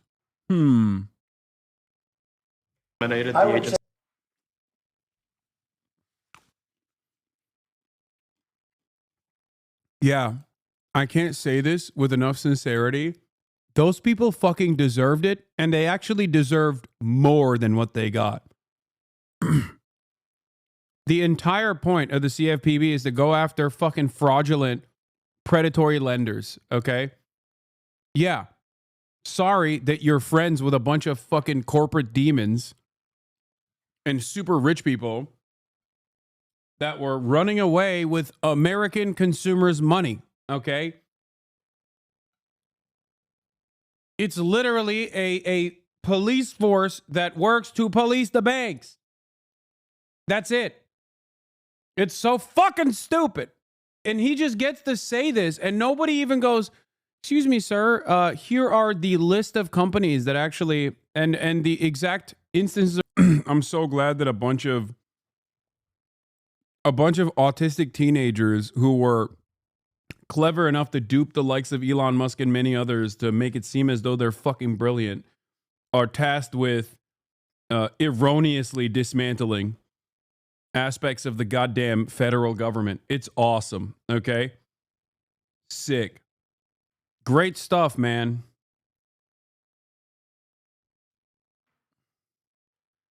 The type of dumbasses that are like, yeah, we did Sigma grind set. We all, 7 of us lived in the same 1-bedroom apartment on cots and created a new disruptive app that allows the rich one in our group to be able to purchase Airbnbs and then, lease them out or whatever. Know what they're looking at. That's the problem, okay?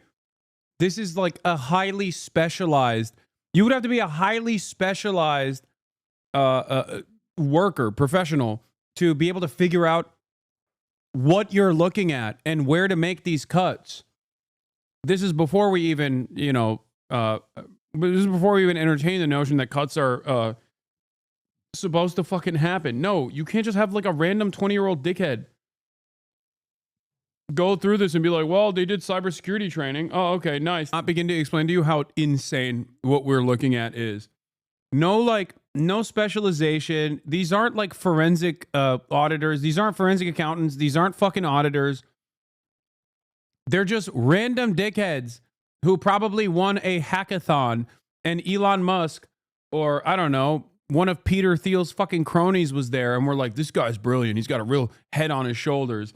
And now they're overseeing the dismantling of the Consumer Financial Protection Bureau.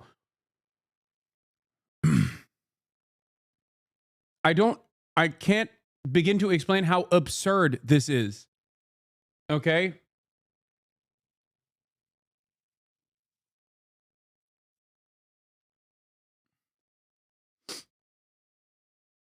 I don't care about their age. Make no mistake. I care about their qualifications. And the fact that they have none. You can't just go in and be like, yeah, this is, I'm just going to fire people erroneously. You can't do that. I mean, you can, but there will be consequences for it. Except in the case of the CFPB, they don't care. They like that they're just ripping through that agency because CFPB is only good for the public and bad for corporations that want to scam the public. It's not like these guys were doing a good job keeping the banks, etc., in check. The fuck are you talking about? Yes, they were. They have a limited scope and limited authority. And within the limited authority and scope they had, they were doing a great fucking job. Like, they were doing such a great job that even something that impacted me when I was fucking broke, okay, was, here, I'll give you a very, very famous example of this. Back when I was broke as a Bank of America, as someone who uses Bank of America for my banking, I would realize that when my account was about to hit $0 and I had made multiple purchases, and the last one that could potentially go under $0, I would get hit with numerous fucking overdraft fees all of a sudden. Even if I didn't actually purchase things in that exact same hierarchy, in that exact same, I don't know what the fucking word is. Okay. Let's say you got $35 remaining in your account. Okay. You purchase one thing in that order. Okay. Thank you. I forgot the word order. My brain is so busted. The way that Bank of America worked is that they had a fucking algorithm that would see if you were near overdraft, like if you were near $0 in your bank account, and it would basically farm the highest, like the most expensive purchase that you made first and process that first in order to make sure that you actually hit $0, and then process each individual thing that you purchased after the fact, regardless of your order of purchase. The reason why they did that was because every single time you bought something, once you went to $0, you would get hit with a fucking $35 overdraft fee. The CFPB went and said, that's illegal. And not just for Bank of America, but all other banks were using this process.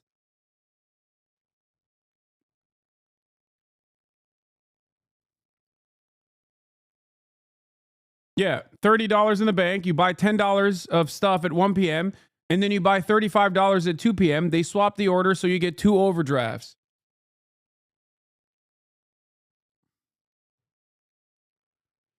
PNC settles overdraft fee case for $90 million. PNC Financial Services Group, one of the 10 largest U.S. banks, has agreed to pay $90 million to settle lawsuits accusing of its charging excessive overdraft fees. The Pittsburgh-based lender joined Bank of America, JP Morgan, and several smaller banks in settling litigation over the fees, which are typically assessed when customers overdraw their checking accounts by using debit cards. The settlement was reached on Monday and made public on Tuesday. It requires approval by the U.S. District Judge James Lawrence King in Miami. The cases accuse banks of reordering customer transactions from largest to smallest rather than processing them in chronological order. Customers said this allowed the bank to charge overdraft fees, which are typically $25 to $35, faster and more often because account balances fell faster. Bank of America's $410 million settlement is the largest so far. You know who prosecuted this? You know who went after the banks in this situation? The motherfucking CFPB. This is exactly what they do. This is their job.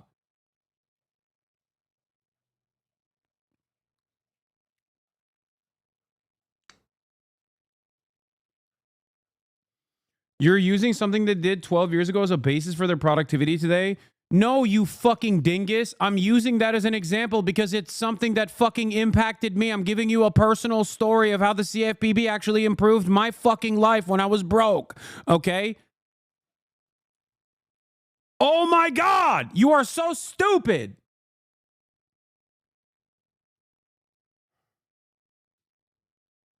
Show me something from more recent, please. Oh. CFPB announces return of $1.8 billion in illegal junk fees to 4.3 million Americans harmed in massive credit repair scheme. Payment to victims of Lexington Law and CreditRepair.com are the largest ever distribution from the CFPB's Victims Relief Fund.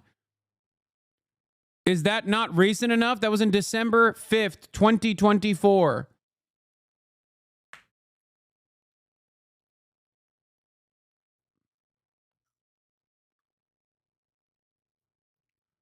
You can go to their website and look at enforcement actions, by the way. All of this is readily available to you. But all you want to do is fucking chirp.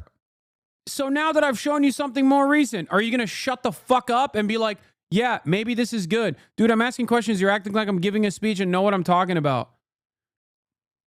Dude, what is going on with fucking chatters? No, asking questions is, hey, Hasan, I don't fully understand what the CFPB does. Can you explain it to me? And then when I do explain it to you, you go, oh, thank you. I now understand it. You didn't do that. You went, the CFPB doesn't even do anything, dude.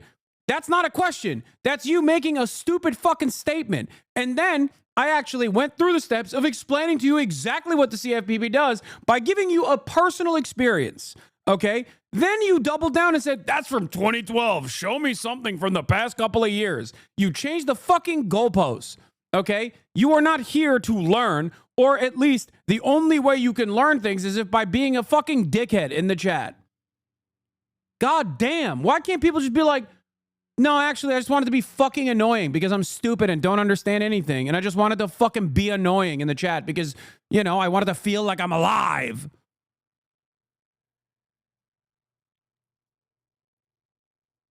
Dude, I'm asking questions. You're acting like I'm giving a speech. Yeah.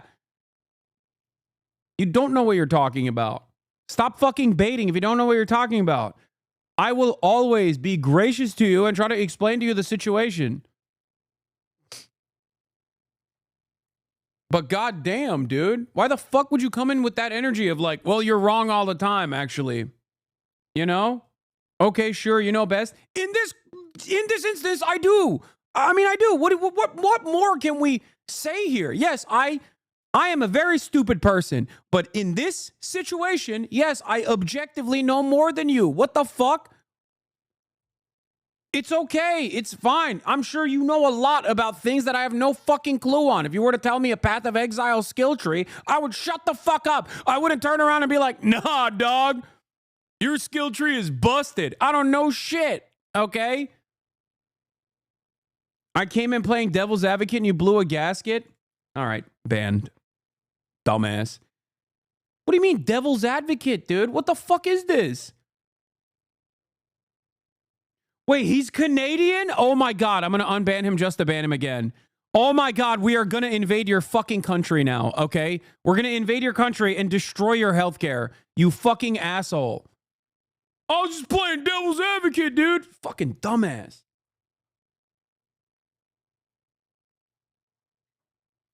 Get excited. We're going to fucking cook your healthcare before Ontario actually ends up doing it, all right? God damn, dude. Imagine having some semblance of social safety nets and then traveling over here on the internet to just like LARP as a fucking dumbass American hog. What the fuck is wrong with Canadians, man? What is wrong with Canadians? Why are they like this? You know exactly what type of Canadians I'm talking about, by the way. Not all of the Canadians in the chat fucking getting mad. You know exactly what the fuck you're doing, okay? Canadians that actually enjoy the expansive social safety nets that they still currently have love shipping their dumbest, most reactionary baboons to the United States of fucking America. Holy shit, Kaya. Please. Steven Crowder, Jordan Peterson, Brett Stevens, Faith Goldie, that fucking Shark Tank dipshit, the bald one. What the hell? What the hell is this? Ted Cruz. Why aren't you talking about Northern Lion? Because good Canadians don't fucking come down here. That's why I'm not talking about Northern Lion, okay? Because all we get is fucking Kevin O'Leary. If it was only Northern Lion and Pokimane, I'd be happy. I'd be like, oh, thank God. Thank God for Canadian migration. But all we get is Kevin fucking O'Leary. Or Tom McDonald.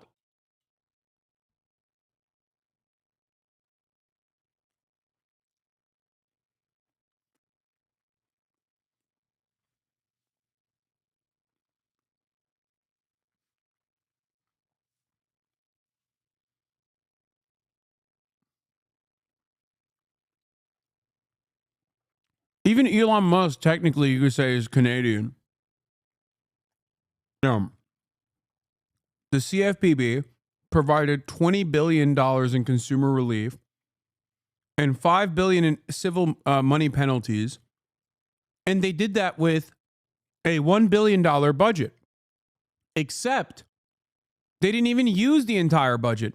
They did that for $250 million. The CFPB is one of the best examples of what the government is supposed to do, a good government initiative. It makes me so mad. Bro, unpin that Chatter's cold corpse.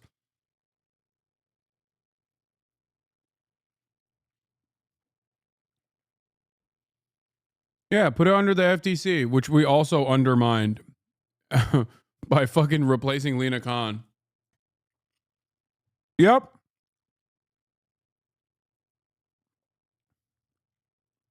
Yep.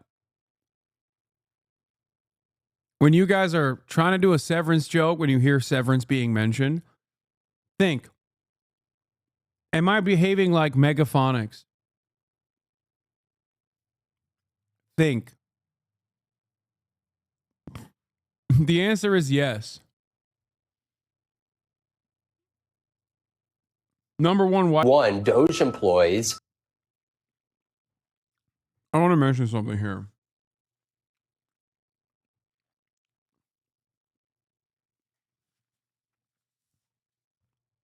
I saw a lot of chatters making fun of the dude's like speech pattern. Okay. Dog. That's exactly the type of dude I want tasked with going after banks. Okay. I don't want him to be charismatic with coiffed hair. I want him to be a real ass nerd. Okay. I want him to be the most autistic man with the actual qualifications, not simply autistic and won a fucking hackathon at Silicon Valley and now actually throws it back for Peter Thiel on the weekends. And that's why he got a job at fucking Doge. Okay?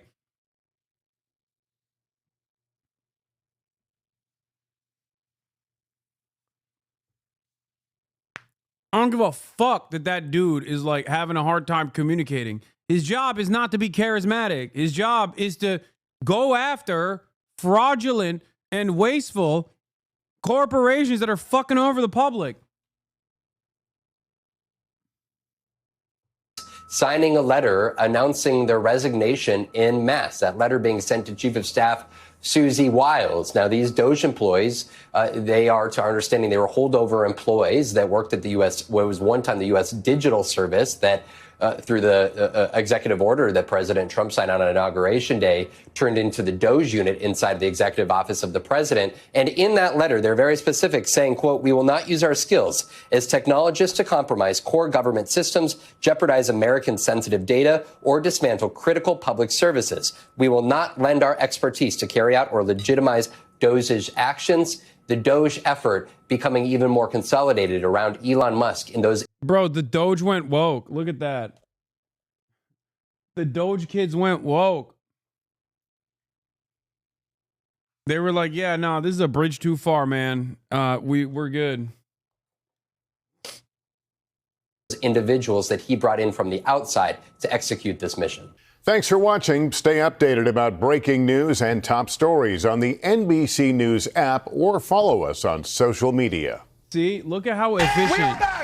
Look at how efficient Doge is. It's so efficient, it's eliminating itself. Oh my God, I'm sorry. That was an insane burp. I couldn't even finish the sentence, dude. What the fuck is wrong with me? Oh my God. God damn it, Sean Hannity's a better commentator than me. He is. He's a better broadcaster than me. He ain't never burping into the microphone. Oh, Jesus Christ, dude. Legendary push? It wasn't even a push. It just fucking came out of me. Ban the chatter sniffing? No, I'd rather have y'all sniffing than complaining and being like, eh.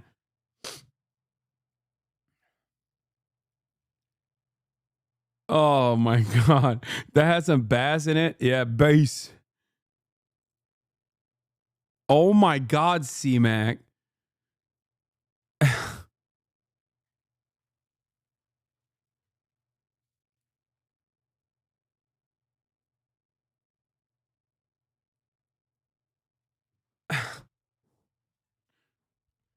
Bro, you can't spam that like Megaphonics and then expect me not to pull it up. Charlie, what have you done? Like, I'm imagining a fucking scientist that's like analyzing weather patterns, okay, on a goddamn map so that they can inform the public on whenever there's like a hurricane or tornado happening. Charlie Kirk is sitting around calling them a fucking parasite, dude. What the fuck is your output, dumbass? All you do is get money from wealthy people and fucking lie to those wealthy people and act like you're actually genuinely changing like elections for student body government. That's what the entire process of Turning Point USA is. He goes to wealthy people and tells them, like, if you give me money, I'll be able to do lobbying at the level of student body government or elections.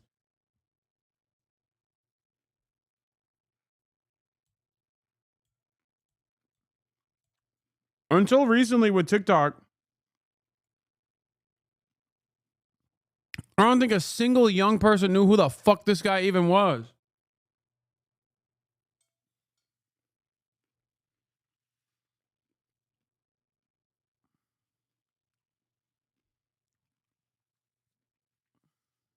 And that is 40% of the 1,000 government contracts being canceled by DOGE will produce no savings. The Associated Press reports. Nah, no way. Ironic because half of those are contracts at the end. Like as in they've almost run out of the existing money. Okay? So they're just not re-upping the contracts. Ironically enough, half of those fucking contracts are still necessary.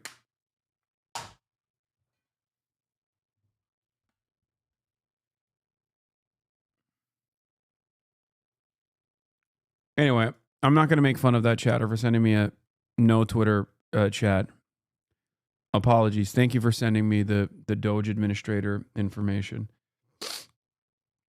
If you're a Democrat and you're wondering why your party isn't fighting back, this might explain it. In January, Democrats' House campaign arm, DCCC, took $2.5 million from a lobbying group, Invariant. Their top client is Palantir and SpaceX. Uniparty has a new donor class.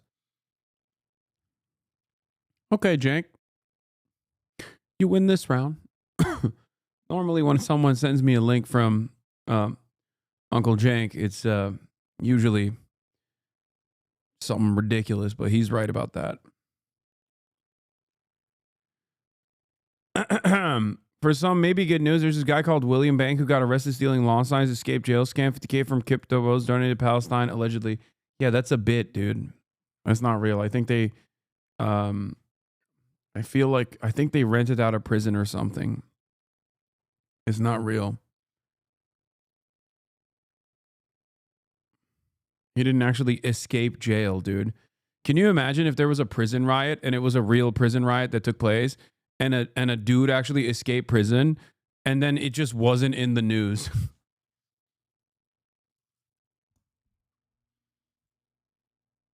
Like I'm pretty sure he got fined for stealing Israeli flags or something. But outside of that, like he used that real story to make it seem like he was going to jail.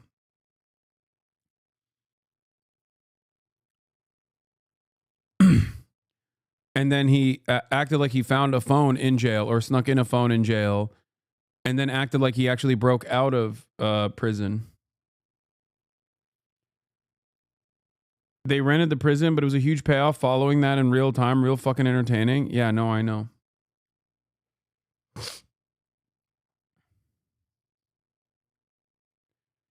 It was goated. He reconciled with the atheists and they called him White Moses. Yeah. Anyway, let's get back to saying that I'm sick and tired of fucking foghorn leghorn ass motherfuckers running around acting like they're just real, honest to God, dreaming about biscuits. Like, you can't say dadgum. You can't say dadgum and be in Congress. I think if you say dadgum, it's automatically like you're done. We're taking your seat away, okay? Dadgummit.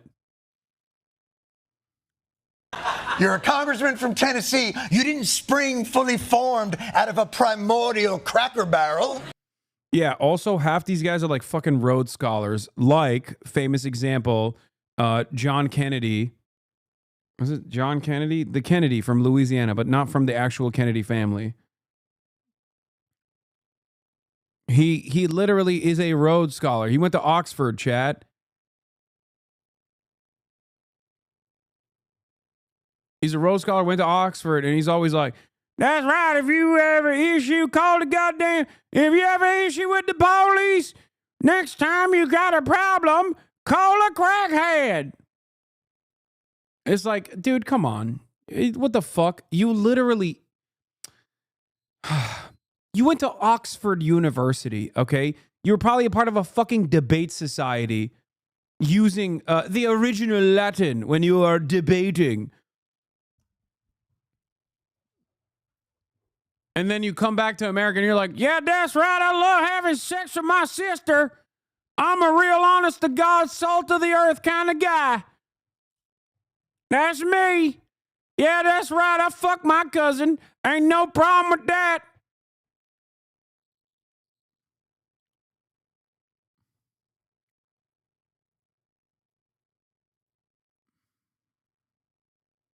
So white people code switch too, the more you know? No, he's not. There's a difference between code switching, which you do as a mechanism of like survival or a mechanism of like getting, like if you're a black person in a predominantly white space, like a professional space, you're code switching so you don't get dunked on or you don't get undermined. He's putting on a front. It's different. Even the Peckerwoods are soy now. Unbelievable. If you and I are together, I don't give a fuck who's trying to get my attention. You will never be my second choice. You will never be my maybe. You will never be my sometimes. You will always be my priority and always be my fucking everything. If you and I are together...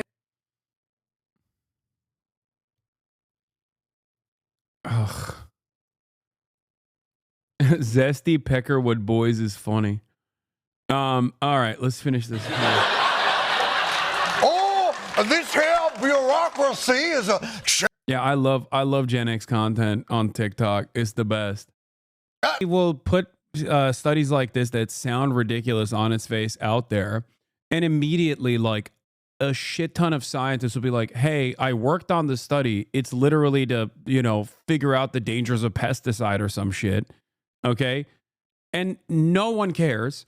And they will just keep going. They'll be like, I don't care. It still sounds stupid. And it sucks because we are too stupid and have no confidence whatsoever in researchers and science at this point. And also no apparatus that can correct the record that we also confide in. So now it's just, we're falling off a cliff. Like when I hear stuff like this, I don't immediately go, oh, wow, that must be wasteful spending because some pervert likes to imagine quails getting off or something. I think to myself, there's probably a usage for this study. There's probably some kind of utilization that will come out of this study because I don't think I'm smarter than everybody else. I can't believe, oh my God, I can't believe you're defending this.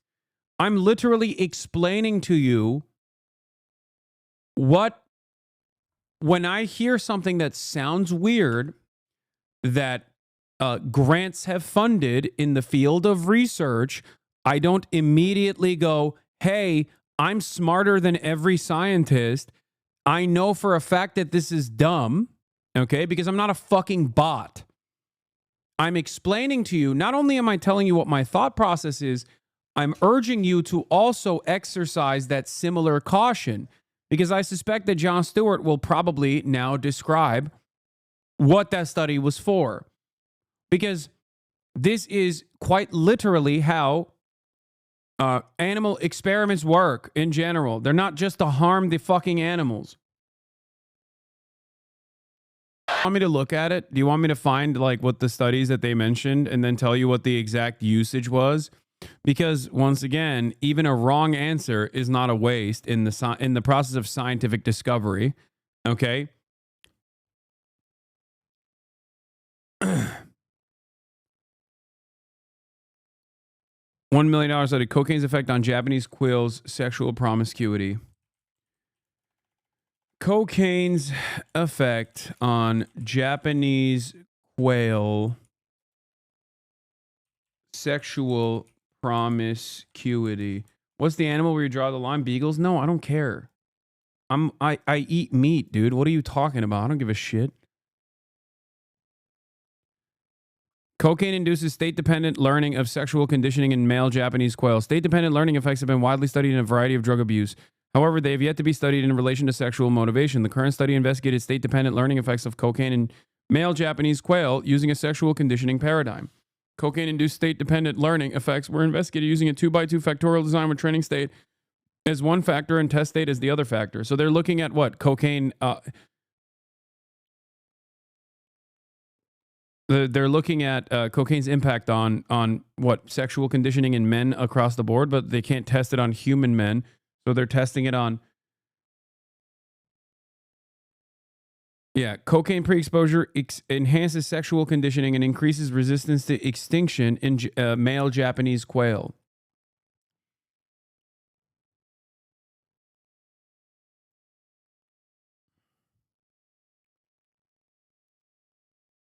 The incentive sensitization theory posits that drug addiction results from altered learning and motivational processes that stem from drug-induced changes in the brain's reward circuitry.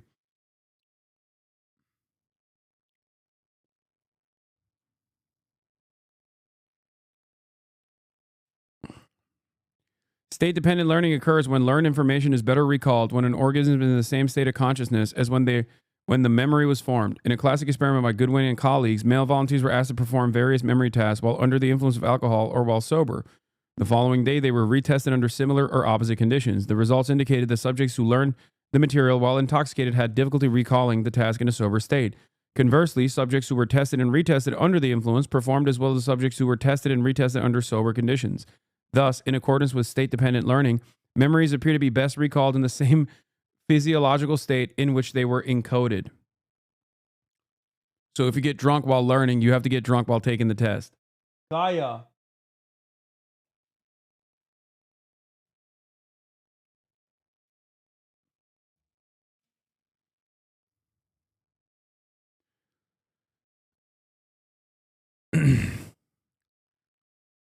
Several studies have shown that repeated pre-exposure to addictive drugs may facilitate sex-seeking behavior. Levins and Atkins conducted an experiment to determine whether repeated pre-exposure to cocaine would increase sexual conditioning in the male Japanese quail. Chronic cocaine administration resulted in increased locomotor activity compared to saline. After a 10-day withdrawal period, male quail received sexual conditioning trials that consisted of the presentation of an arbitrary conditioned stimulus, followed by sexual reinforcement. Males that received repeated administration of cocaine demonstrated more conditioned approach behavior to the CS compared to males that received repeated administration to the repeated administration of saline.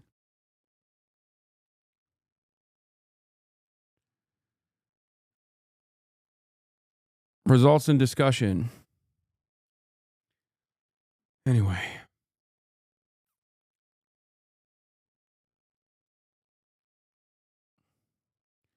The current study is the first to demonstrate cocaine-induced state-dependent learning in a sexual behavior paradigm. The findings contribute to our understanding of how interoceptive drug cues may function to enhance learning and motivation and ultimately lead to high-risk sexual activities. In humans, repeated cocaine use has been associated with high-risk sexual activities, including sex with multiple partners and unprotected sex. From a state-dependent learning viewpoint, memories are best recalled in the same physiological state in which they were encoded.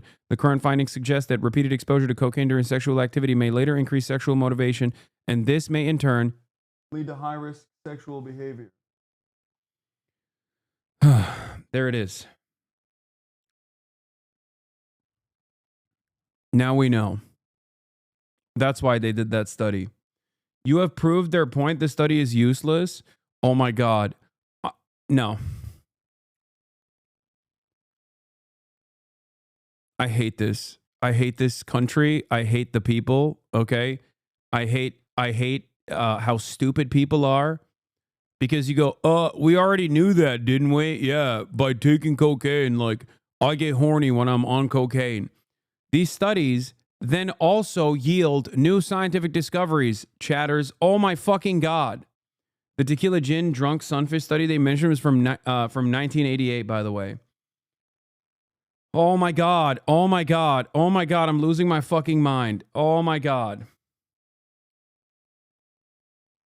It's not being conducted on quails because they want to know what makes a quail horny. It's being conducted on quails just like many drugs are initially administered to rats, lab mice, because they have a similar immune system to human beings.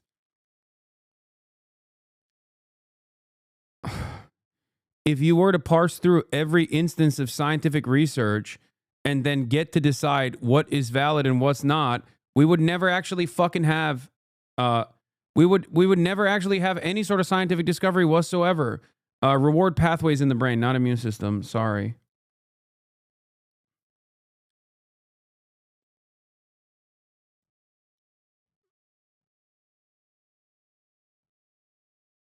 It's a study that researches the effect that cocaine seemingly cements maladaptive behavior more deeply with fewer instances of exposure to the activity, in this case, sexual activity.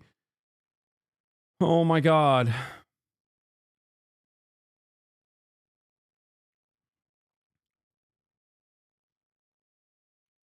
This is also why I said there are no wrong answers, okay?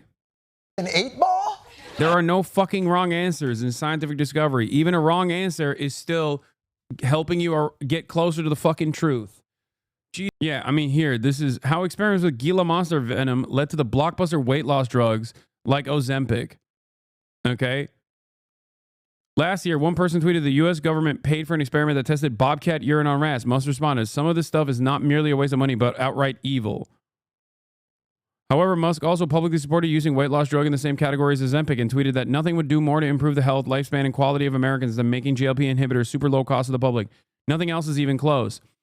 Yeah, well, GLP-1 agonist that he promoted comes from a government-funded science that started in the 80s with curious scientists testing a variety of venoms on guinea pig pancreases. Science that researchers say would likely not be funded today. Back in the summer of 1980, gastroenterologist Jean-Pierre Rothman started working at the National Institutes of Health. The research was not especially glamorous. His job was to take guinea pig pancreases and test them with venom from animals like bees, wasps, snakes, frogs, and lizards. This was part of the research on the digestive system. The pancreas plays an important role because it produces enzymes that help us digest food.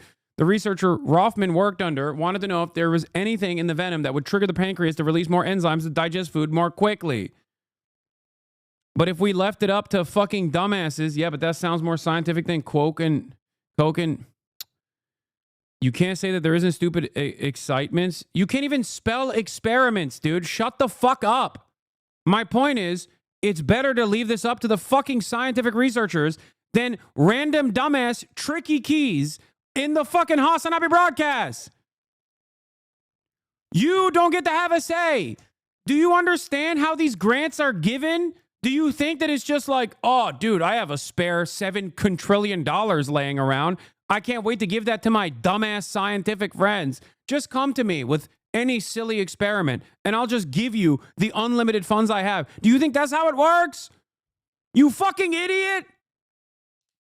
Just think. You don't even have to know how the grants process works. Just think in your mind. Just close your eyes for a brief moment and think, does the government have unlimited funds for scientific discovery? No.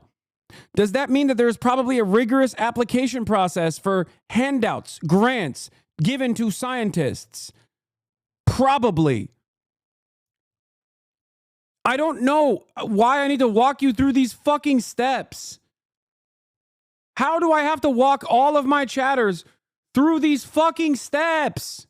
Think for like a second. If something doesn't smell right, if something doesn't feel right, okay, that doesn't mean it's automatically fucking stupid.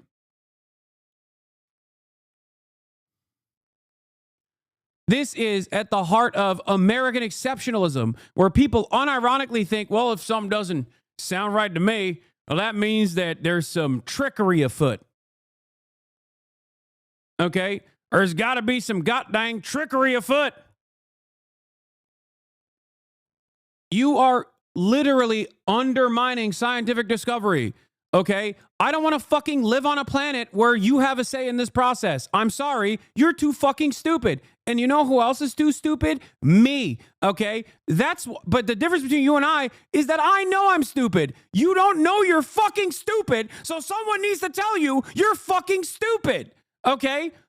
I did not go and get a fucking PhD. I don't know how all of this rigorous research is conducted, but at least I know my limitations, and that's why I don't immediately go, all these fucking nerds in lab coats are actually farming my government funds that should be going to the newest baby murder machine at Raytheon.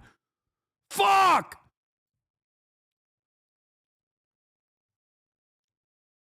This is what's so unimaginably wrong with American society, okay? COVID literally bricked so many fucking stupid people's brains where they just thought like, well, the scientists are lying to us. They just want to vaccinate us to make us gay.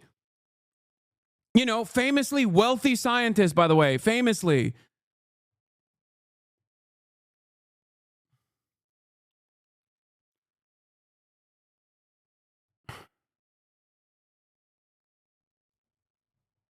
Oh.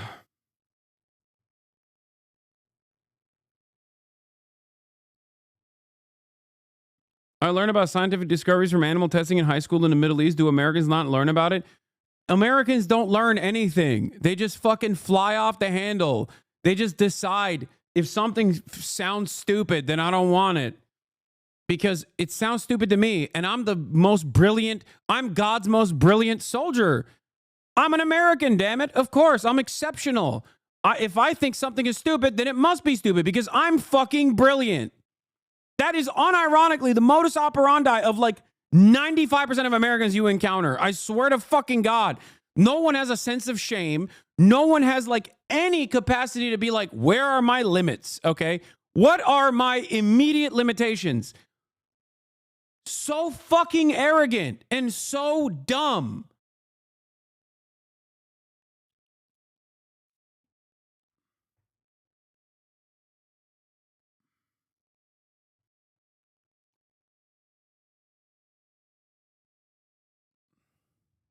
An amazing. I'm not going to watch this UK comedian demolish. I'm literally also explaining the process of like where animal testing can lead to genuine advancements in novel chemical compound discovery in the field of new pharmaceuticals that will change your lives. And chatters are like, well, that one study sounded stupid to me.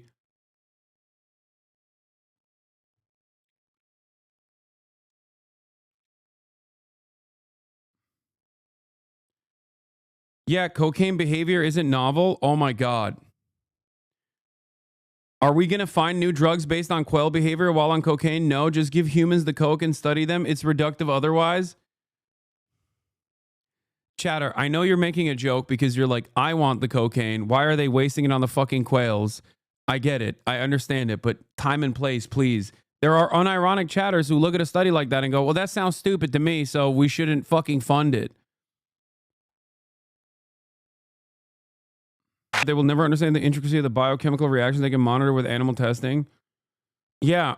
Meanwhile, China is farting on us. Like they're like, hey, this week we found a new cure for cancer. Okay, we found a new we found a new cancer drug.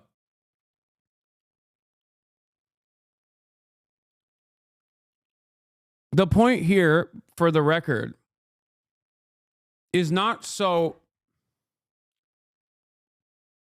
The point here isn't even about like the way that the grant process works and how rigorous that application is, and how, you know, getting government funds for research is already difficult to come by, and there's obviously checks along the way. Okay?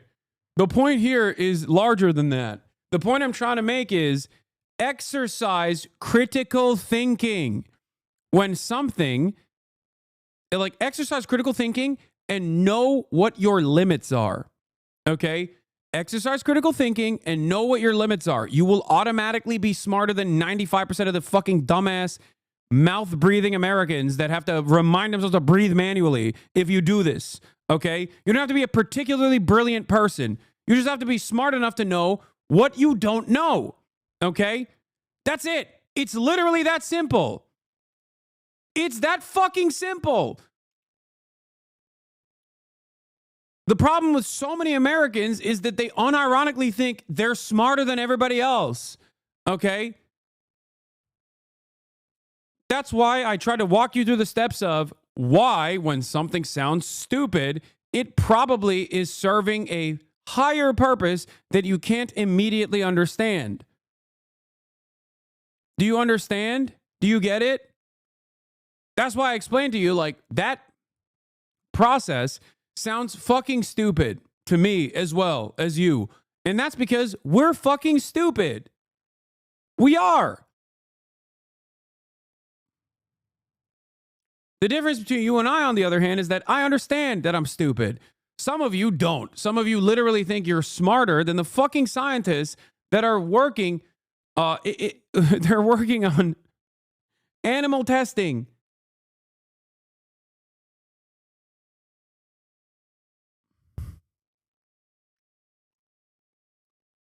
Watch the Chinese negotiations with pharmacy companies? Yes. I love this video. Watch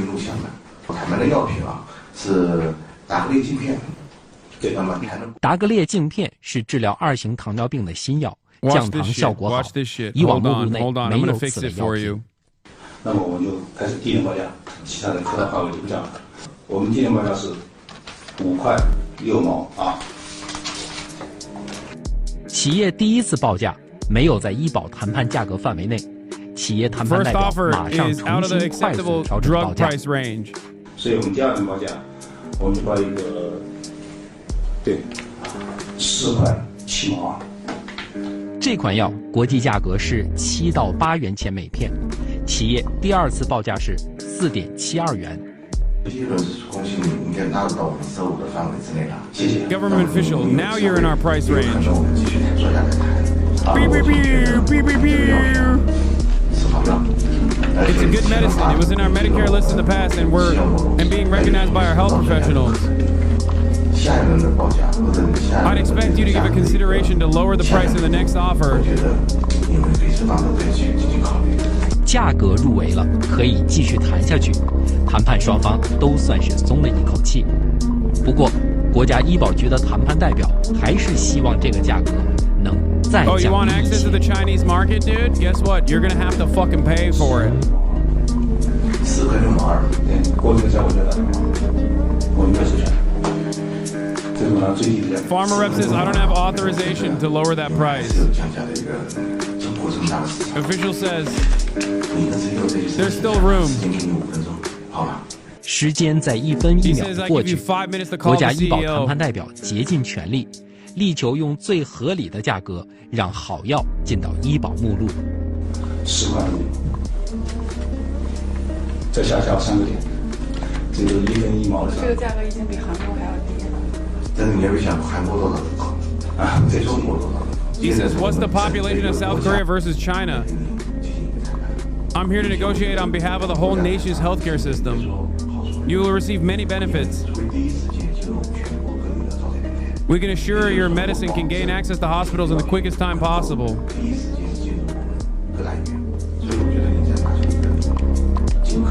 So how about another sincere offer?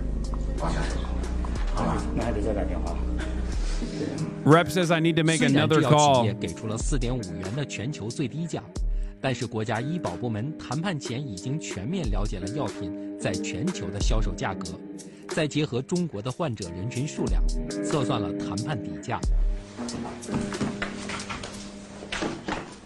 越到后面越艰难。 It's getting difficult towards the end. The room is getting smaller every time. 但是呢，目前到同业越来越小，所以这现在是业务报10.4。 4.4. Too many. 4 is unlucky as it means death. So how about we cut down another 4 cents and make it 4.36? Farmer Rep says good. I agree. I accept.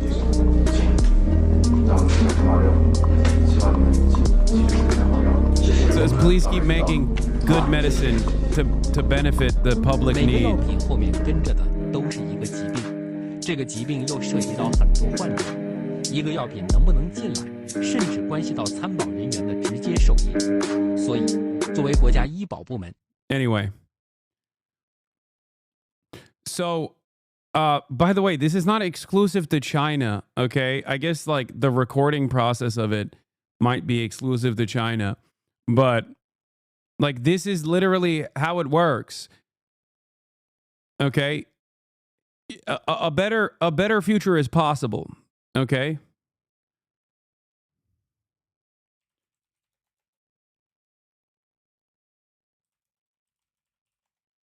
Also, here, it's also known as 交易的艺术 also known as art of the deal. That's right, in Mandarin. Once again, how do we say art of the deal in Mandarin? 交易的艺术交易的艺术 Okay? I had to play some Sigma Grindset music in the background so you guys understand.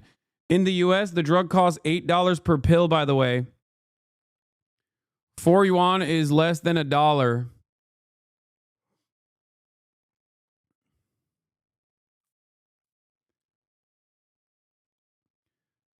The cost of Farxiga 10 milligram oral tablet is around $635 for a supply of 30 tablets. It is $18 in China for 30 tablets. That is what we like to call in the business. 交易的艺术交易的艺术 Okay, that's what we call it.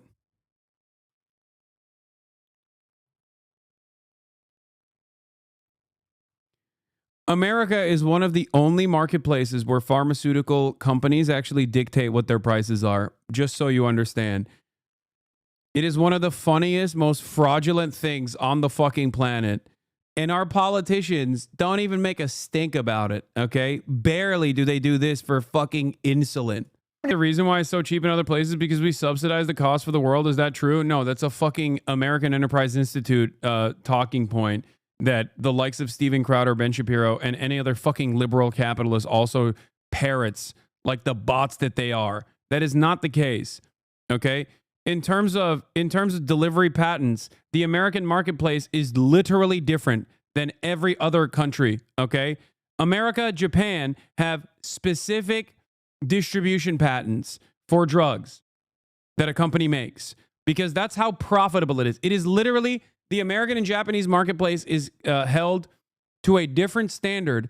So companies will often have global distribution patents versus American distribution patents because companies can make more money in the American distribution patent than the global distribution patent because the profit margins are still not non-existent, mind you. Okay. But much smaller overall. Think about how fucking ridiculous that is. The other argument that they make always is, well, America subsidizes the rest of the world's defense. Okay, we subsidize the rest of the world's defense. Like, can you imagine the notion that the American government is benevolent? Like, we're so good at subsidizing the rest of the world. That's what we're doing. And we're just farming our own country. No, because we're fucking stupid. And our entire country is basically, our country is basically a government coffer for subsidies for mega corporations. And our consumer base is just there to consume. We're stupid. We have a lot of money, and nobody understands that they're getting shafted. If a company was not going to make money in a marketplace, they just would not enter that marketplace. That's it. It's that simple. That's why certain drugs don't exist in certain marketplaces, because the government will be like, that's too expensive for us. Condoms for Hamas. You know about that? $100 million for condoms. Yeah, the notion that the pharmaceutical industry sells drugs to the rest of the world at a loss because they're nice is so stupid. Because if you know anything about how fucking unimaginably cruel Americans are, if that literally was the case, why isn't Mr. America First going, hey, you sell those drugs at a loss to other marketplaces, why don't you sell to us at a loss? Maybe because he knows where his bread is buttered, okay? Maybe it's because he's not here to shake up the system.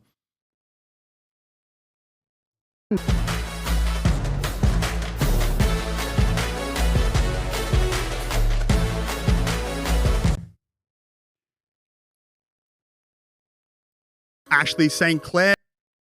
The Ashley St. Clair alleged Elon Musk seduction plot leaked. There was some other stuff I want to talk about. Luigi Mangione's backpack was repacked by the officers after seizing and searching it at the McDonald's.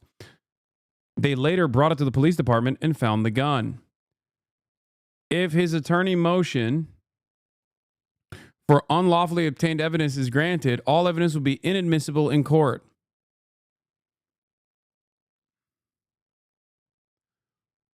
Wasn't him, baby. That's right. And yes, I already talked about the gold card. The only difference between gold card and EB1 is basically, one, it's gold. Very Trumpian. It's called the Trump card. And also, now it costs 10 times more than what it used to cost. Back in the day, for $500,000, you could get an American citizenship, okay? For those of you who did not know. You could get a visa. You could get American citizenship for $500,000, for $500,000. Okay? Then they increased that price to $1 million. The Trump administration now is increasing that price to $5 million. They're 5Xing it. Okay? Anyway, here's Elon Musk voice note to Grimes during talking phase. Just listen to a lot of comedy. Yeah. It's like, people don't want you to be funny anymore, but comedy's not for being safe, you know? It's like an anime when they charge up and they do something really good, and then, you know, are you naked right now, or what do you...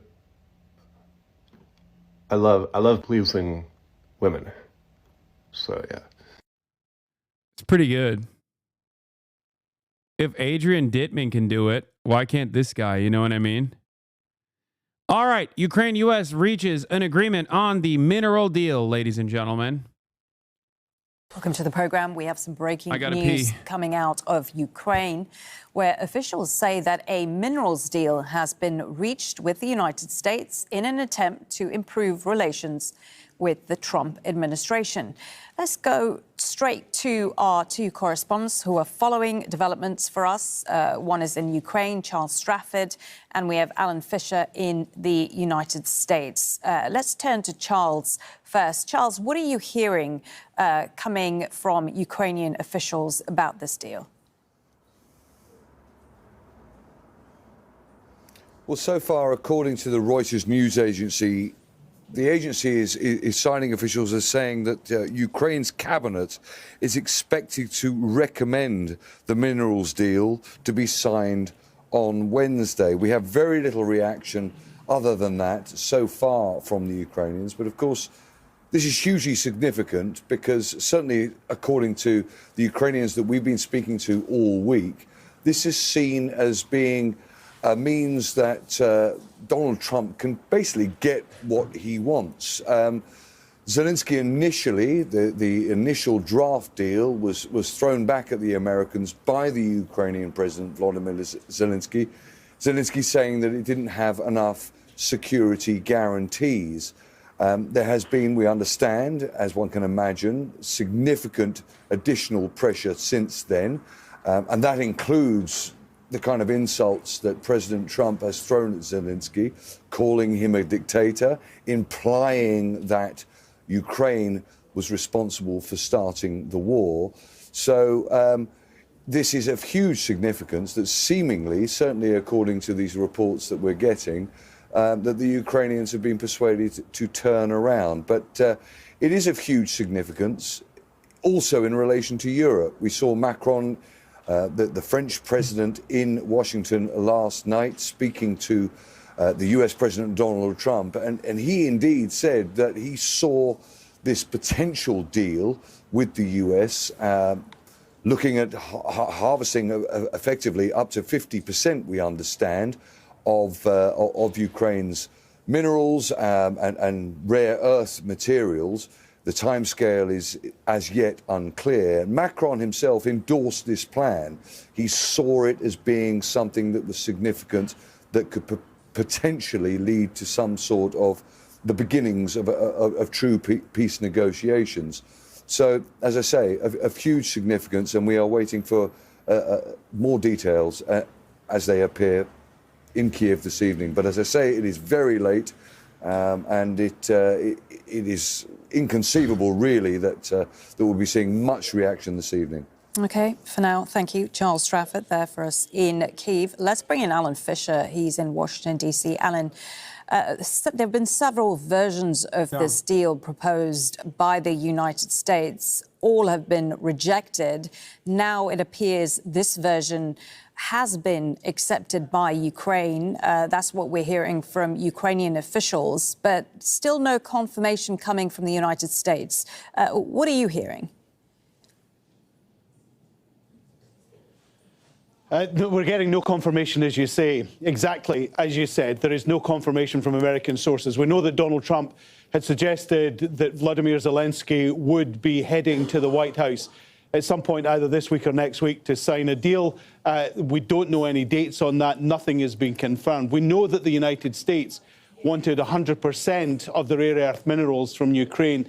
That was obviously rejected by the Ukrainians, and that's what led to a great deal of anger between the two sides. But there were still negotiations going on. What appears to have been agreed is that the United States will get 50% after Ukraine takes out $500 billion to try and improve the economy.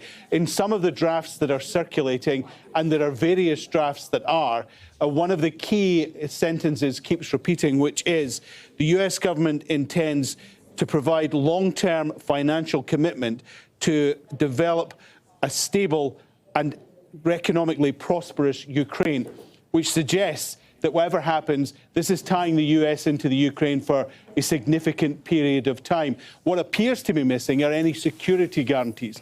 This is all financial. This is what they're talking about. And the reason the US wants to do a deal like this, first of all, Donald Trump believes that the US is owed somewhere in the region of $350 billion for the money that's been provided to help Ukraine fight this war. Even the US government's own Ukraine monitoring group says it's much closer to 100. Is this an 800 bases look like 800 invasions moment? No, not yet. It's getting there, but not yet.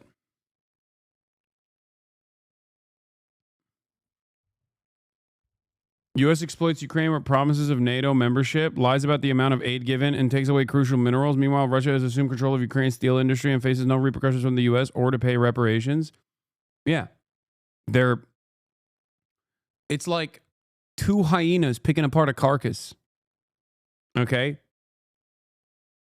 That's what it is. Ukraine is the carcass in this situation. They're just picking it apart for scraps. Great stuff overall. Fantastic. Surely there will be no resentment.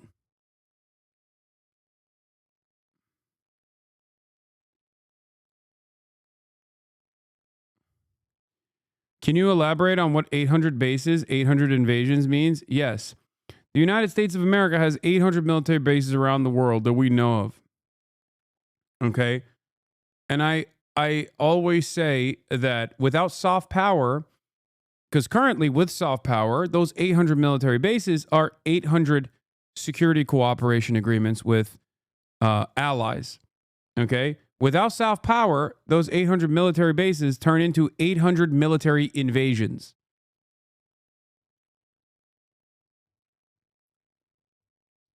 Because if countries start realizing that the United States of America is, well, they already realize this, but if the public is more angry and resentful about the security cooperations that they have with America, all of a sudden, you know, they're going to start getting more upset.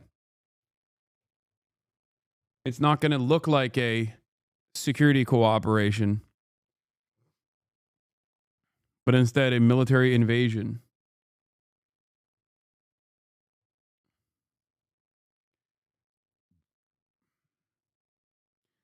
He really on some JD Pondon shit? He is. Also, here, I wanted to show you this. Israeli captive Noah Argamani described to the UN how an Israeli airstrike killed fellow captive Yossi Sharabi.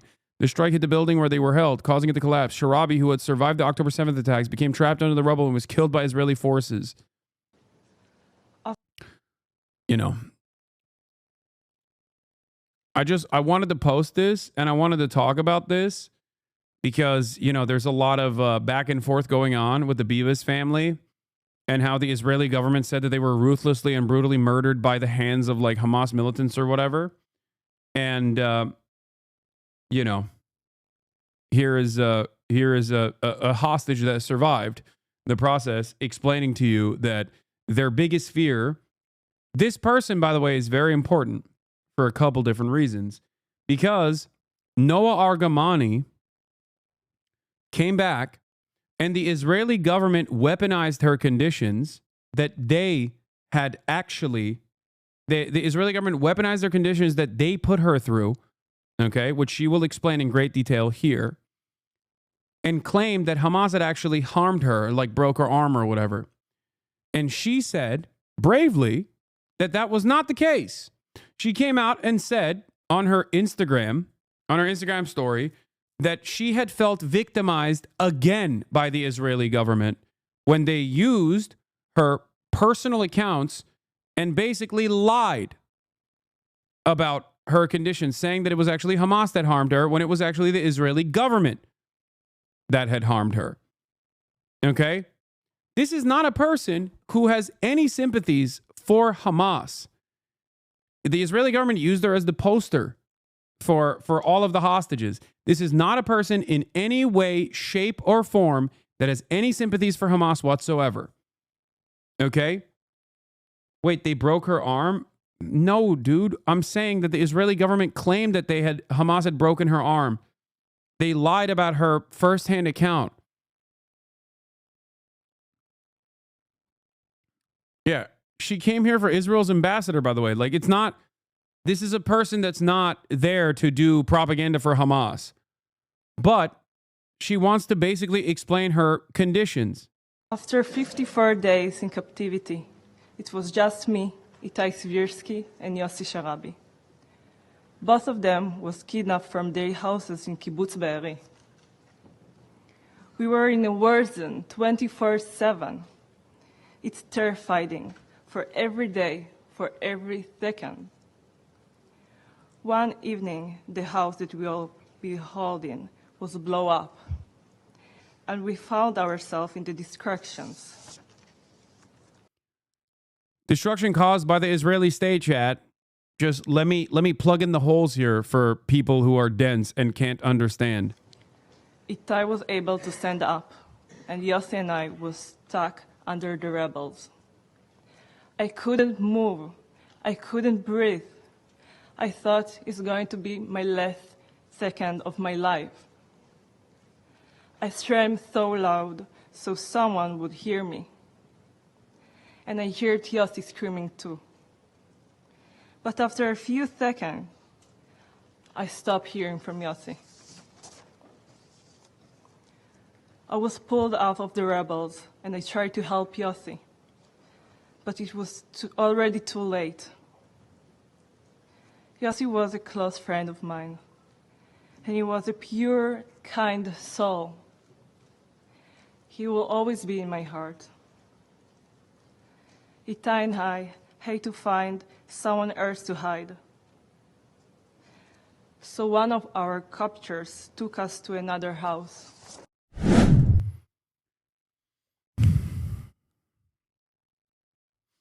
That experience that she described, the harrowing details that she described, by the way, is the experience that virtually every Palestinian has at least second-degree association with, if not immediate association with. Here is Daniel Levy, former Israeli peace negotiator, addressing the United Nations Security Council today.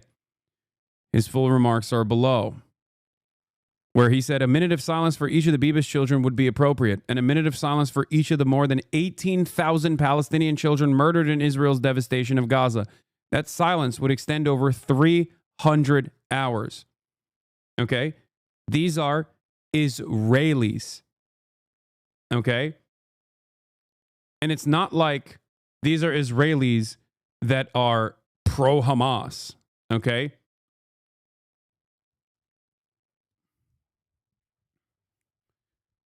I just need you to understand. Like, Israel's actions are fucking unimaginable, dude. There is no defense of it. It is completely and utterly indefensible. Duration of President Trump, now here, thankfully safe. Your partner not yet. And it was so important to hear your testimony of an awful experience to which no human should ever be subjected, because it reminds us that at the end of the day, this is about people. Each story deeply personal, your strength in the face. Yeah, this is Noah's statement. Based on a statement of Noah from Yedioth, this confirms that what Hamas said previously and confirms that the Israeli captives were not forced to say what they said, even though they, of course, were. They were speaking under duress. I don't agree with this account's assessment, okay? The notion that you can use this kind of statement as testimony is silly, okay? They're fucking hostages. That's a ridiculous assessment. Having said that, however, despite the fact that she is under duress in this situation, it still corresponds. It quite literally corresponds to her testimony after she was released. Okay? Civilians as hostages, come on. Wait, civilians as... I'm not saying that this is an appropriate thing, for the record. Having said that, however, I think Noah is an IDF soldier.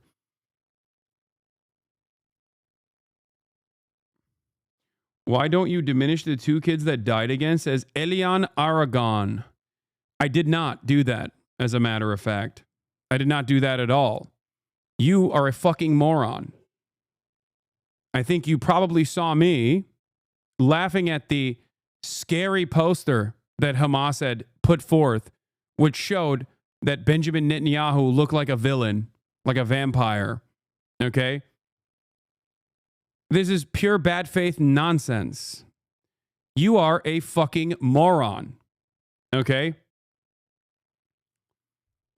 I am not someone who is an ultra-Zionist or a Zionist at all.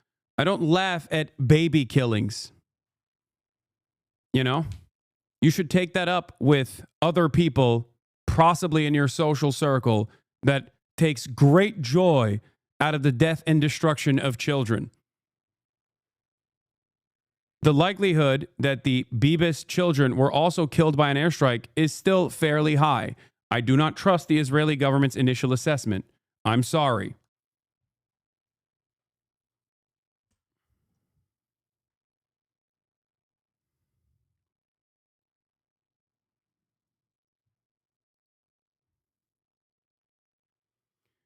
Ethan Klein uploaded a video claiming you laughed at them. I know. The funniest thing is, it doesn't even matter if the context is directly in the video. I've realized that a lot of people are so primed into fucking refusing to understand the exact context in the video.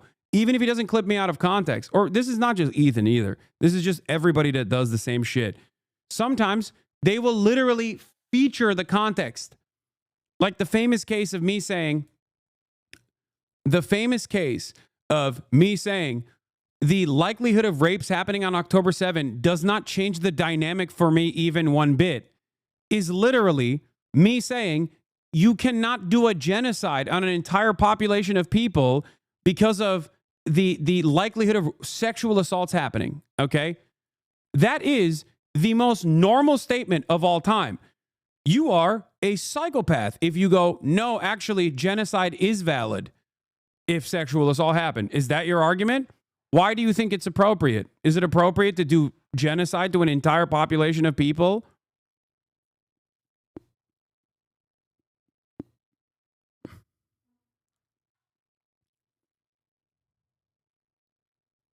It's very interesting. Because seemingly these people are pro-Palestine too. Okay? But at the same time, not only are they pro-Palestine, but they're also simultaneously pro-genocide of Palestinians.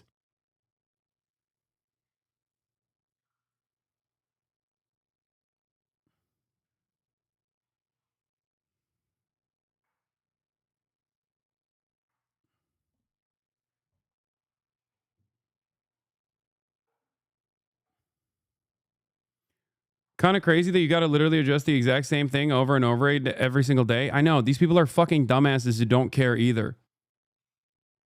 Okay? They are trolls and have been on the internet for decades making fun of real life pain out because they're just self-interested nihilists. No, I don't think so. I don't think every single person. AB and Dan pushed back and said you were laughing at the absurdity of the Nosferatu image of Netanyahu, but Ethan still didn't concede his point that you were laughing at the children. Yeah, because he doesn't care. He doesn't care about the fucking truth. He doesn't care. He thinks this is good. He thinks this is good propaganda. He can't actively say he loves Israel and he loves everything that Israel is doing because there's too much shame in his heart to openly admit that. Okay? So he has to just do the opposite thing and basically say, I'm actually the only real pro-Palestinian person, and every other pro-Palestinian person, actually, every other pro-Palestinian advocate is actually bad. Okay? They're bad. They're all bad. This is my entire advocacy for the past 16 months of genocide is going to revolve around shitting on every single person that is pro-Palestinian.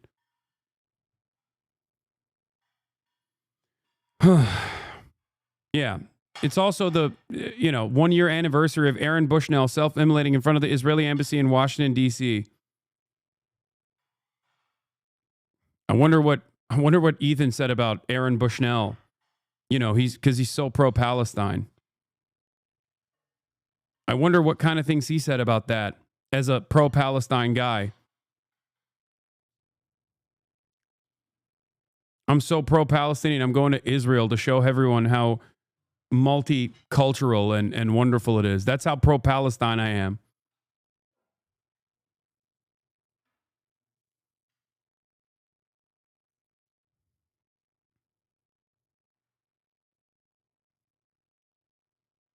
One of the grossest things I've seen from that community is constantly saying, you're pulling the genocide card. You want to know something really sad about that? Half of the instances where I was like, there's a genocide going on, chatters, I don't think this is relevant, was actually me defending Ethan. That's what's so stupid about it, because for the entire year, I didn't pay attention to what the fuck he was saying about Aaron Bushnell, for example. I had no idea what he was saying because I thought it was unproductive. I kept repeating over and over again, foolishly, mind you, telling my chat not to care or consider what Ethan Klein was saying because there were more important things that were happening, like the genocide that was happening that we were covering. And that's what's really interesting about it. Now, cynically, he just uses all of those instances as he calls it the genocide card. Well, we're talking directly about the genocide. So maybe make an assessment on all of the instances where you've talked about Israel and Gaza and why you have so heavily focused on all of the people that are critical of Israel. Okay? It's so gross that people even say the genocide card. You know? Careful for the next scary IG story incoming. I know. Like, not even a second where Ethan Klein or his community of otherwise progressive, or what remains of his community and what remains of his community that used to be progressive, ever think pull the genocide card is a fucking insane thing to say. It is not a card that I'm using to deflect away from serious criticism. It's me quite literally saying, eyes on the prize. There is something more important happening here that you should be focusing on rather than petty ass fucking drama. And for the better part of this past year, that was me telling my community not to focus on whatever Ethan Klein was saying because I thought it was silly and unproductive. I kept repeating over and over again, hey, he posted on Instagram in 2021 about how he was critical of Israel. How foolish was I? Holy shit. Become a hateful, abusive, narcissistic monster over the course of a year. He did not understand that I was trying to defend him when we had those conversations, when I kept telling him like, hey, don't say stuff like this. I know you're pro-Palestine. Don't say stuff like this. People are going to misunderstand you. Turns out I was wrong.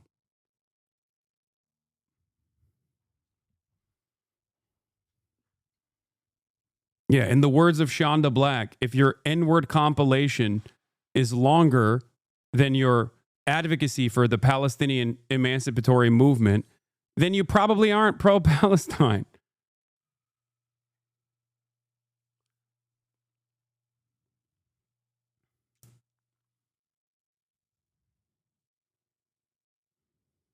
Nobody can have any nuanced conversation about this. Responding to criticisms over his mockery of Aaron Bushnell, Ethan Klein launches into a tirade directly out of the Hasbro playbook before inadvertently betraying his own cynical pandering. Why would you call me a Zionist when I have said all the things you want to hear from me? That's the problem. You know what I mean? So extreme. My first reaction is this. It was absolutely insane how he stood the whole time. That was crazy. I don't even know how that's humanly possible. Again, not to put this uncouth, but he's a champ at fucking burning alive. I mean, that sounds bad, but he did it really good. Does that bad sound bad? We have to make levity of things. Does that sound bad that he was really good? I mean that as a compliment. What the fuck are you guys angry about, you weirdos? What did I do? My God, stop. They're just saying, all I hear is Ethan no, but I don't understand what I've even fucking said. Oh, chewing? Yeah, I'll stop that. Maybe they're just talking about the chewing. Could that be? Yeah, that's probably it. Wait, what did I even say that to mean? Like, give me a fucking break. Holy shit. Didn't the guy do it because he wanted people to talk about it? Like that's what I'm doing. My point is this. First of all, I was stunned by the way that he stood through the whole thing. I mean, shit, that was wild. And really showed his true resolve to protest in that way. I can only imagine this. Yeah, this was when there was backlash in his community towards a lot of the things that he was saying. Backlash that was organic, by the way, not backlash that I directed, because at the time when people would send me clips like this, I was like, I'm not going to watch that. I don't care. Okay? Just so you understand.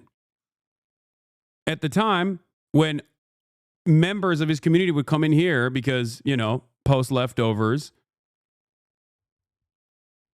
people will be like, look at what Ethan said again. He's a Zionist, I promise. Okay? And I was like, hey guys, there's a genocide happening. I'm going to cover that instead. I don't really care about what Ethan Klein is saying about Israel or Palestine. He is not your enemy. And that's what I said over and over again for a fucking year. Unimaginably charitable. And what did he do after all of that? He came after every single pro-Palestinian voice that was around me, that had ever fucking worked with me in any capacity. And then he came after me too. And how did he come after me? With the most ridiculous fucking clips. With the most ridiculous clips claiming that I was, scary, hate America, only have America bad perspectives. Using some of the silliest sourcing I've ever seen in my entire life. There's a point in which he says, when we were having a back and forth about the Uyghur re-education camps, where he's like, oh, well, aren't they organ harvesting and doing death camps and killing millions of Uyghurs? And I'm like, no, they're re-education camps, which I think is unacceptable, okay? And that those re-education camps have actually closed down, according to an Associated Press article.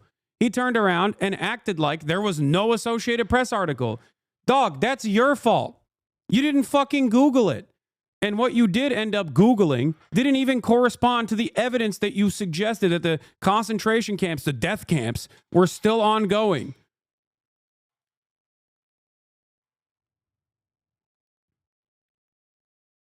He was using newer articles that were working on information from prior to our conversation.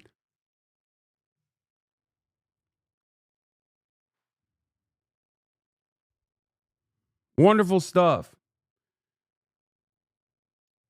That's what happens when you spend 6 months on fucking ChatGPT trying to craft a compelling narrative about things that you don't understand. I heard some of the things that he said in his video, like how 1 million Israelis were displaced during the Nakba, which he calls the War of Israeli Independence, by the way. Okay? No, not 1 million Israelis, sorry. 1 million Jews were displaced forcibly. More Jews were displaced during the Nakba than Palestinians, he said. That is the highest level of being misinformed. At that point, I don't even know if you're a Zionist or just a fucking moron. Okay? That's what he said. And his dumbass audience of progressive individuals ate that shit up. That's what I'm frustrated by.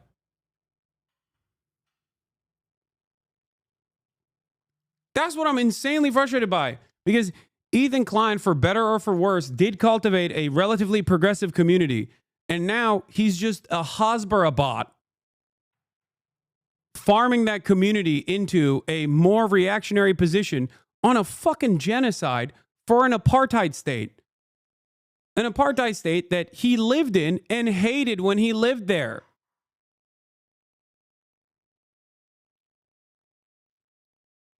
It's crazy. Like the level of historical revisionism in his anti-Hassan video is so insane. And people still unironically repeat that. Liberal-minded people repeat that. That is what fucking frustrates me. People who are otherwise progressive turning around and being like, oh my God, if everything Ethan is saying in this video is true, and he says he's pro-Palestinian, then yeah, maybe there is definitely a lot of lying and obfuscation happening on Hassan's side. Insane.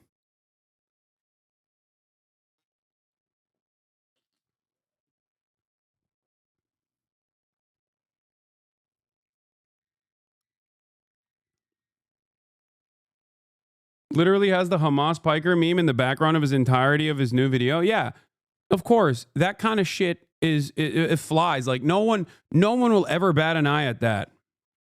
Okay? No one will ever bat an eye at that, dude.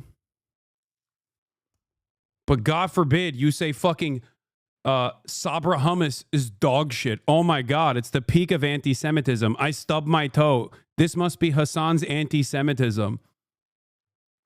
People don't want to collaborate with me no more. Not because I've had an extended fucking crash out in public in the funniest and saddest ways possible that everyone can see, but most people are still too afraid to ever fucking openly disparage because you sick your fan base on everyone, no matter how big or small, including anonymous Redditors who are former fans of yours, trying to engage in frivolous lawsuits to just expressly dox people, not because you think you're going to win these defamation suits, but specifically because you want to dox them and then openly talking about how you're going to fucking tell every random person's immediate family members and places of employment that they're actually anti-Semitic for the crime of criticizing you.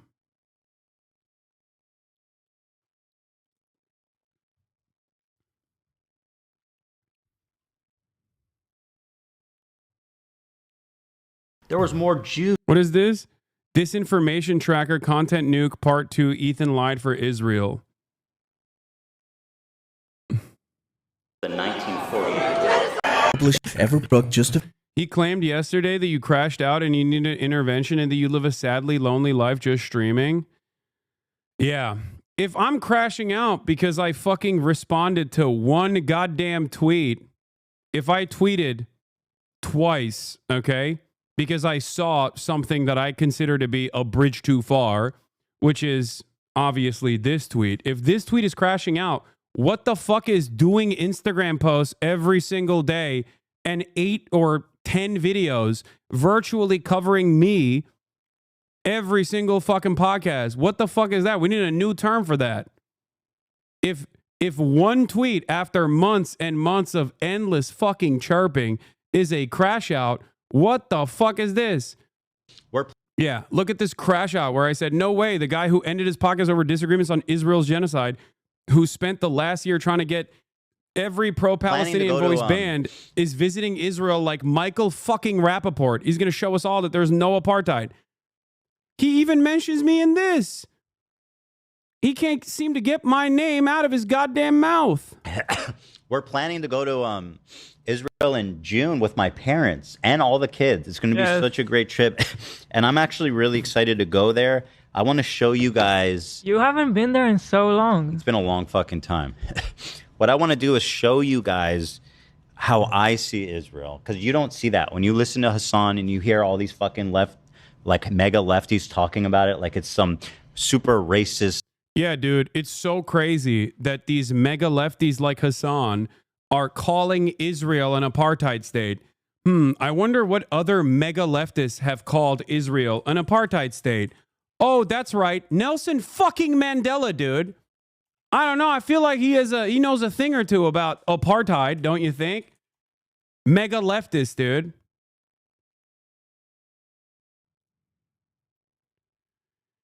Nelson Mandela in Palestine, in his own words, on the 30th anniversary since his release from prison, the late South African leader remains an icon for the Palestinians.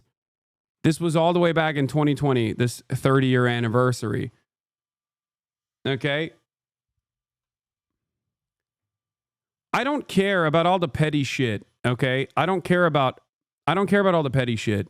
I do, however, care about, especially when we have a fucking fascist administration with numerous motherfuckers tossing Sig Heils left and right as the administrative state is being blown to bits by billionaire parasites. I do care about one of the last remaining progressive communities turning into a reactionary shithole because they're following the whims of a narcissistic madman who can't fucking let go of his love and loyalty to this apartheid state, this settler colonial apartheid state currently conducting a fucking genocide. That is a bridge too far. Okay?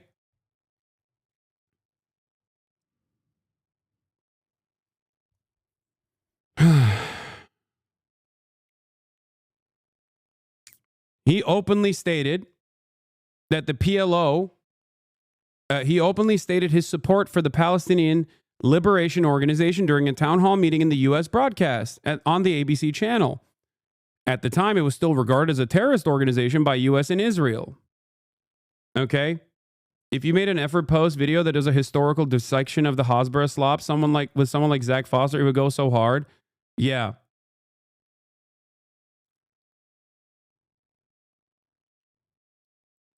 We identify with the PLO because just like ourselves, they are fighting for the right of self-determination.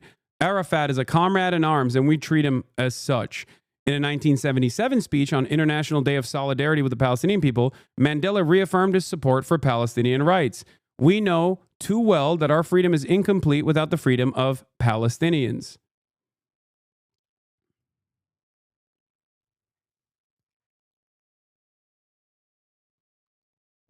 The city in the West Bank occupied Palestinian land, the same city that Ethan and Gila called a terrorist city, the city of Ramallah. Okay. There is a Nelson Mandela statue.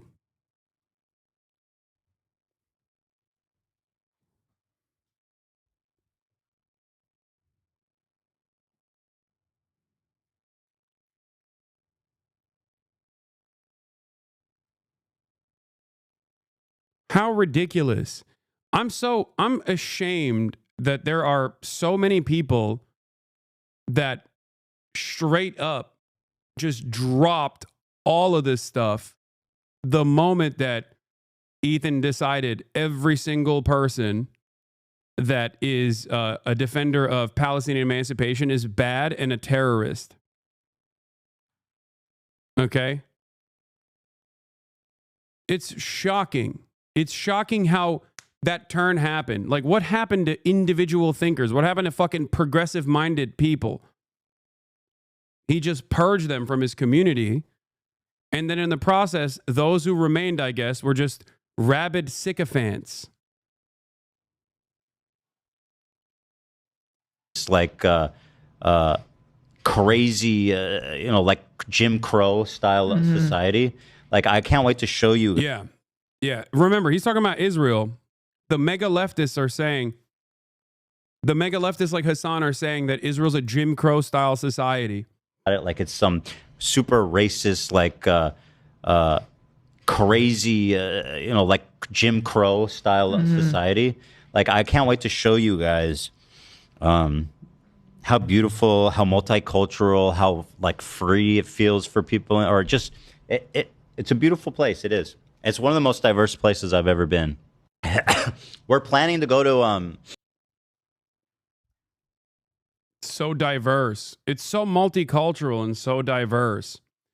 Anyway, if you want to understand why it's fucking ridiculous, obviously this in and of itself is frustrating to hear, okay? It's frustrating to hear.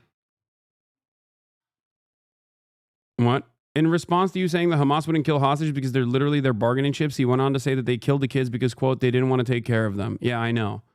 It's because... yes, because everything the Palestinians do are bad. Everything that Israel does, even if it's bad, it was actually in the direction of good, a higher good, okay?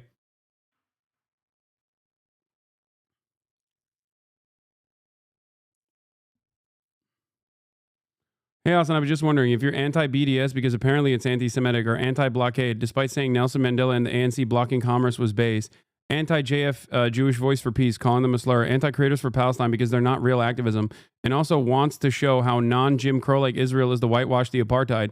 Can you still be pro-Palestinian? Asking for a friend. They donated $6,500 one time. Yeah, $6,500 to the fucking fundraiser that I was doing, by the way.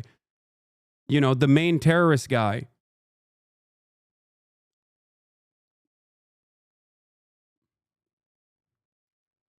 So ridiculous.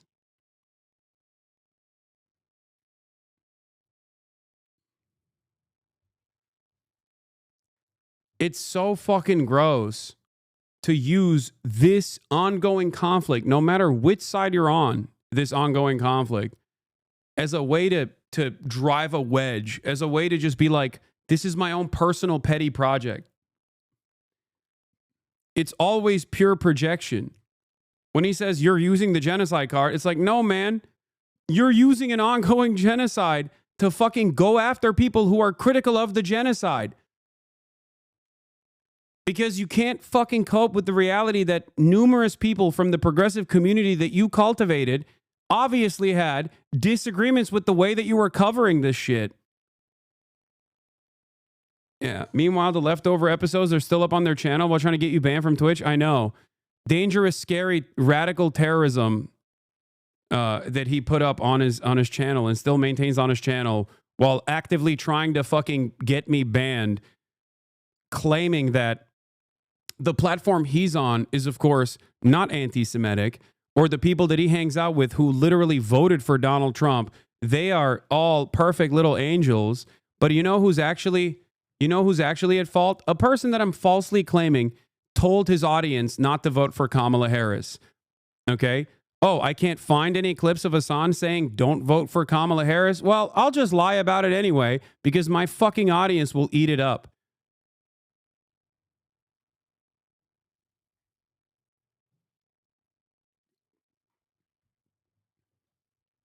That's crazy, man. Yeah, I saw him fucking desperately trying to find a clip of me not voting or urging people not to vote, in spite of the reality that I've spent countless fucking hours telling people to go out and vote, and literally voted on stream, by the way. Voted on stream.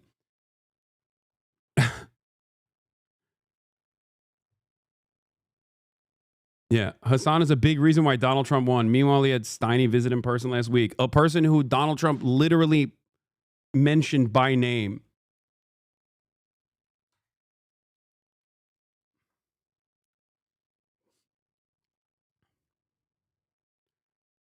I'm not even against communicating with people who voted for Trump. Obviously, I talk to Bradley Martin all the time. Okay? It's important to understand why people vote for Trump. It's also important to dismantle the arguments. You know? I don't know if he's doing that. What is this? What is this? This is a result of Hasan's activism. Did you not get the memo? We're way past that, Hasan. We hate you. Yeah. It actively didn't help make sure we don't get Trump in office, so. I want to thank the Nelt Boys, the Nelt Boys, the Nelt Boys, the Nelt Boys. Your favorite toy is here. Can we bring out our special guest? It's my best bud. It's Tiny! Finally in the... Wow. Thank you guys for inviting Steiny. That's so nice. I hope he's happy with, like, Trump-Lindia that we're gonna get there.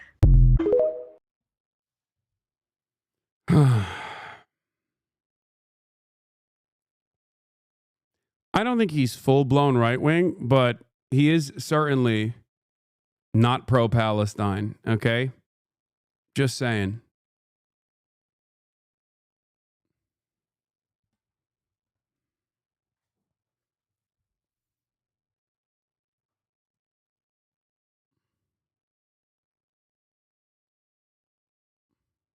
He says you shouldn't talk about Nelson Mandela being on a terrorist watch list because Mandela was anti-violence. I know, I heard that.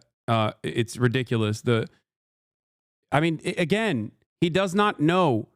He does not understand. He doesn't know anything. That is the problem. But plenty of people also don't know anything. So when you have a major fucking platform like this, okay, perhaps it would be best for you to at least do a little bit of fucking cursory research before flying off the fucking handles, making insane claims.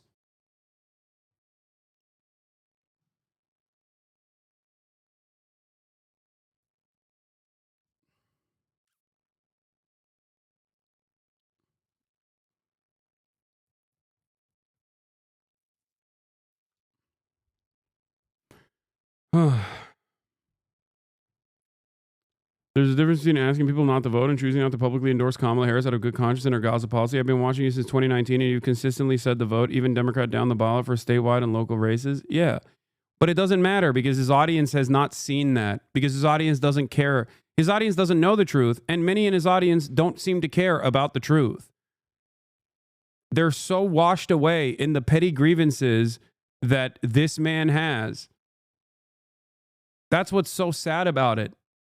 It's like we don't have a lot of fucking progressive spaces, okay? There aren't that many outwardly progressive content creators out there, outwardly progressive commentators out there, okay? So it's sad to see a fucking relatively large audience of somewhat progressive individuals turning around and just taking the fucking most reactionary position on Israel because their favorite content creator has been crying victim for a year now. But now he's stuck because he farmed all of the fucking anti-Hasan people. And the moment that he stops talking about me, they're not going to give a fuck about his goofs and gaffes. He already eradicated his audience that cared about the goofs and gaffes by fatiguing them with endless amounts of fuck Hasan content. Sure, maybe a decent 30% of your base actually also came on board with the fuck Hasan content and they think I'm a vile human being because your subreddit is basically turned into the Hasan snark page now. It's Destiny 2, okay? But the moment that you move on to a different target, they're going to fucking go away. I don't know if he'll stop talking about you. I don't think he will, but it's okay. He's just going to keep fucking lying over and over again in more insane ways. It is what it is.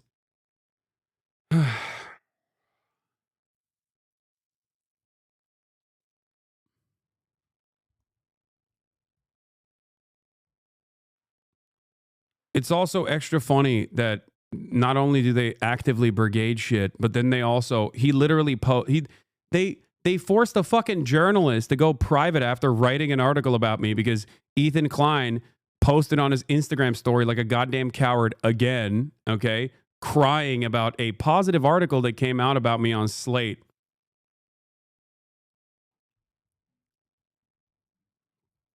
Ridiculous.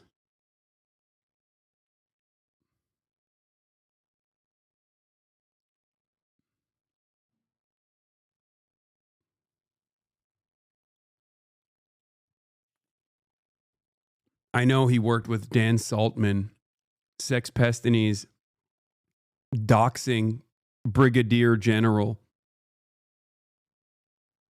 for his nuke. And that's why it was dog shit and it fucking flopped.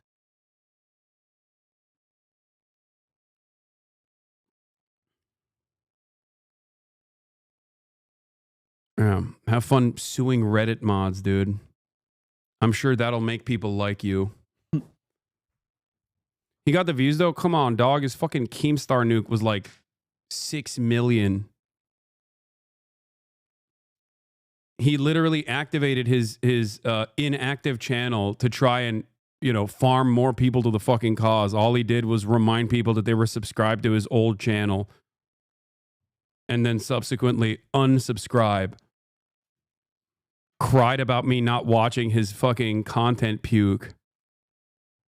I still, after all is said and done, I still wish Ethan well. I want him to get better because I think that there is still a kind individual deep down inside. Okay? But I think that this past year has completely bricked his brain.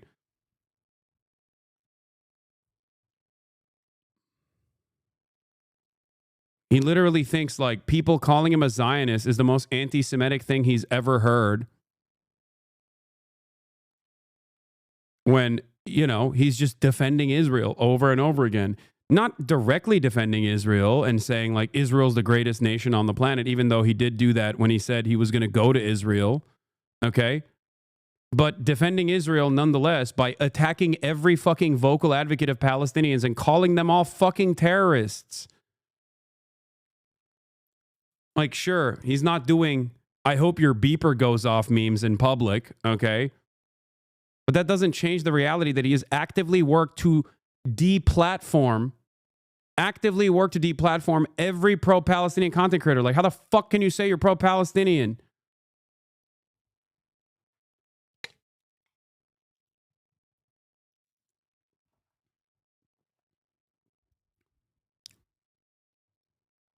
It's crazy.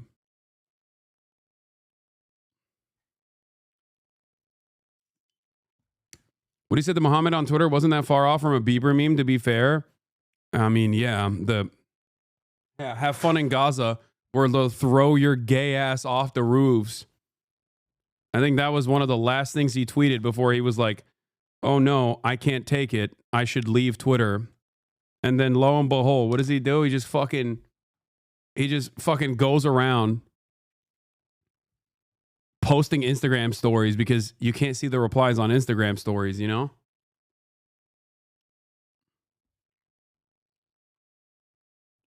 They are saying you were in the Turkish military? Yeah.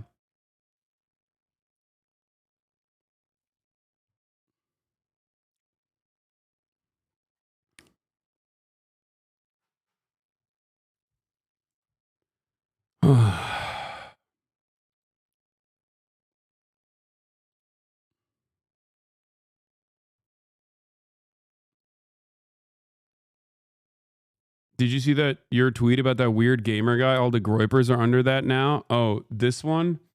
The one who was like, you targeted gamers. The gamers. Grums. I said, I can't believe this is a real tweet from a man who's about to be 60 years old. People used to feel shame. This motherfucker literally did the I studied the blade unironically. Yeah.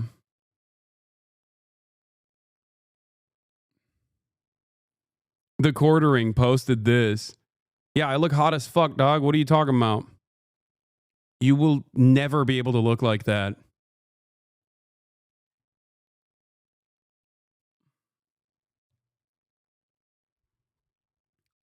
Imagine looking like the quarter pounder and then posting this as though this is a fucking own.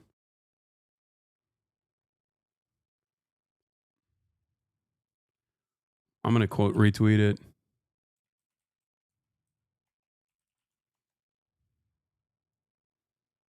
Damn it. I Googled quarter pounder because I forgot that his name is not quarter pounder. It's quarter ring.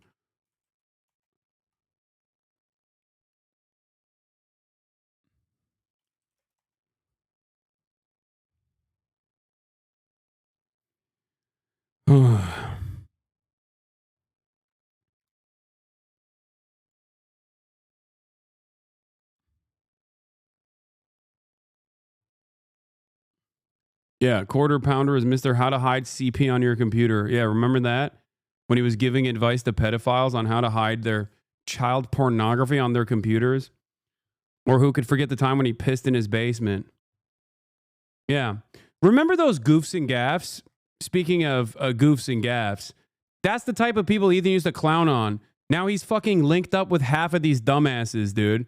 Doesn't that even remotely help you realize how shitty of a situation you're in? Like maybe you're not on the right side of this argument when you got fucking Keemstar and every drama YouTuber on your side that does slop content.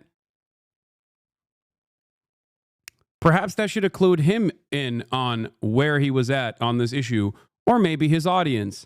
But of course,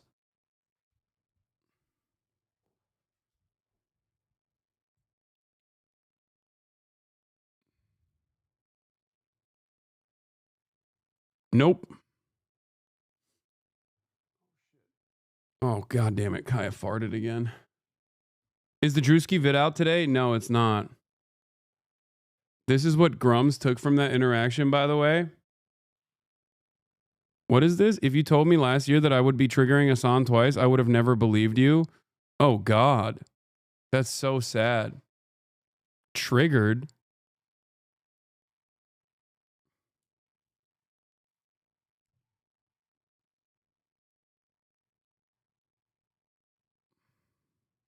He has triggered me twice. What's your calculation on talking about it versus not giving it any attention? My calculation is, if it's like random petty shit, who gives a fuck? But if I actively see you doing pro-Israel propaganda under the guise of being pro-Palestinian to your relatively progressive audience, then yeah, I think that's a bridge too far. That was the exact same reason as to why I talked about Destiny as well after years and years of Destiny coming after me. Not because I was afraid of covering Destiny, but because I didn't give a shit. Fuck them. Who cares? But the moment that you start defending a country that does stuff like this, an army that does shit like this, okay? Yeah.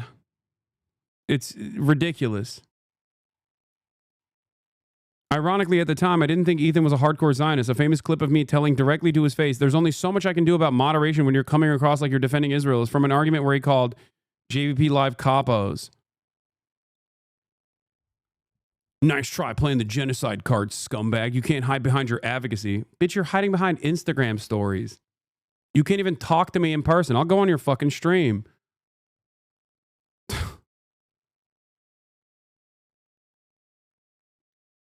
I guess what is frustrating with Ethan is that he has reached out to people who know their stuff on Palestine, like Ilan Pape. At least you've had people who know more about this volatile issue on stream. That's what I mean. Ethan Klein is afraid of anti-Zionist Jews, okay? He's afraid of anti-Zionists in general, but he is certainly afraid of anti-Zionist Jews because if he talks to an anti-Zionist Jew, okay, they're going to be like, yeah, dog, you're fucking insane.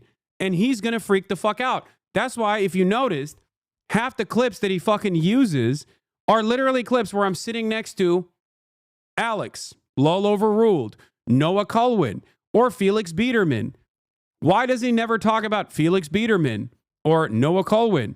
Because he can't call them anti-Semites, okay? He hasn't reached that stage of Zionism yet. It's much harder to present someone who is an anti-Zionist Jew as an anti-Semite to your audience of not super well-informed, but relatively progressive individuals. He hasn't watched Bad Hosbury yet? Yeah. Yeah, no talking to Matt Lieb. What's up with that? He calls them tokens. Yeah, I wonder how that would go if he did that directly to the faces of people. He said I was tokenizing Sam. Yeah.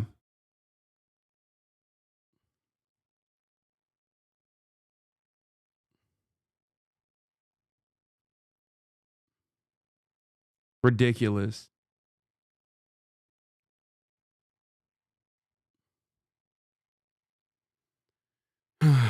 I know for a fact that other content creators also see all this shit, but they don't say anything because they don't want to fucking draw the ire of his rabid fan base who will go after and harass people endlessly. Okay.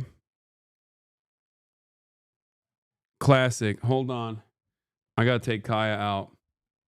A few of the racist lies Ethan tells in defense of Israel's apartheid regime and their... I don't know what this video is, but hold on. I'm gonna be back in a second. I gotta take Kaya out. Think that Jews as an ethnic minority in Israel would not be safe? Jews are the ethnic majority in the UN-recognized territory of Israel. They've been the majority ever since Zionist forces captured 80% of historic Palestine between 47 and 49. In that time, Zionist forces ethnically cleansed 80% of the indigenous population of Palestine. And ever since, Jews have lived as a privileged class in an apartheid state. After all, Israel is a country of refugees. If the Jews didn't come from Europe after the Holocaust, they came from the surrounding Arab countries. Jewish settlement and colonization of Yeah, this is what I was talking about when he said like 1 million Jews were forcibly expelled from surrounding Arab nations. Like, how ridiculous to make that comparison to the fucking Nakba while simultaneously undermining the crime of ethnic displacement of over 750,000 Palestinians. Ridiculous. Pro-Palestine my ass. Once again, I ask everyone, is Ethan Klein stupid and not knowledgeable about the history of this country that he's defending? Or is he in bad faith doing propaganda? Historical revisionism. The expulsions that were planned according to Israeli, well, I believe he's no longer an Israeli citizen, but Israeli scholar Ilan Pappé were planned, okay? They were planned. The expulsions were planned, okay? They did a lot of violence in villages that had cooperative agreements with surrounding Israeli villages, specifically so that it would be easier to forcibly expel the other Palestinian villagers in other villages and also large cities. This was all a plan before the inception of the Israeli nation state. This is a fact that even people who are now pro-Israel, like historian Benny Morris, agrees to. This is an established fact amongst the new historians in Israel. Okay? The difference between someone like Benny Morris, however, and someone like Ilan Pappé or Avi Shleim is that Benny Morris establishes that fact and says now that it was good that it happened. It had to happen. Okay? There is a major difference between that and working on Avi Shleim, another Iraqi-Israeli historian, Avi Shleim, and his work on the matter of what happened to the Jews in Iraq, specifically, where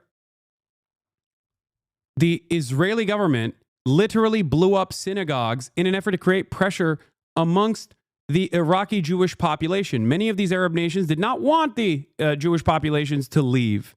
Okay? They either cut separate agreements with outside pressure if they were, under the protectorate of France, for example, or cut deals specifically with the state of Israel.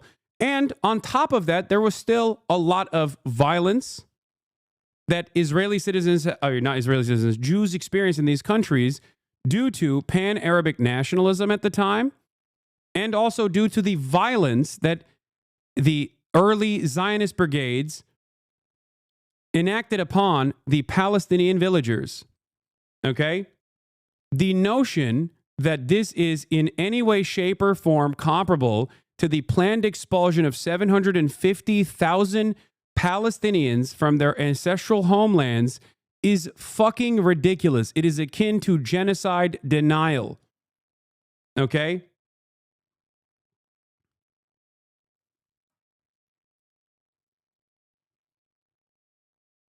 The fact that, I mean, maybe Ethan doesn't know that, to be fair. To be fair to him, maybe Ethan does not know that. Okay?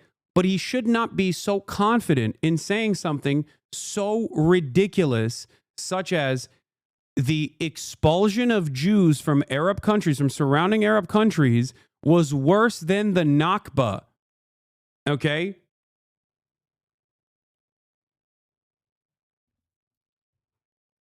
Incredible. Incredible levels of stupidity. Why is it that Palestinian organizations have actually, in their negotiations process and on numerous different instances, advocated for Israelis to have a right to return to surrounding Arab nations? Now remember, these surrounding Arab nations are not Palestinian, okay? Just make no mistake, because I know that a lot of Zionists like to say all Arabs are the same. They are not, okay? Each individual nation is different than one another, okay? Just so you understand. But the Palestinian delegation has time and time again advocated for Jews to be able to return back to Morocco if they choose to do so, or return back to Iraq or Afghanistan or any other Arab nation where Jews used to live. The Israeli government is not on board with that. I wonder why.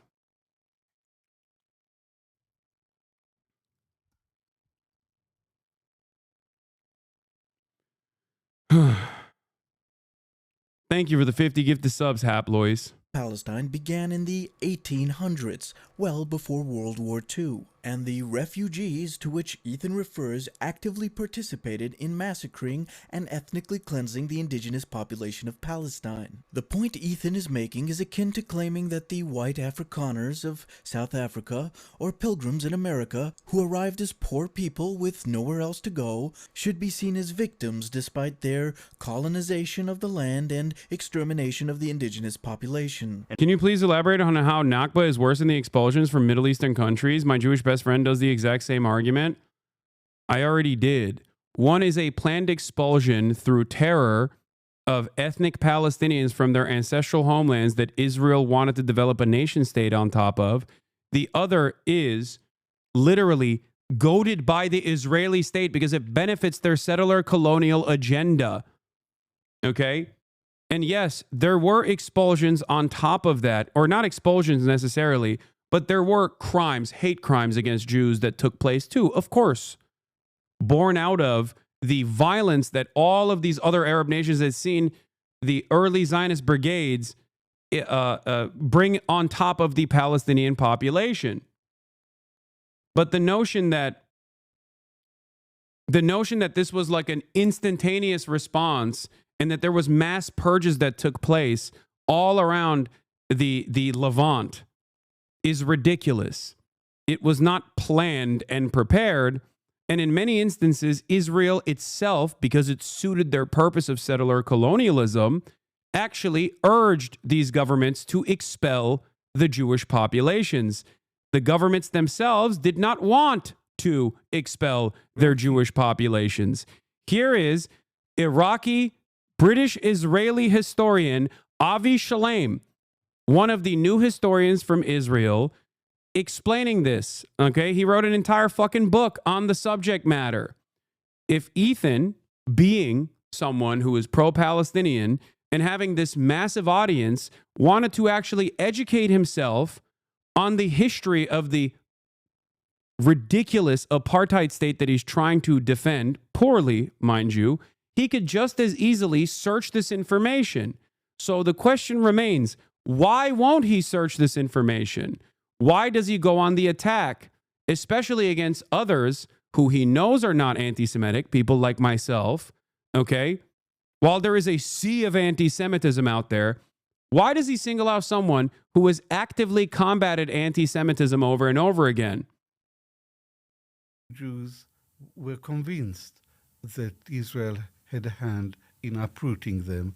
After the 1948 war, there was mounting popular hostility towards the Jews in Iraq. 5 bombs exploded in Jewish sites. The series of bombs created a panic which led more and more Jews to register to leave the country. I met an elderly friend of my mother's, an Iraqi Jew called Yaakov Karkukli, who had been in the Zionist underground. One member of his group, Yosef Basri, a very, very intelligent Jewish lawyer, and his assistant, Shalom Saleh Shalom, were responsible for 3 out of the 5 bombs.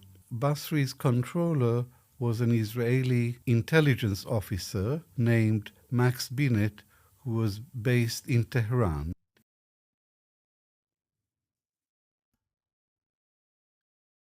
The Arab expulsions were beneficial for the Israeli state's settler colonial project. Okay? Each individual country has a different history and a different association. But the claim that this was widespread anti-Semitism after Jews had lived in these countries under the protectorate of the Ottoman Empire for fucking centuries is ridiculous. Okay? Because under the Ottoman Empire, Jews had the same rights that Christians did. It was seen as a safe haven for Jews. That's why there are so many Jewish people that historically lived in these Arab nation states. Okay? The idea that like there was mass expulsions or mass pogroms occurring in the Levant is ahistorical. Okay? And if you were to turn around and say, oh, well, they had to pay a tax, jizya, okay? Christians did too. Most of the problems against Jewish people under the Ottoman protectorate actually came from Christians regardless.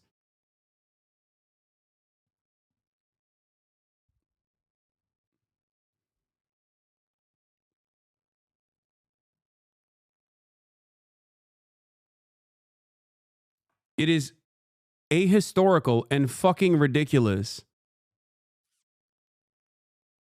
This is Ottoman propaganda. These people treated us as second-class citizens in our own country.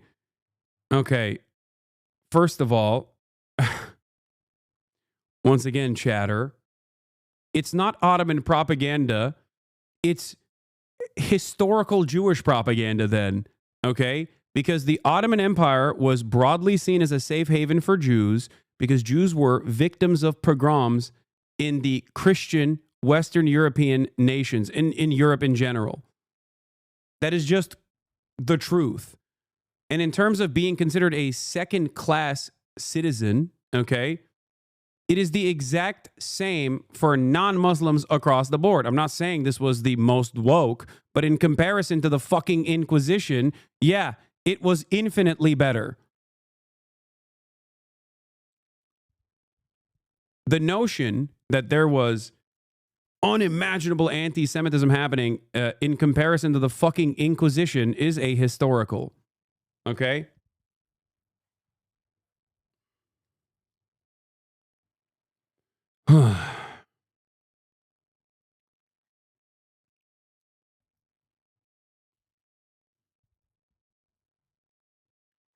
Coexistence with Jews wasn't because of the Ottoman rule. It was under the Arab Caliphate too. Yes. Muslims also paid a tax. They paid a different tax.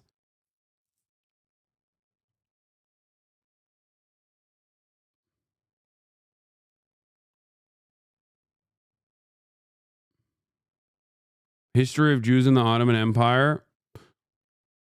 Yeah. The existence of Jews in the Ottoman Empire is particularly significant because the region provided a principal place of refuge for Jews driven out of Western Europe by massacres and persecution.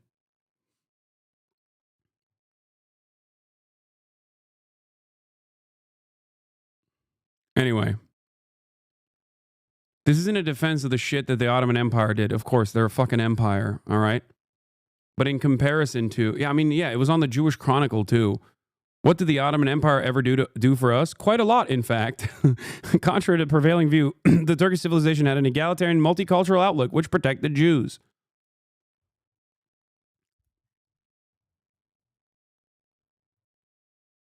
Anyway, before people say, oh, you only read the fucking headlines, I've read this entire article on stream before, okay?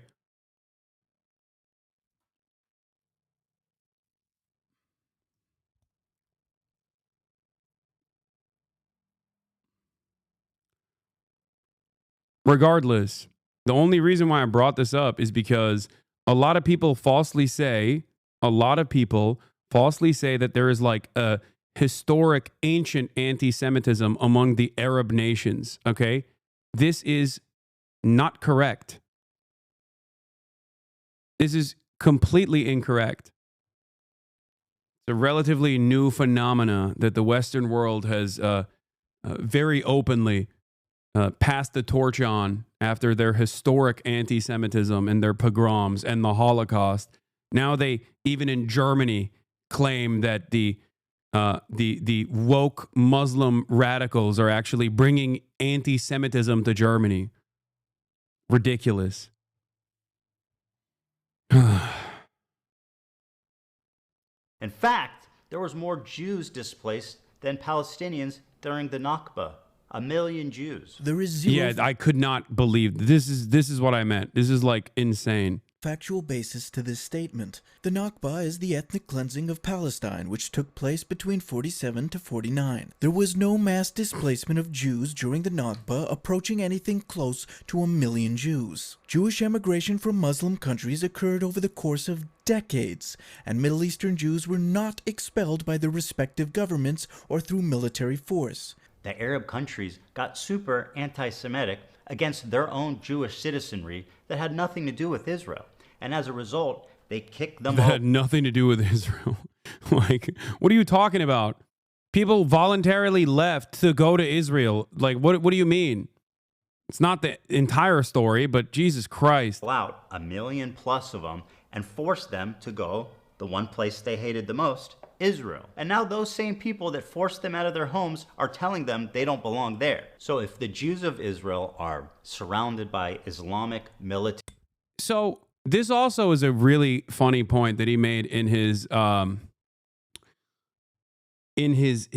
content puke, where he brings up Hezbollah and Hamas. Jews are surrounded by their enemies. What the fuck is Hezbollah or Hamas in 1948? Both Hamas and Hezbollah were developed as not even Hezbollah, but Hamas initially was a literal Islamic charity that turned into a resistance group against Israel. Hezbollah developed as a resistance group against Israeli occupation. Okay? Many, many decades after Israel was even created as a violent settler colonial enterprise. Okay? Absolutely ridiculous statement. Incredibly ahistorical. And not only that, but I'll take it one step further. Okay? In terms of Hamas being a Muslim Brotherhood carve-out and an Islamic charity, Israel itself tilted the scales in Hamas's favor numerous times. Why did Israel do that? Because they correctly predicted that, well, not completely correctly, but they predicted that they would be easier to dominate. They would be easier to destroy because they would be able to get very little Western support as opposed to the secular, Christian, and socialist resistance groups that were under the PLO. Israel tilted the scales in Hamas's favor time and time again because they were worried that the Western world was too sympathetic to the plight of Palestinians when the Palestinians that were speaking about their own victimhood, their real victimhood in the hands of Israel, happened to be socialist, secular socialist, leftist Palestinians. Israel assassinated all of those leaders, okay, including Ghassan Kanafani, who very famously never even held a fucking gun. Him and his family members, immediate family members. Now, why would Hezbollah form in Lebanon? Maybe because Israel expelled Palestinians into Lebanon, members of the PLO into Lebanon, and then Israel decided to invade Lebanon. And the Lebanese population was like, okay, well, we have to fight back. What the fuck is this shit? And that's how Hezbollah came into the equation. None of this was there when Israel was invented. And Israel's inception is a violent one. It's just cry, bully, perceived victimhood nonsense. This is pure pro-Israeli propaganda.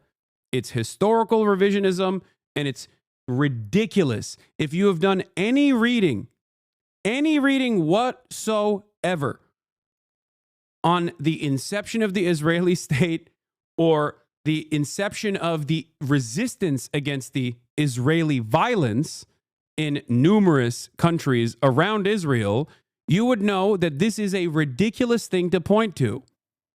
Terrorist groups. Ethan racistly suggests that all Arabs and Muslims should be regarded as the same people. Hamas and Hezbollah never forced Jews out of their homes and did not even exist at the time of the Nakba. These resistance groups formed under Israeli occupation as Israeli forces brutalized, massacred, and dominated their people. By the way, oh yeah, keep sucking Hamas dick, bitch. I know. Keep refusing to learn about fucking history, man. Keep refusing to learn about history. The funniest part about this is that I have probably poured countless hours of not only research, but commentary by directly talking to academics as well. All of that is readily available on my YouTube. You can watch any number of different videos, okay?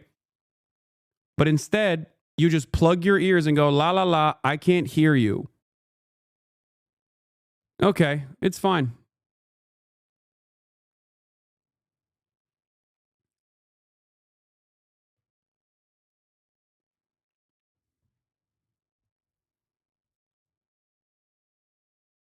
It's hilarious hearing shit like that when you know anything about medieval history and know how even Al-Andalus in the 700s was noted for giving Jews protections to the point of where most Jews migrated there from Christian kingdoms, which led to a golden age law. Being a historian fucking sucks, man.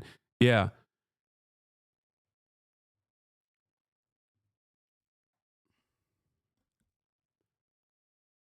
Where does he get his info from? I don't know. I have no idea what his fucking sources are for. It's just him retelling Israeli history. Is it really that crazy for them to not feel safe as an ethnic minority, even a Oh man, the poor Israelis, the ethnic minority. Amazing. Yeah, I wonder why Israelis feel unsafe in this area. You can either look at the situation and go, it's because everyone around us is anti-Semitic and they just hate Jews. Or you can recognize the reality that has unfolded in very obvious ways over the course of the past 15 fucking months. Because this is not the first time Israel's behaved in an insanely violent manner. After all, the inception of the Israeli state was a violent one. I'm a third-generation historian, and I've come to the realization that you can educate people on any piece of history, and when they hear one thing they don't like, they just lick their own balls and tune things out. Yeah.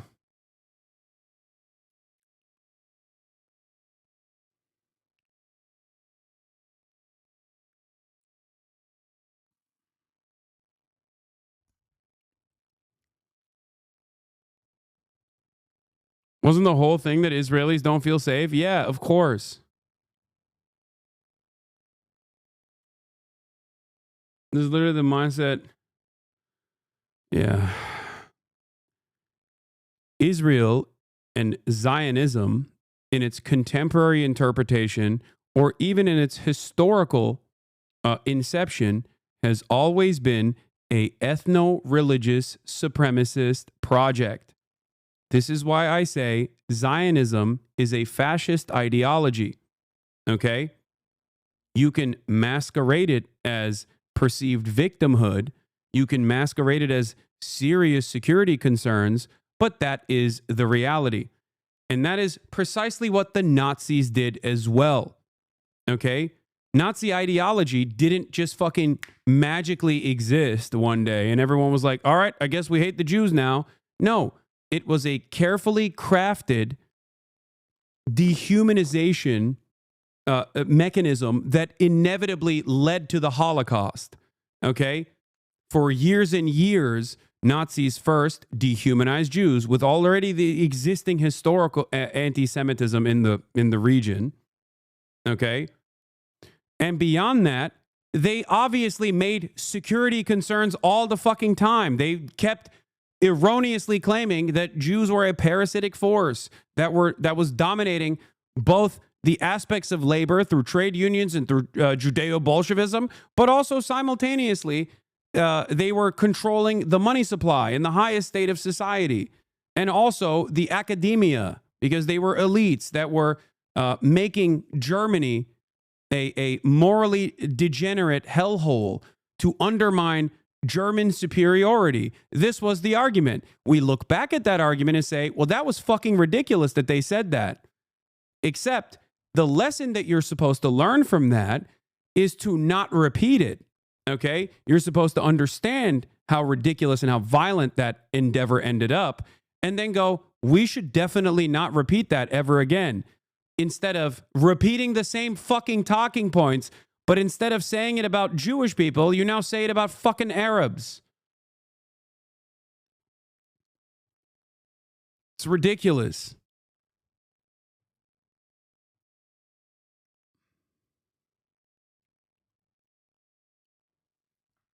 Nazis made arguments about their own security considerations as well. It was erroneous. It was ridiculous. A little bit. Israel is by far the most aggressive state in the Middle East, constantly seizing land from neighboring countries and waging large-scale massacres. Israel itself has not withstood anything resembling the level of violence it has brought against the people of Palestine, Lebanon, and Syria. These are not the actions of a state that feels unsafe as an ethnic minority. These are the actions of a hyper-aggressive, expansionist European colony backed by the most powerful empires in history. And that's pretty much the entirety of our disagreement. This was not the entirety of Ethan's disagreements. Ethan denied IDF war crimes like rapes. How is this systemic rape as part of the institution of Israel? And the bombing of hospitals. And I'm relieved to say that it was looking like right now almost certainly not the IDF. And I think everybody should be relieved to know that. Ethan, this is extremely painful to hear. Well, I'm sorry that it's painful to you that the IDF didn't kill a bunch of people in that hospital. My condolences to you. You're spreading propaganda, Ethan. You're a fucking moron. Ethan and his wife, Ela, who served in the IDF, bragged about Ela invading the West Bank and terrorizing the local population. A base that was far from my house. So you go there for the whole week. It was kind of like just more of an adventure. They would go every night on a raid. Right. In Armada. So one time I wanted to go with them. Every sentence he says is fact checked. Yeah, literally every single thing he mentioned is wrong. I could not believe it. I'm not talking about this piece here, but to experience it. By the way, service is mandatory in Israel. Okay, I want to point that out. And as someone with a fuck ton of veterans in his community, I've always been understanding of people who have gone and served in the American military, and I've even talked to IDF veterans as well. My problem is what you currently are saying, okay? Not what you have done in the past, but instead what you chose to do after. Because if you served, especially when there's, mandatory service, that's one thing. Your takeaway from that experience probably should be, just like the rest of the Breaking the Silence guys, holy fuck, what are we doing here? This is incredibly fucking violent. Okay? If you are conflicted about your service, and you think that it was wrong, then that's one thing.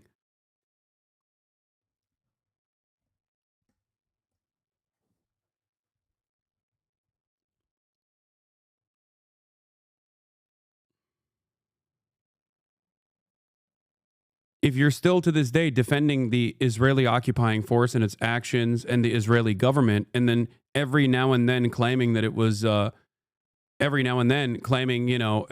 we have some disagreements with Israel, then yeah, you're defending Israel.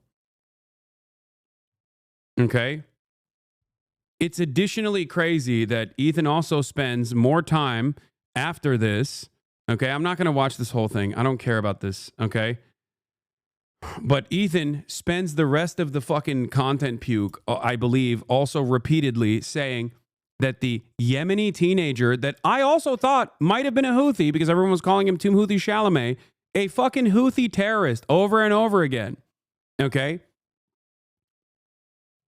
That's what's so crazy about this, because if you're a random teenager in Yemen, okay, that other people have branded as a terrorist, when in the process of translation, he says some shit, okay, and then we all collectively misunderstand whether or not he actually took over the boats or not, okay, when we find out later that he did not do that, and that it's a fucking tourism destination, and considering that you're making this video a year after the fact, you had all of the time to fact check this stuff, okay, and you still keep calling this fucking 19-year-old in Yemen, who all he has ever known is genocide, by the way, with American weapons, led by the Saudi and UAE coalition, and you just keep calling him a terrorist over and over again because you saw him hold a gun or have one of those historic fucking knives that people in Yemen have.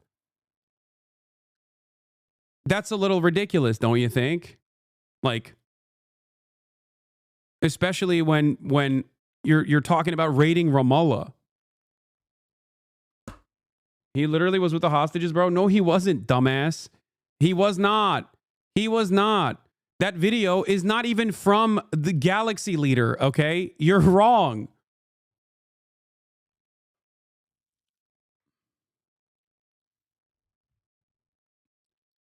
It doesn't matter. I don't even care. I don't even care if he was. That's the other problem here. Okay?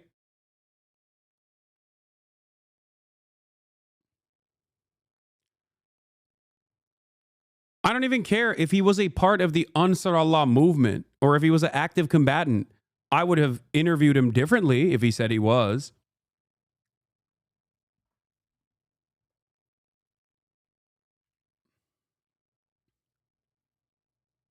But having said that, what I care about is, what I get angry about is people just like routinely lying about something that is so easily fucking verifiable.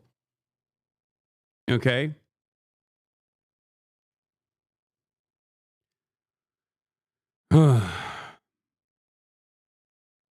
Anyway, what's the rest of this?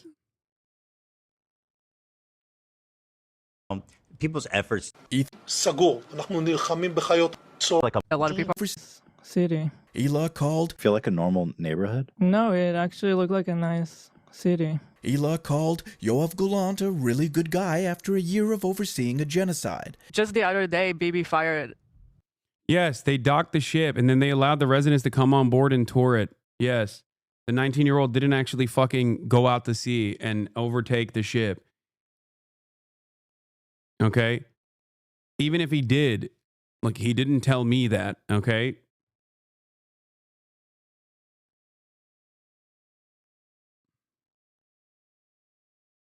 What is this? Ethan Klein's community calls raids on families in the West Bank.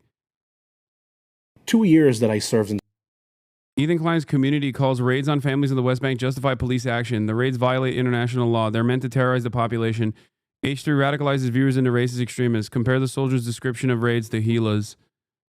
Because people keep bringing it up, here's a clip where Gila talks about the one raid she went on as a ride-along. No, she was not out there murdering people nightly. And Ethan and Gila even talk about how it was a complex situation. And while they were justified policing actions, they can also understand the fear and frustration of the Palestinians. This is from 2017, by the way, not new information. Yeah, justified police action. Which is very different than defending Israel. You can apply for it, and it's a All the time. Here. In front of me was not any more human being. Yeah. base that I liked. A base that was far from my house. Were you revolted by what you had witnessed? Yeah, definitely yes. It was kind of like just more of an adventure. Every Palestinian in front of me was not any more human being like me. Was an enemy, a potential terrorist. You went on like a mission with them? Mm-hmm. To like a terrorist city? Yeah. If Palestinians will get the feeling that the IDF is all the time everywhere, they'll be afraid to attack. So what do to give them this feeling? You make your presence felt. You start your night shift patrol. They would go every night on a raid. Right. In Ramallah. So one time I wanted to go with them just to experience it. Break into a house, Palestinian house, of course. Not a house we have intelligence about. I'm the sergeant, I lead the patrol, I choose a random house. I walked with them to one house. Wake up the family, men one side, women the other side. Search the place, you can yourself imagine the dynamics, yeah? You see people in the house and then it's like the soldiers just walk into the house and look through their shit. Jump from one roof to another, come out through another house, wake up the family, 24 hours a day, 7 days a week. It didn't stop. Yeah, this is a practice of deliberately terrorizing the Palestinian population in occupied Palestinian territory in direct contravention of international law, just so you understand. Make no fucking mistake, okay? This practice was done specifically to terrorize the Palestinian population of Ramallah and to always be active, okay? To always, what's the term for it? There's a specific term for it, and I think he mentions it in this interview. I'm going to misremember it, but that right there is terror. That right there is purposely done to terrorize the civilian population of Palestinians, okay? No, not panopticon. No, there is a specific military term for it, and no, mowing the lawn is the Israeli practice of blowing up Gaza.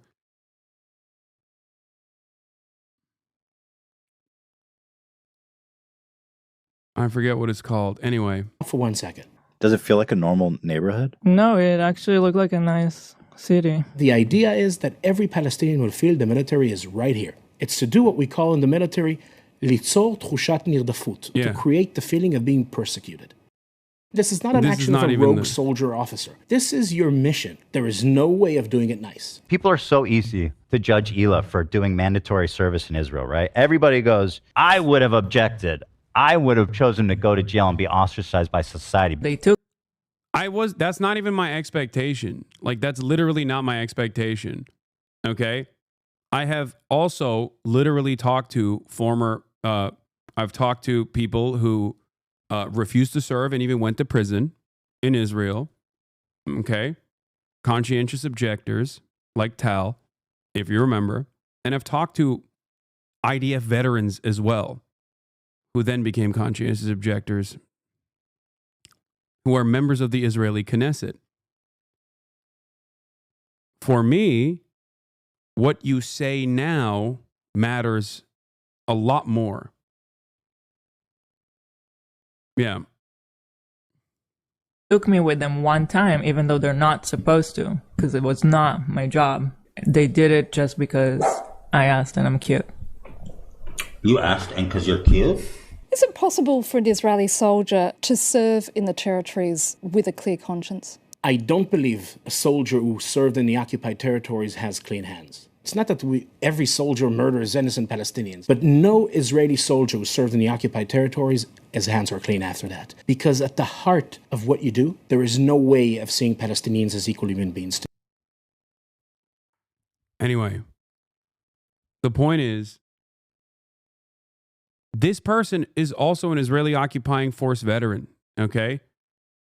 But I have a lot of grace for people who understand what they did and then use that experience to warn others about what the Israeli occupying force is doing. This is what breaking the silence does. That is their entire job. Okay? Was the word you're looking for called mapping? No, it's when they go into a house and they just like fucking break into the house and turn it around, turn it over, and terrify the Palestinians in the house. I think it's called like an outpost. Like it's called like outposting or something. But the other term I was looking for is, yes, making their presence felt. That is the deliberate reason. Yeah. The point and purpose is making their presence felt. That's why they do it nightly.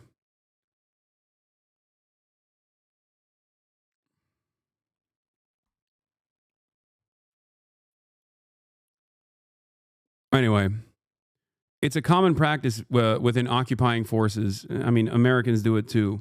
A really good guy that a lot of people are pissed about, and he fired him because they had a disagreement, and that's like so Trump coded. He was like a moderating voice in the war room. Yeah. Like even this stuff, like saying Yoav Golan is a moderating voice when he's literally charged by the International Criminal Court for being a fucking war criminal. Okay, I'm willing to entertain the notion that you just simply don't know. But my problem in that situation is like, you have a fucking massive audience, man. You have a massive audience. Don't you think you have a responsibility to at least learn the truth?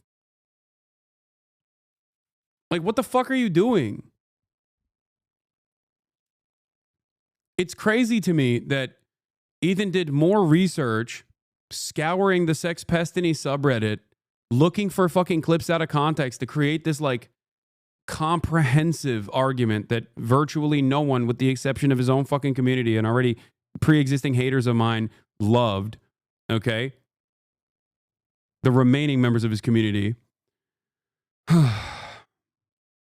He spent more time researching that shit than reading a single fucking book about Israel.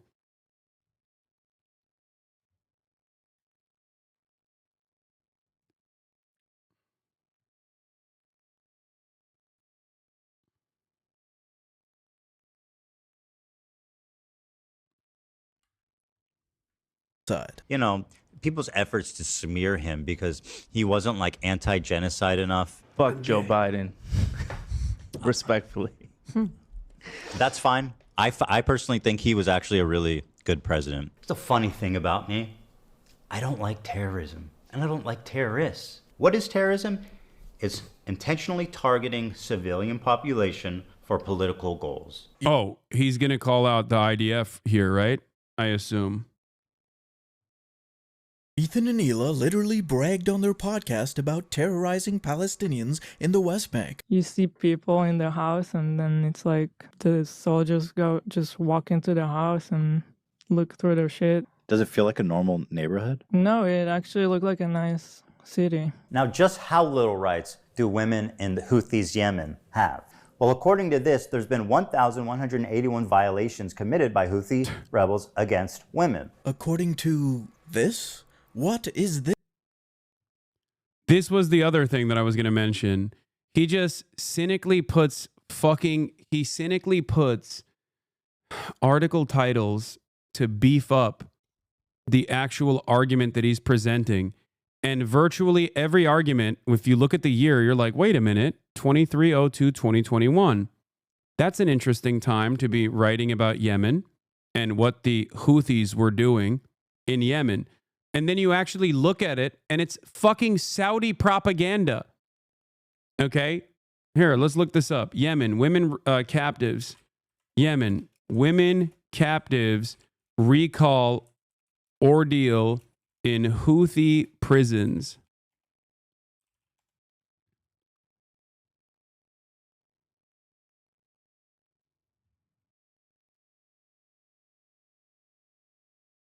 Where is it? This. Ethan doesn't indicate the source of this information. Instead, he cites dubious, often Saudi-funded sources, making claims like the Houthis brought back slavery. They brought back slavery. We think the Houthis, Ansar Allah, is doing what Luffy would do. The problem... Wait, slavery in Yemen by Al Jazeera World? There is no way he posts that without actually looking at the video, right? Exclusive. Houthis restore slavery in Yemen. Anadolu Ajans. This is the Turkish state media. Yemen. Women captives recall ordeal in Houthi prisons. The 3 Yemen-based human rights organizations have accused Iran-backed Houthi rebels of committing civil rights violations amounting to war crimes. A joint report issued by these groups has documented 1,181 violations against women that include murder, torture, enforced disappearance, and sexual violence. Wessam Basindoa, director of the 8 March Yemeni Union Women, one of the authors of the report, said that women and children in particular suffered. The report aims to shed light on the types of violence. The report has documented 274 cases, quoting testimonies of released prisoners like Nazma Mohammed. The report claimed that she was kidnapped on March 24th, 2019 by Zainabiyat, a women's military group established by the Houthis. She's currently receiving treatment in Cairo. Bro, the video was a legit fact check. You're double fact checking. During the interrogations, providing coordinates for Arab coalition, being an agent of America and Israel, shocking facts about sufferings. Where does the report come from? What is the human rights group that has made this report? Because I know the exclusive Houthis restore slavery in Yemen article actually comes from a Saudi outlet. Like, this is literally just a random Saudi outlet that said that. Bad empanada fact check. So I just want to make some shorter clips here, going over some of the most egregious parts of Ethan. An interesting claim, isn't it? So let's check Saudi-backed, because it's like citing the Yemen army saying this. Yemen army removes 300,000 Houthi landmines in liberated areas. Slavery in Yemen is definitely like slavery by Saudi-backed elements being resisted by the Houthis law. Yeah, the slavery in Yemen, I'm pretty sure the Al Jazeera word slavery in Yemen video that came out was literally talking about how the Saudi-backed administration was doing slavery in Yemen and not the Houthis or the Ansar Allah that was doing slavery in Yemen. With these claims is there's no credible independent organization that... Yeah, Al Jazeera one is from 2014 and is the group prior to the Houthis that did slavery. Like, if you look at this, it's from fucking 2014, dog. Slavery in Yemen. Despite government denials, this investigation uncovers evidence of slave labor in Yemen. It's in fucking 2014. You addressed this already, by the way? I think you forgot. No, I've addressed this thing that people fucking claim. And I'm not in the business of defending the Houthis anyway, with the exception of the actions that they took against the Israeli genocide. That's it. Having said that, however, oh yeah, this is the article that I remember, the Ashkar al-Awsat exclusive, Houthis restore slavery in Yemen. This is literally just a random fucking Saudi propaganda piece.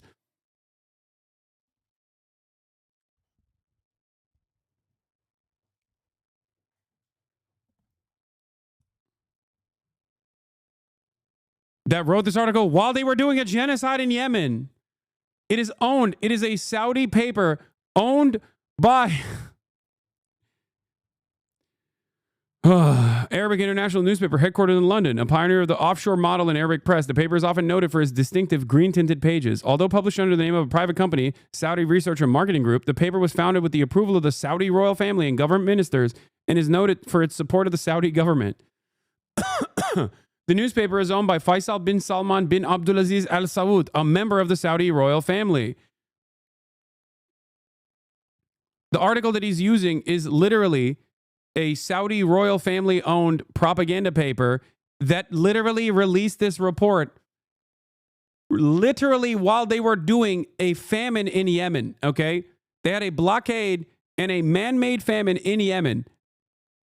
Thank God they were liberating the restoration of slavery in Yemen by killing everyone in fucking Yemen. Dude, wait, that's a weird coincidence. How can you be sure? What do you mean?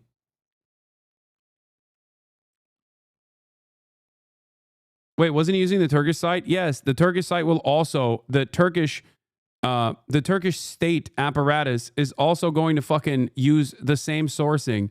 Remember, the Turkish government is a NATO government. Hello. The Turkish government is pro-Israel. Regardless of what Recep Tayyip Erdogan says, if you are unfamiliar with how these things work, for example, that's why you come to me and I describe to you how this stuff works, okay? That's my fucking job. What the Turkish government says and what the Turkish government does are entirely different things, okay? The Turkish government, for example, will claim to be anti-Israel, but the Turkish government will then still continue engaging in shipping with Israel, even after Recep Tayyip Erdogan, in order to quash the masses freaking the fuck out about their existing logistic chain, their supply chain with Israel, will then turn around. Yeah, the Saudi-aligned government of Yemen didn't flee to Riyadh until March of 2015. The Al Jazeera video came out in 2014. Exactly.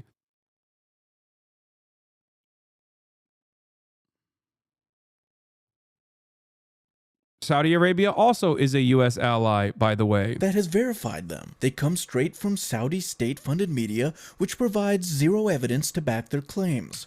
To put this in context, the Saudis, with the support of the U.S. and UAE, spent a decade starving and massacring the Yemeni population. As they murdered hundreds of thousands of Yemeni people, Ansar Allah, also known as the Houthis, were the only resistance to the genocide of the Yemeni people. Yet Ethan uses Saudi state-funded propaganda to push the claim that Ansar Allah are the bad guys. All right, so these guys are clearly the bad guys. This is a truly lazy and low-effort form of propaganda. Ethan shows a handful of substanceless headlines about the Houthis published by the same... Yeah. Also, here's Aldan Marki, who is a Yemen researcher, by the way. I don't want to entertain this whole Houthi slavery nonsense, but it's been going on far too long that I feel compelled to address what is always admitted: historical context and socioeconomic nuance. Yemen is an incredibly poor country, has been so for most of its modern existence. Yemen was never actually allowed to develop as a cohesive, centralized state because the colonial powers in Saudi Arabia saw an interest in boosting and bolstering the socio-political influence of Yemen's tribes as a counterweight to the governments in Sana'a and Aden. The tribal group still lived according to feudal pre-Republican social norms, and the Republican jurisdiction rarely ever affected them. When Colonel Ibrahim al-Hamdi rose to power in a bloodless coup in 1974, he immediately decided to disband the Ministry of Tribal Affairs in order to limit the authority of the tribes and to unify authority under one central leadership. It worked. Problem was, by doing so, Hamdi had essentially shut off Saudi Arabia's man access to Yemen's state apparatus and had to be dealt with accordingly. He was murdered in 1977, and a puppet figure was installed in his place. At every turn, indigenous Yemeni progress has been stifled and objected by the United Kingdom, the U.S., and Saudi Arabia.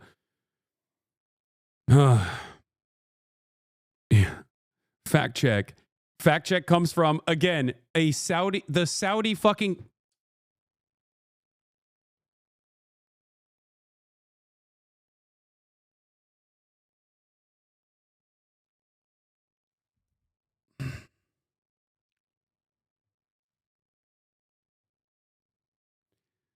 No faction, be it the Houthis or any group, has ever announced an institutional reintroduction of slavery. It is impossible to hold them accountable for the practices of isolated and desperately poor communities in the rural areas. Poverty remains to be the primary reason for these phenomena. So this actually goes through the fact that there is still slavery practiced in certain tribal areas, but given that there has never been real centralization, that it has never been legal. It hasn't been legal since 1962. But, you know, when you're getting fucking genocided and cooed all the goddamn time, it's a little difficult to fucking control that sort of thing. But the notion that the Houthis that actually restored the practice of slavery is an exclusive born out of this Saudi royal family newspaper. I wonder why they wrote this article while they were fucking, you know... I wonder why they wrote this article while they were fucking starving the Yemeni population. This isn't to say that the Houthis are wonderful people either, mind you, okay? For me, their domestic affairs, especially given the material conditions in Yemen, born out of imperialism and born out of unimaginable poverty that you will never, ever in a million years be able to even comprehend, okay? Ironic because the Saudis also literally do practice slavery, but that's besides the point. I'm not going to get into that, okay? But the notion that like they're definitely going to clip this so it looks like you're defending the Houthis. I don't care, okay? The only defense of the Ansar Allah movement that I will ever give the Ansar Allah movement is in defense of their blockade and the implementation of a blockade in the Red Sea in order to stop Israel, in order to cripple Israel financially, which was successful, and to stop Israel from doing a genocide. The blockade ended when the ceasefire began. They even released the hostages, which ironically enough, Ethan doesn't feature in this video either. But it doesn't matter. He's like, oh, nobody knows what happened to the hostages. Oh, okay.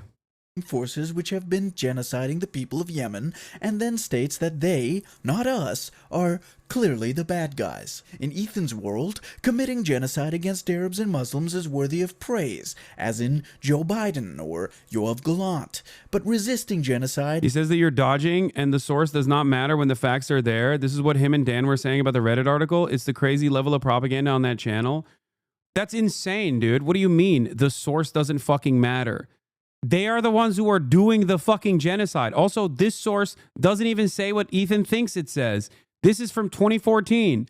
This is the Saudi-backed government doing slavery, or at least not correctly fucking punishing slavery that was existing in the tribal parts of Yemen, in some of the most impoverished parts of Yemen, in one of the poorest countries on the fucking planet. The Houthis weren't even in power at this point. This is like an irrelevant thing to point to. It's like claiming Abraham Lincoln did slavery by pointing to the fucking Confederates, okay? And being like, the American government loved doing the practice of slavery under Abraham Lincoln. It's fucking ridiculous.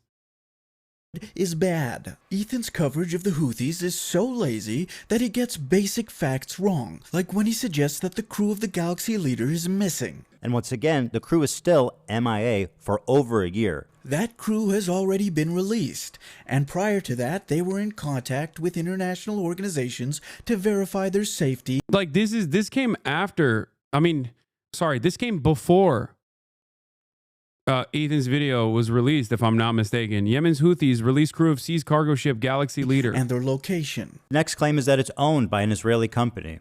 It's not. It's being chartered by a Japanese company, and the boat's owners are registered in the Isle of Man. The owners of the Galaxy...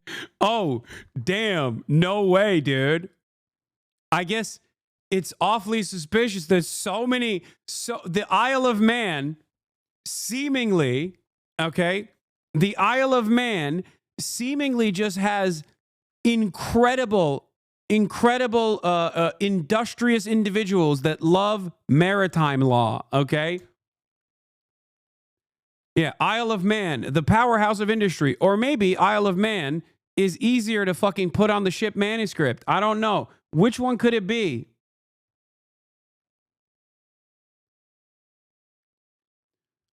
With a handshake from the Yemeni Army High Command, Yemeni jewelry and souvenirs from their host country, the majority Filipino crew of the seized Galaxy Leader car carrier left Yemen on board a chartered Omani airplane. The crew had only appraisal to grant their Yemeni hosts.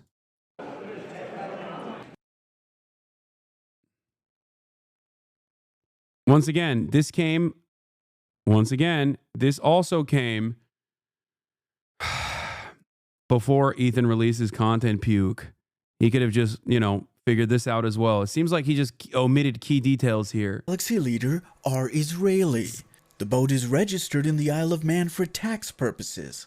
This is embarrassingly lazy work. Now let's move on to everybody's favorite terrorist organization, our friends in the north. It's Hezbollah. Where do I even begin? You should begin with the decades-long Israeli occupation of Lebanon, where Israeli forces and Israeli-backed forces I'm going to assume he's not going to mention any of that. Carried out repeated massacres of Palestinian refugees and Shia Muslims in southern Lebanon. Hezbollah formed to push out the Israeli occupation, and over the years Hezbollah has successfully repelled multiple Israeli invasions. The practice is what is referred to as a flag of convenience. Thank you. They participated in the slaughter of over 500,000 Syrian civilians to help a dictator, Bashar Assad, stay in power. They indiscriminately bombed over civilian centers, and they killed hundreds of thousands of civilians in what can only be described. By the way, if Ethan can find any instance where I've defended Hezbollah's actions in Syria, okay, any instance where I have defended Hezbollah actions in Syria, I'm done, okay? I'll shutter the operations, okay? No clip chimps, okay? No fucking clip chimps whatsoever. Because I've never defended the actions of Hezbollah in Syria, for the record. Described as a genocide. Ethan baselessly attributes... Hezbollah did a genocide in Syria, but Israel is not doing a genocide. The entire civilian death toll of the Syrian civil war... By the way, does Ethan think Hezbollah has... air superiority?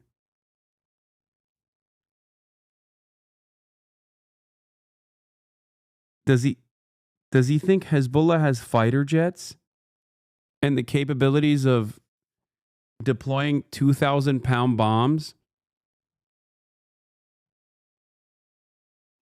Like when he says that, like what does his audience go? They're like, yeah, that tracks. Hezbollah. This is complete nonsense. Ethan discounts civilians killed by Assad's forces, rebel forces, Al-Qaeda, ISIS, America, Turkey, and others. Ethan, like a moron... Okay, it's a little redundant to say rebel forces, ISIS, and then say Turkish forces. Just saying. It's all kind of under the same umbrella, all right? Like they were all being trained by the same guys. Even the Kurds were being trained by the same guys, ironically enough. It was like a fucking 7-side civil war, and you got Hezbollah on one side for sure, okay? Let's say they're a separate entity. You have Bashar al-Assad, who's, you know, awful, god-awful. You have Russian forces, and then you have other warring factions and terrorist groups that are literally fighting each other, and virtually all of them are either directly or indirectly by way of Turkey and NATO training, funded by the United States of America. Okay? It is insane.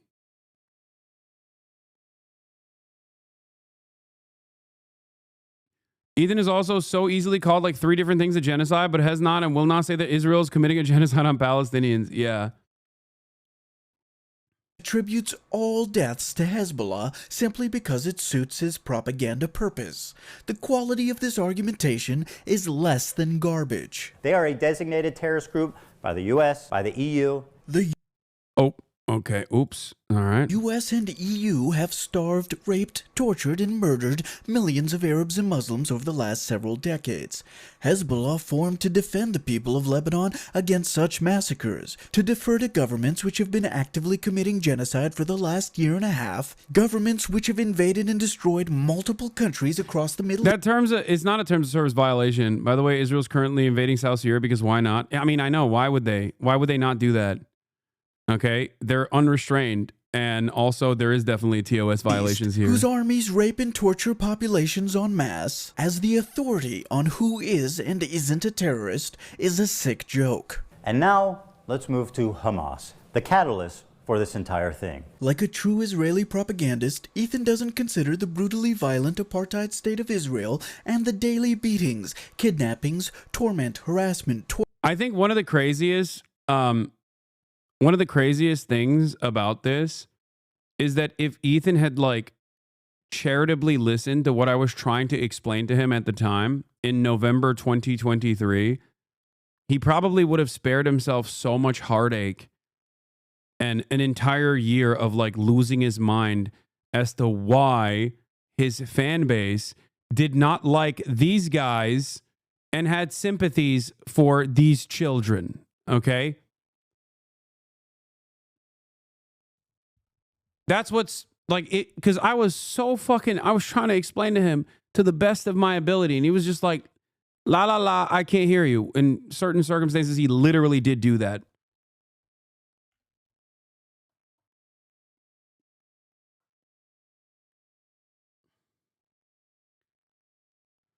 Oh, like this isn't some fucking internet drama or beef or whatever, okay? Hey, for what it's worth, when people mention a random tweet you had about Syria forever ago and think you don't care about Syrians, please put a moment of this on the screen. Oh, yeah.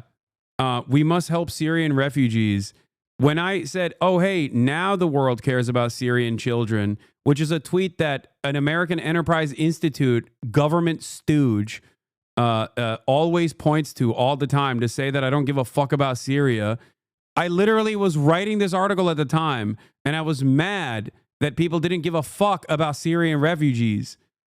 It is a completely and utterly contextless fucking tweet to post when I literally have documented, like when I have personally, time and time again, defended refugees across the board. Defended people's lives that have been destroyed. That's what's so crazy. But these people would rather live in a fucking lie. Oh, hey, everyone, it's time to care about dead babies in Syria. Social media told me so. Yeah, to all the idiots commenting, Hasan was frustrated that people don't care about these atrocities unless it's trendy to do so. He'd been talking about Syria for years and released many cries about it, including this one from 6 years ago. Yeah. This is the big slam dunk that people have where they're like, no, you don't understand. He's actually pro-Assad.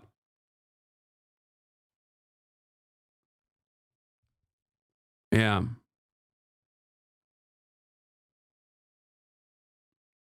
I saw someone use that tweet as evidence that you were an Assadist. Glad to know the full context. Yes, dude. If someone tells you that I am in favor of, why do you think people who don't like you give you any benefit of the doubt?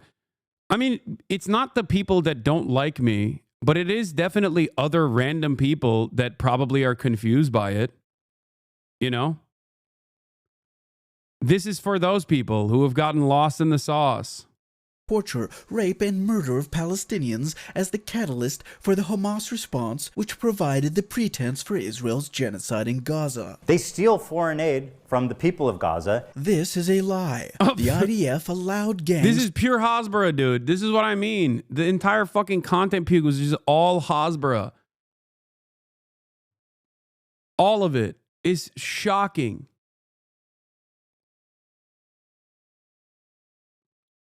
It's truly shocking. It's also additionally shocking that he tried to fucking claim while doing pro-Israel propaganda, he tried to fucking claim that he actually was pro-Palestine and pro-Palestinian. XUC watched his content nuke and ate it up, believing most of it. Yeah, because he's a fucking moron. I'm sorry, okay? If you agree with this fucking video without any information prior or after, okay, without searching any of the information to fact check it, then yeah, you're kind of a dumbass. It's on you, really. To steal aid and shot the officers guarding the aid, saying that they were Hamas affiliated. Ethan is spreading Israeli propaganda specifically designed to justify their policy of starving the population of Gaza. This is straight genocide support. For example, why are all the Hamas leaders billionaires? The statement isn't this AI? That Hamas leaders are billionaires has no basis. Also, they're all dead. Like, Israel killed all of them. The fuck are you talking about? This is in fact. Also, Haniyeh, the lead negotiator for Hamas, was not only murdered by Israel, but so were his children and even his grandchildren. Sinwar died fighting on the battlefield with nothing to his name but a pack of Mentos. But he's not going to deny the violent rapes that took place. That is way beyond the pale. No victims have been identified. No perpetrators have been identified. No physical evidence has been identified. No medicological evidence has been identified. None of the very few alleged witness accounts has been corroborated. And alleged witnesses Oh, those were real? They were upscaled with AI? Oh yeah, we looked at those photos before. Have been exposed as grifters. The UN was not allowed to conduct an investigation by the Israeli government. The only thing UN staff were allowed to see were photos of bodies posed in ways that were potentially indicative of sexual violence. However, Israeli media has confirmed through their own investigations that volunteers manipulated and posed bodies while fabricating stories of rapes which never occurred. Therefore, the limited photographic evidence which is available has been tampered with and cannot be deemed credible. The accusation of rape denial coming from Ethan. Hasan crashing out hard lately. No, don't ban that guy. Come on. What am I, Ethan Klein? Unban that guy. Come on. This is the other thing that Sex Pestini's community loves doing. Sex Pestini will do like 1,000 videos a fucking year on me. And then the one time I respond to it, they're like, oh, dude, you're obsessed with him. And I love that they've basically transferred over to Ethan's community and they do the exact same thing. If you think me watching a short fucking piece of his content puke that is being fact checked, okay? If you think that that is crashing out, then I think broad coverage of every little thing that Ethan claims is happening in my fucking life, and you know, multiple Instagram story posts every single day, and an overall refusal to actually face me and talk to me man to man, mano y mano, while still hiding behind his Instagram stories and his comfortable hug box that he's designed for himself, I think that probably warrants a million crash outs in that situation. What's with the green screen that looks like crap? You think this is a green screen?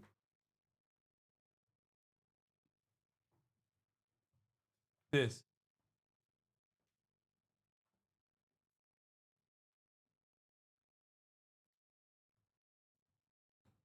Chatter, I'm literally wearing green.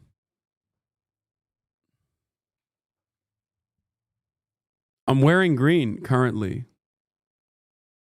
Are you okay?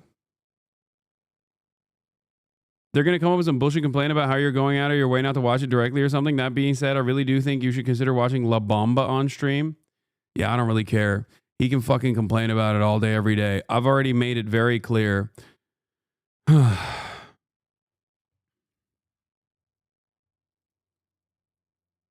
If he wants to talk to me, he can. Is quite rich, considering Ethan himself has denied IDF rapes of Palestinians. In new footage, Agam reveals that sexual assault and rape was a regular component of the life as a hostage in Gaza. Doesn't matter if fucking rapes happen on October 7th. Hasan, maybe you would like to call her a liar. Wait, what? Yeah.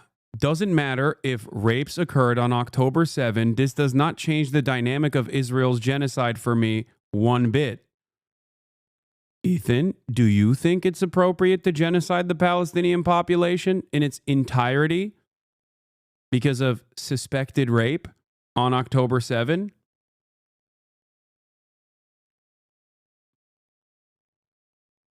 That's crazy. And also, that very clearly is a fucking clip chimp. Like, that's not even a full...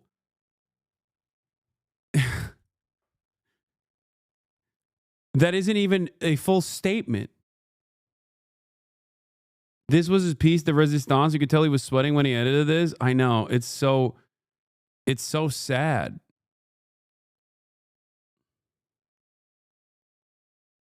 Brother, you broke bread with this man. How does this not make you fly off the walls? He's clip chimping you so hard. I don't know. I mean, what am I gonna do? You know, this is nothing I haven't heard before.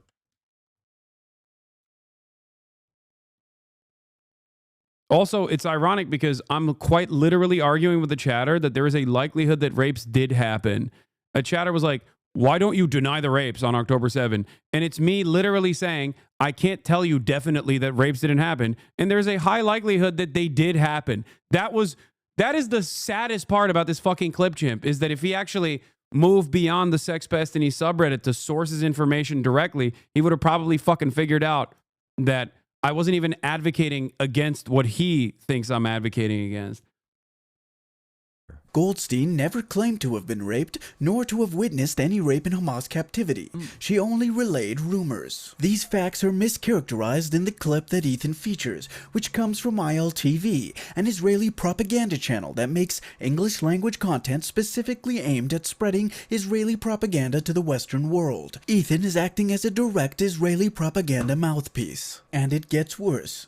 As if Ethan couldn't stoop any lower, here he is supporting... Wait, I know that you're spoiling the Wednesday show because he's going to lose his shit. I know. You know what he's going to do? He's going to do exactly what he's done before, okay? In the case where I'm calling rabid, far-right, insane terrorists, like settler terrorists, that were fucking burning aid going into Gaza. I called those motherfuckers inbred in the same way that I call the KKK inbred, okay?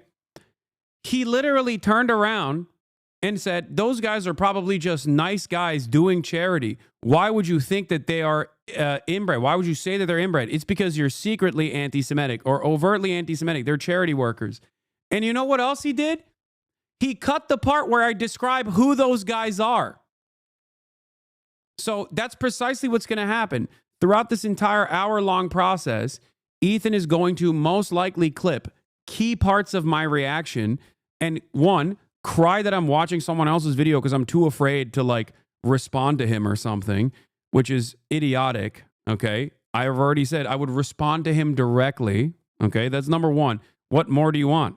I'm here. It's my statements that you've clipped out of fucking context. And it's something that I've addressed a million times over. That's number one. Number two, okay? Throughout this entire content puke, he just over and over again either clips me out of context or directly just operates on false information, okay? Straight up false information. Information coming from parties that have every reason to fucking lie, like the Saudi royal family newspaper. He then watched a clip from Sex Pest and he's Reddit where they edited out you showing the context of them settlers as extremists destroying aid and pretended like you had no response. It was insane. Can you, if someone can find me that, I do want to see that, because I have not seen his actual reaction to it, but I heard that he actually literally clipped me out of context while I was offering context to the first instance where he clipped me out of context.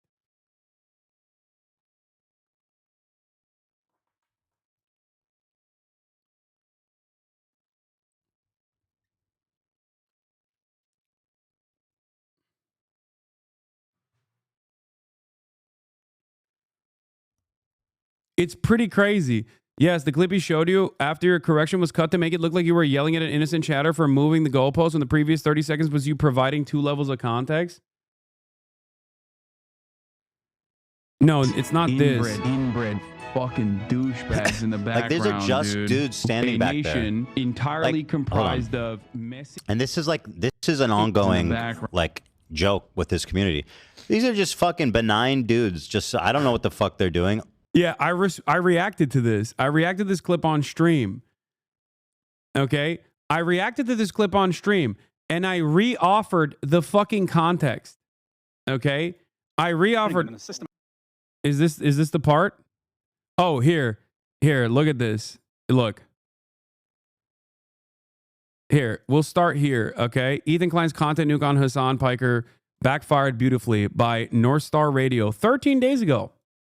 Okay, look at this. Oh, really? Well, you moved the goalpost. It's like, but you didn't answer. You didn't tell him what they're doing. Congratulations. Enjoy the distinction. Sims is a dumb fucking standing by every syllable of that, okay? What she did was abhorrent. And by the way... Oh, and I got another shout out in this video. Thanks for keeping the Comrade KC spirit alive. You spent the next year constantly ripping into, suspiciously, a lot of, not myself, but other people of color. I'm not calling myself a person of color. I know it's going to get clipped out of context here as well. And then you're going to be like, meh, meh, meh, meh, whatever. No, just noticing that you have just been going after a lot of... This guy is really throwing spaghetti at the wall. He's accused me of being racist. And that, to me, is... Wait, I'm not... Okay, first of all, I don't think I need to accuse Ethan Klein of being racist. I think there's plenty fucking evidence to show that, you know, you have said and done a lot of racist shit, big dog. You are currently defending an apartheid state that is doing a genocide by attacking every fucking pro-Palestinian content creator. That in and of itself, before we get to the fucking N-word compilation, which, by the way, ironically, he used like my bro tips videos to be like, oh, the gloves are off, dude. There is literally a metric ton of horrifying things that this dude has done, including but not limited to the Boston bombing thing that I saw recently, which is so psychotic. I'm not going to fucking play it. Okay. Like, it is shocking that bro tips videos. Exactly. It's like videos that I've literally addressed a million times over. And he turns around and he's like, yeah, those videos. Yeah, dude, I learned. I was fucking 21, by the way. You were like 30 when you were saying, you were my age when you were fucking doing N-word compilations. Okay. Jesus Christ. You were my age now. Yes, I've grown from my past reactionary perspectives. I've addressed them on leftovers alongside him. Like, my eyes rolled all the way in the back of my head if I had a seizure. Going after brown people, I'm assuming he's talking about people like Frogan and others who, by the way, I have never attacked unprovoked. Every single time I've talked about Frogan was a direct response to her. Every time. So what, she's brown? That's your takeaway? Is that because she's brown? That's the only reason I care, that she's making fun of October 7th victims? That she's brown? That's for real? Are you being serious right now? Are you actually being serious right now? You're actually making this point right now. Okay, exactly. This is the brown people that he's talking about. All right, I don't care about this stuff. All right. With this content here, that this is took important. 2 months, he makes a fool of himself twice with this one clip. First, it's on H3 Show 105, where Ethan reacts to a compilation of Hasan calling Jewish supremacists inbred. Inbred. Douchebags in the background. Like, there's a just dude standing back there. Entirely comprised of messy. And this is an ongoing like joke with this community. These are just benign dudes. Just, I don't know what the they're doing. It looks like they're doing charity or something. It looks like they've got water or boxes or something, like they're helping. And he's going, oh, look at these. Nobody's. Thank you for the 100 gifted subs. Wait, benign. They look like they're helping. They look like they're helping. I wonder what the context of this was. It's like, bro, who are you? Who are you? Like, how dare you? Yeah, so Ethan just... Does he know? I mean, if he fucking watched the whole video of me talking about these guys, he would have known. But no, of course he doesn't know. Now, the reason why I'm bringing this up is specifically to tell you that because he is a malicious actor, he is bad faith, he does not give a fuck about the context, okay? He doesn't give a fuck about the context. And you'll see exactly what I mean by this. Not only does Comrade Casey describe the context of who these guys are, they're settler terrorists who are literally burning aid. Settlers trucks from entering Gaza and stealing and destroying. This is the context. This is why I was calling inbred. He's so mad that I'm calling these dudes inbred. Okay. Inside, they're not doing charity like Ethan thinks they are. This comes just days after. Ethan doesn't think that they're doing charity, man. He knows he's fucking lying to his audience to be pro. He's lying to his audience to do pro-Israel propaganda, to present prominent pro-Palestinian voices as purely anti-Semitic. Okay. And it's not a particularly sophisticated way to do this either. It's very dumb. That's what's so crazy about it, because as long as his audience doesn't seek out the truth, as long as his audience doesn't look for the context, or maybe they do look for the context and then they go back to Ethan and say, hey, Ethan, why did you lie about this? I found the context of this. Maybe you didn't source your content puke that well, right? You'll get banned. That's it. Israeli settlers blocked aid trucks headed to Gaza through the occupied West Bank from Jordan. Footage of the incident shows settlers raiding the aid trucks, throwing food into the road and setting fire to vehicles at the Tarkumia checkpoint near Hebron in the occupied West Bank. Palestinian truck drivers say they fear for their lives after the attack. We went to the checkpoint, and after the check, we were surprised to see settlers on the roundabout of the checkpoint. They damaged the cars, they tore the tires off the Anyway, this stuff is providing additional context, but here... But once again takes it out of context and makes himself look like a fool all over again. And at a certain point, people are going to be like, you're using these sorts of clips out of context? Bro, he is so pathetic. First of all, he hasn't watched the video. And this is like one of his main go-tos for any criticism. It's always like, well, why are you deliberately cutting the second time I address the context? Why are you doing that? You know? Why are you doing that? Out of context. He hasn't watched the video. What's out of context, bro? Your reaction is out of context. You got no context. Notice how you move the needle? You move the goalpost. Yeah, he literally clips it so that this is me addressing how Ethan cut the inbred thing out of context and then simultaneously called these guys wonderful, wonderful people, okay? Remember, settler terrorists who are engaging in an act of burning aid that's supposed to be going into Gaza at this point.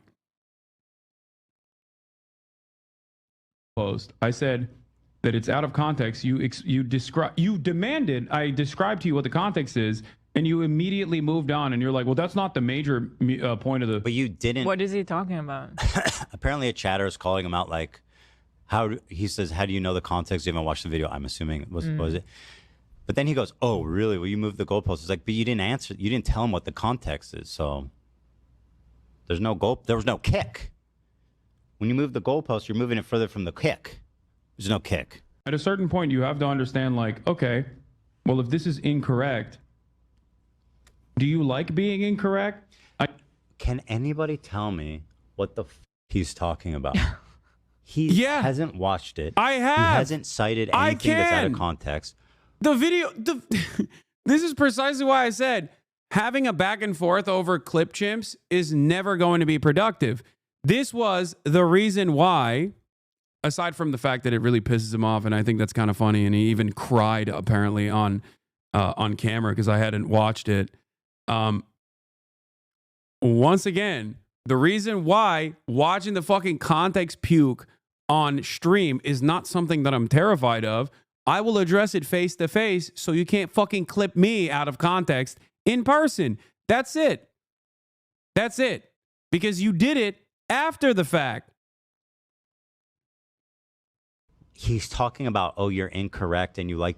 What is he talking about? How do people watch him? He literally will talk and drone on about nothing. Why do people watch him? Why is he so handsome? I hate it. Oh, why do people watch him? He just regurgitates words. It's just word vomit. Like, what are you talking about? You're making it seem like this is a formative work. It's very clear what the intention of the video is. Dude, you haven't seen it. And also, notice how you move the needle. You move the goalpost. I said that it's out of context. You demanded I describe to you what the context is. Yeah. And you immediately moved on, and you're like, well, that's not the major point of the video. You didn't do the context thing. Yes, I did. You didn't see it, dumbass. I love that him reacting to this and going, I don't understand it. I don't understand it. What is he talking about? Hey, man, why don't you look at the fucking full clip and not just the parts that you got from the Sex Pestiny community, from the Sex Pestiny subreddit that has migrated over to your subreddit now? Why do you do zero research? Also, it's not even Sex Pestiny at this point. Like, why the fuck doesn't Dan interfere and go, hey, maybe there's more to the story? Like, holy shit, Dan, come on, big dog. What the fuck is going on here? Like, what is happening? Explain At a certain point, you have to understand, like, okay, well, if this is incorrect, do you like being incorrect? I guess you do. How do you know they're incorrect? He's not. What is he saying? If you missed it, here's the part of the video Ethan very conveniently skips over. Chatter was asking for how certain things are clipped out of context. Here, this is a great example. Inbred douchebags in the background, They're just dudes standing back there. Entirely comprised of messy. And this is an ongoing like joke with this community. These are just benign dudes. Just I don't know what the fuck they're doing. It looks like they're doing charity or something. It looks like they've got water or box. They're doing charity.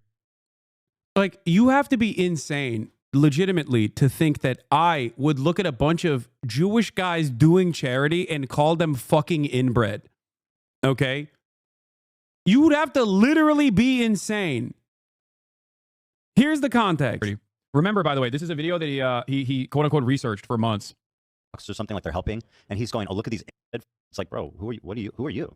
Like, how dare you? Guys, the Israeli police is investigating the attack on the Gaza aid convoy. Israeli security forces are paid to stop this happening. They either could not or would not, but clearly did not prevent Israeli settlers attacking an aid convoy yesterday from the West Bank bound for Gaza, where, say aid agencies, hundreds of thousands of civilians face famine. But during the unloading and loading, settlers attacked these trucks, destroying the products and burning them in a systematic act of sabotage.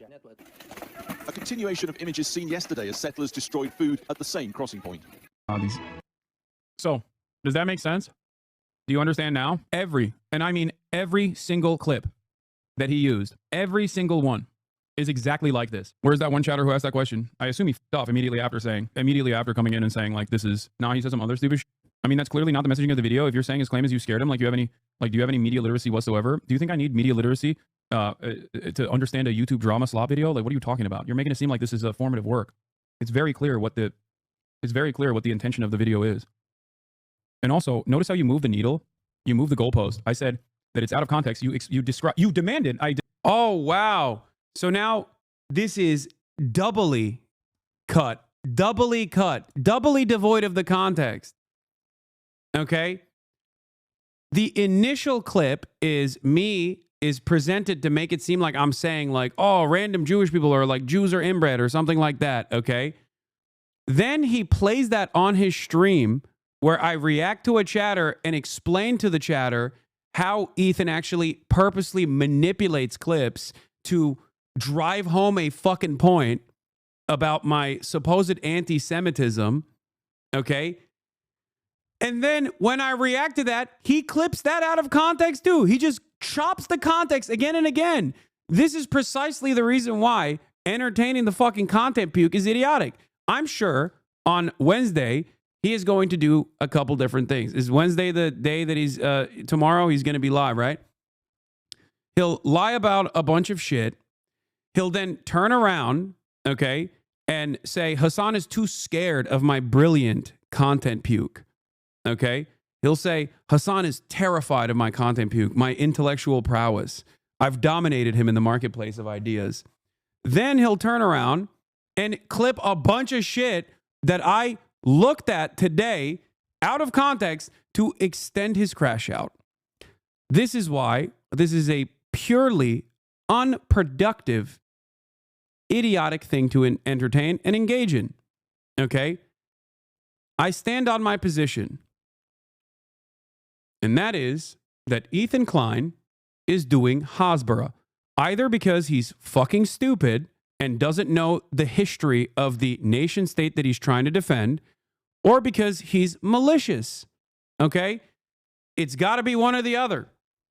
Either you're fucking stupid and you don't know the history of Israel, or you don't know the history of Palestine, or you are intentionally obfuscating the truth. Maybe it's a bit of both. I don't know. Or maybe it's a secret fourth thing. I genuinely don't know. Okay? And people in the chat are saying paid. No, he's not fucking paid by the state of Israel. You guys are stupid. Okay? That's ridiculous. This is entirely too narcissistic. But ultimately, it's one or the other. We just looked at even a couple different instances where he just straight up does not understand how the Nakba occurred.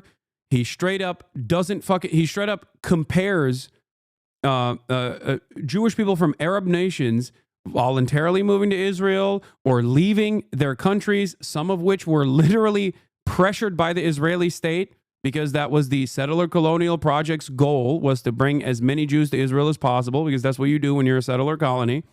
Okay?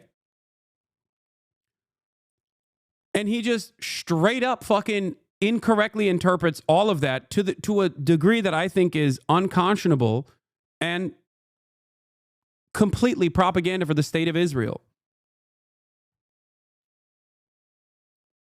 That's it. He is doing propaganda for the state of Israel.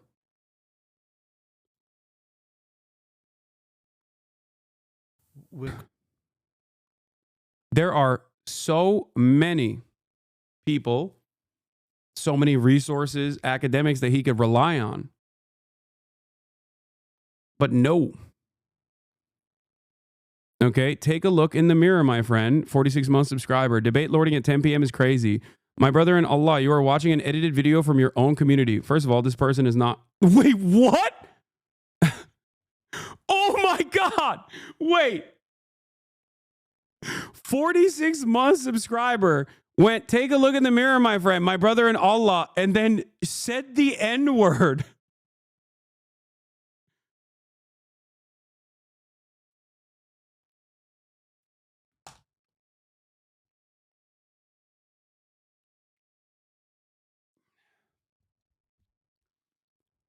Bro, are Ethan fans okay? Is this a Sex Pestiny fan or an Ethan fan? Like, how does that happen?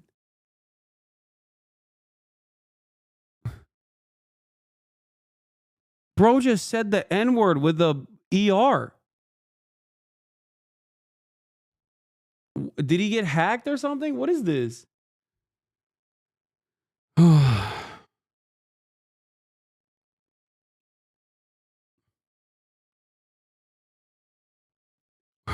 one content puke later.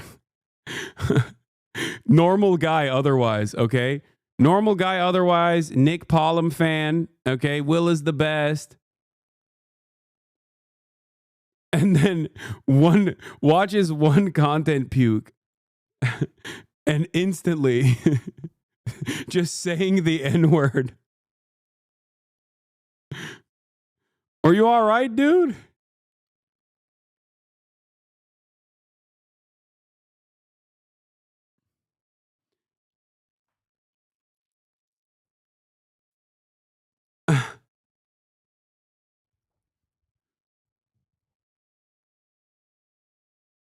What the fuck? This dude had a mental break. I think he was a fan of mine a couple years ago too. I really want to investigate what happened here. You know what I mean? Like I want to unban him to ask him. Oh, they unfollowed. Following is October 1st, 2020. Unfollowed after 5 years, and his last message in the chat is just the N-word with a hard R. Wow.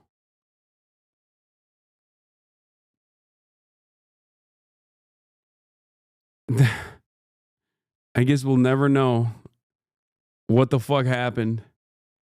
Oh, he's an Asmongold fan? I'm out after Asmon's comments? No, he's not saying he's after. He's out. He's not an Asmon fan. You can't say that he's an Asmon fan from this.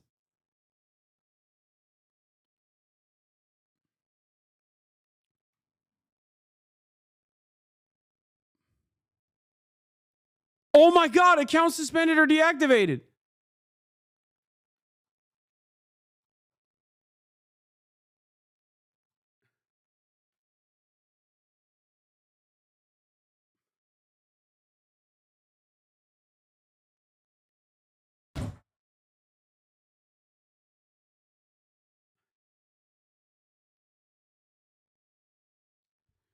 One of the funniest things that people don't understand is that I probably have like 11 Twitch moderators in my chat at any given moment because of the political content that I cover. And if I'm actually in violation of terms of service, they'll fucking clap my ass cheeks, okay?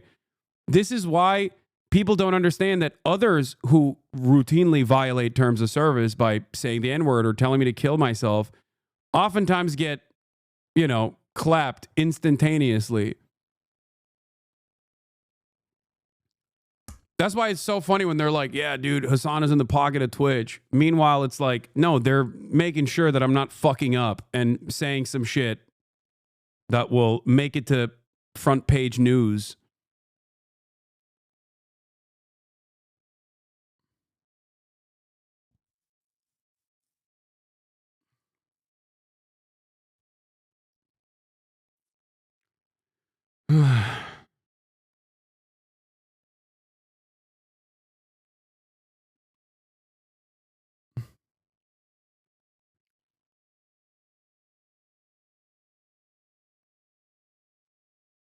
Anyway. Describe to you what the context is, and you immediately moved on, and you're like, well, that's not the major point of the... But you didn't... What is he talking about? Apparently a chatter is calling him out like, he says, how do you know the context? You didn't watch the video. I'm assuming it was it? But then he goes, oh, really? Well, you moved the goalpost. It's like, but you didn't answer. You didn't tell him what the context is, so there was no kick. When you move the goalpost, you're moving it further from the kick. There's no kick. At a certain point, you have to understand, like, okay, well, if this is incorrect, do you like being incorrect? Can anybody tell me what the he's talking about? He hasn't watched it. He hasn't cited anything that's out of context. He's talking about, oh, you're incorrect and you like, what is he talking about? How do people watch him? He literally... I like that he clipped it out of context, or at least got it from Sex Pestini's subreddit out of context. And now he's just confused by it. He's like, what is he talking about? Why are people watching him? It's like, brother, you have the capacity to look for the context. You know what I mean? You have a whole team of producers and shit over there. Like, you could just be like, hey, Dan, can you pull up the stream for from when Hasan said this? It's so perfect that they noticed something seemed missing from the clip. He felt something was off. Literally will talk and drone on about nothing. I mean, how can you be so confident in your hallucinations that you make such a foolish error? I guess when your very progressive audience gets replaced with Destiny fans who flood your subreddit with clipped out of context footage, that's how it happens. Oh, but Ethan doesn't know Destiny, so that can't possibly be the case. Even though this post and this post and this post and this post were either from the Destiny subreddit or from the H3 subreddit posted by someone active on the Destiny subreddit. I mean, just look at this chart from overlapping communities on Reddit. The blowback from the content nuke really started to materialize in H3 show 106. Anyway.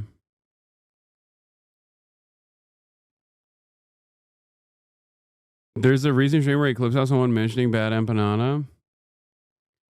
The crew compared you to Asmund and the... What? And dumbass says the moldy doesn't matter. It's all bullshit. I don't want to look at that. I don't want to see Dan saying some shit. You know, he's employed. Okay, it's gonna break my fucking brain. I don't want to see that. Okay, that's for me. That's a bridge too far. Okay, I don't want to hear it. I don't want to think about it. That's, you know, don't show that shit to me, please. Stop. Okay.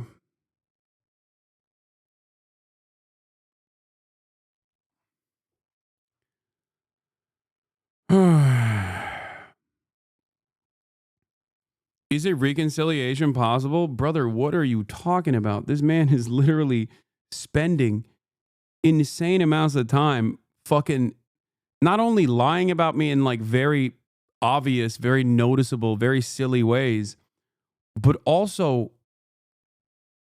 he's actively defending Israel, which lying about me is one thing, okay? Make all the drama slop you want to make, okay? Go ahead, King. But fucking coming out and just doing the shittiest Hasbro that I've ever fucking seen is unacceptable.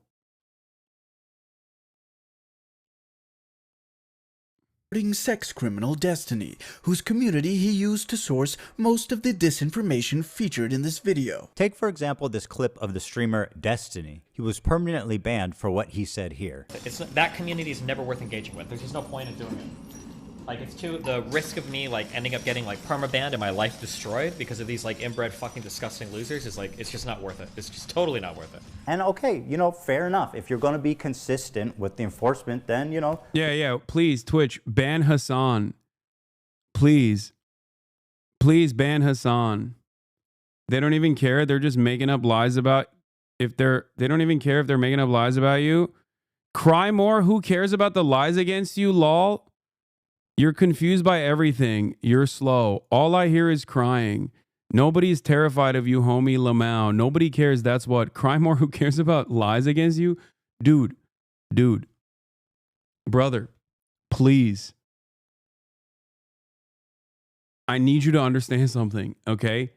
It's not even about me, okay? If you feel this way about anybody, you gotta check your priorities, dude. That's crazy. What do you mean? Who cares? Lamau, cry more. Who cares? I mean, I'm not even fucking crying. That's... They're actively clipping this on Twitter. Seek help, my man. This is not good. Truly, it's not good for you to have this level of hatred in your heart, you know?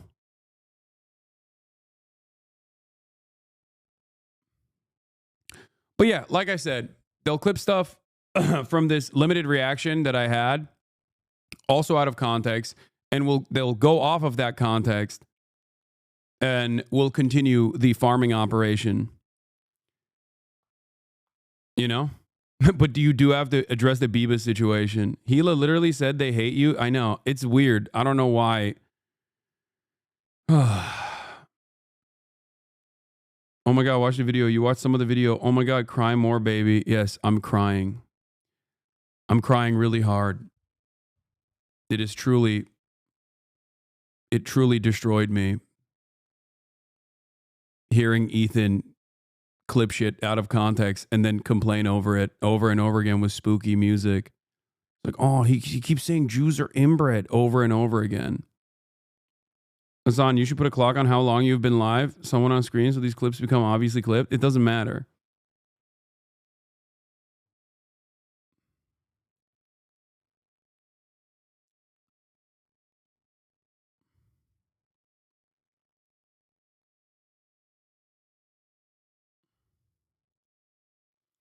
It's also funny because then they're just like, we'll say some racist ass shit. You laugh at dead babies, lol. You have hatred for dead babies.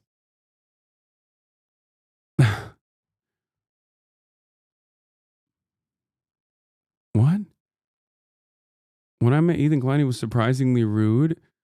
Hasan is oddly hot in a way that shouldn't make sense, but absolutely does. He's got that rugged, slightly unkempt look. Why do they need to make sure you don't say some shit that makes it to front page news if you're the one who isn't racist? My sister unalived herself because of you. You laugh at dead babies, lol.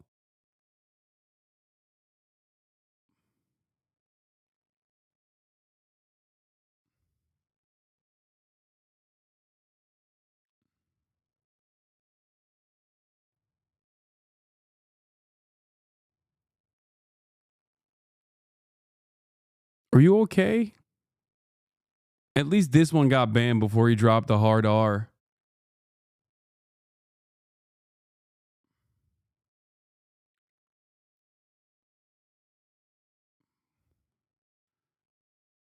God damn, dude. People are fucking really coming out of the woodworks today, huh? Let's have a friendly place, a safe environment. It's calling a minority group inbred, which results in a permanent ban. Okay. Okay, has anyone else done that? Yes, Ethan, you. After following around Hasidic Jews and secretly recording them. The Jewy Jew, not just this Jew like, me or Ela, but this is home of the super Jew. The Jew, the dirty, grimy, jacket-wearing Jews. Real dirty ass. Nasty. You went on to say that they are inbred because nobody else could want to reproduce with them on account of how filthy they are. Yeah, Ashkenazi Jews were all inbred. To be honest, there's like stinky suit wearing, like, bro, you have to be very generous to fuck a Hasidic Jew. They wear the suits, they got the hats, they don't shower nearly enough, they rock the black suit. They stink, bro. Ethan's supposed outrage over anti-Semitism is clearly fake. He is singularly concerned with criticism of Israel, and even insisted that Twitch put a Jewish organization, heavily implied to be the ADL, in charge of censoring criticism on Zionism.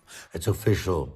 Twitch has said Zionism as a slur is no longer allowed, people. So who's going to make that call? If it was like some Jewish advocacy group that was involved in these decisions, then I think like, okay, that might be legit. For the record, the ADL considers all criticism of Zionism to be anti-Semitic. Ethan is an uneducated moron who is spreading political disinformation in defense of a genocidal apartheid state. Jesus Christ, dude. Bro, I came into watching like a month ago, so this is a fucking ride. Ay.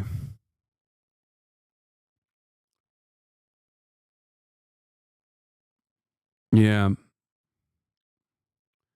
Can't believe I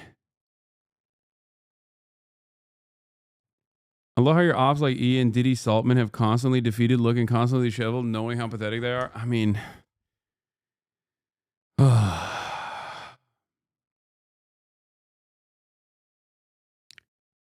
what do I say?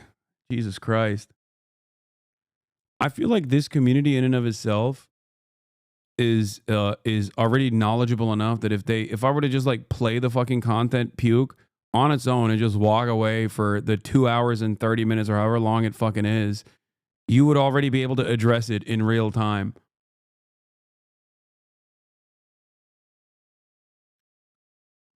You know?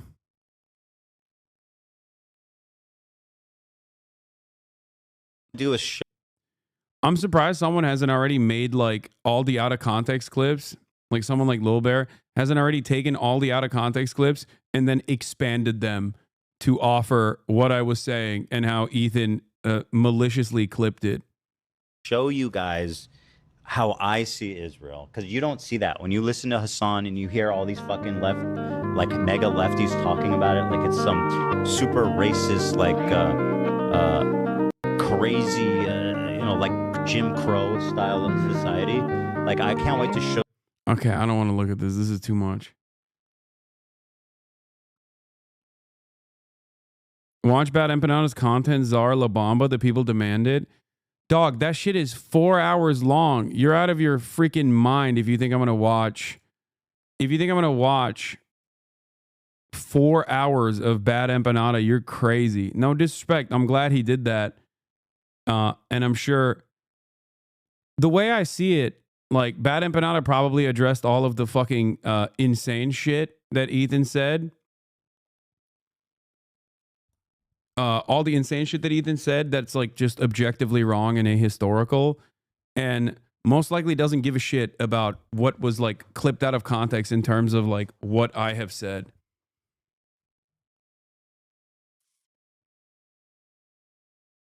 But yeah, this is interesting. The disinformation tracker. I was unfamiliar with this channel.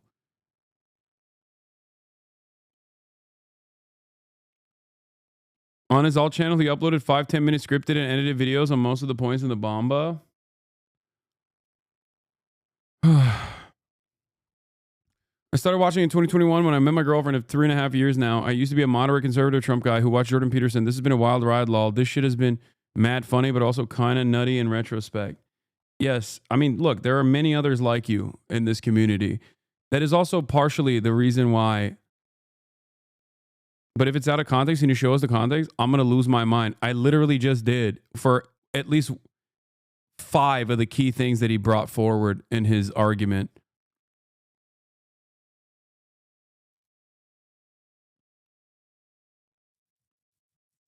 What the fuck? Now Ethan will clip me just reacting to this chatter and be like, why does he keep saying he looked at the context? He never did.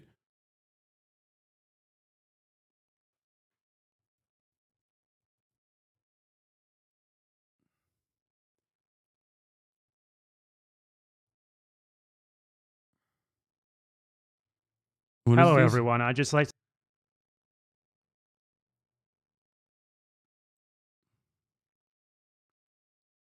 In his content, nuke on Hassan Piker, Ethan Klein heavily implied was good about the story of Anne Frank's is simply that she did not hate the Germans who genocided her and her family, nor fight back against them, which he frames as resorting to violence. Let's talk about what this implies about his worldview.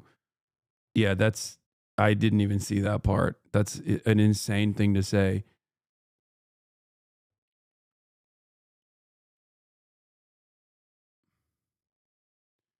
Here's the condensed version of the Bad Empanada video. Okay, we're not gonna. That's crazy. He's made condensed versions of every part of this.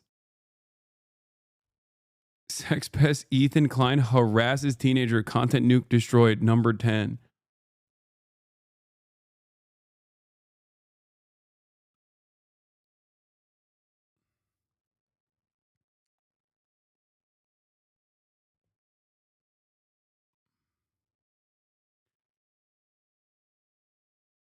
Has he not heard of the Warsaw Ghetto Uprising? I am sure he did. But yeah. Bad Empanada doesn't seem very bright. No, Bad Empanada is a psychopath, but a brilliant one. No, he is... His shit is airtight. He's just like a complete psycho on social media. I like, if you remember when he was talking about like loner box and stuff in the past, like, I don't entirely trust him when it comes to like drama, you know what I mean, about like people that he despises. But his work, especially his standalone work that is heavily sourced, like if you were to watch just his YouTube videos and had no fucking clue if you were to just watch his YouTube videos on history, on various instances, like various revolutions, revolutionary figures, just history in general, it's incredible. He is very good at doing breakdown videos. On the other hand, when he talks about, like, you know, when he just talks about other content creators, he's definitely wild. You're describing how I know about him, lol. I don't use Twitter. Yeah, I'm telling you right now. Okay? Listen to me. If you don't know that he even has a... When you say he's a psychopath, you realize this in context of him giving no quarter to genocide supporters. He's talking about VND's pedo allegations for years. He's right about everything just too early. Dude, come on. We're in the game of optics, okay? Come on.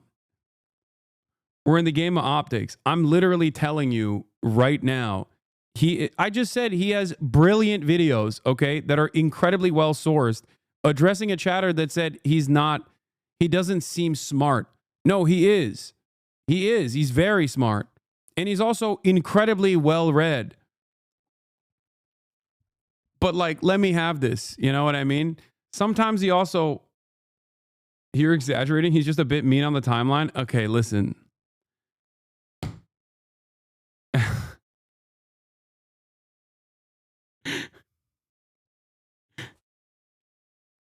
He's very smart.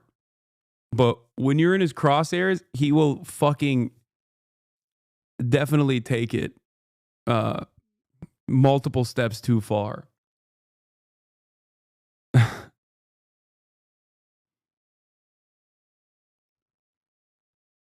Okay. Also, there's no reason to have this back and forth, okay? He said he's left's attack dog at your order on the recent Deprograms episode. Oh, God.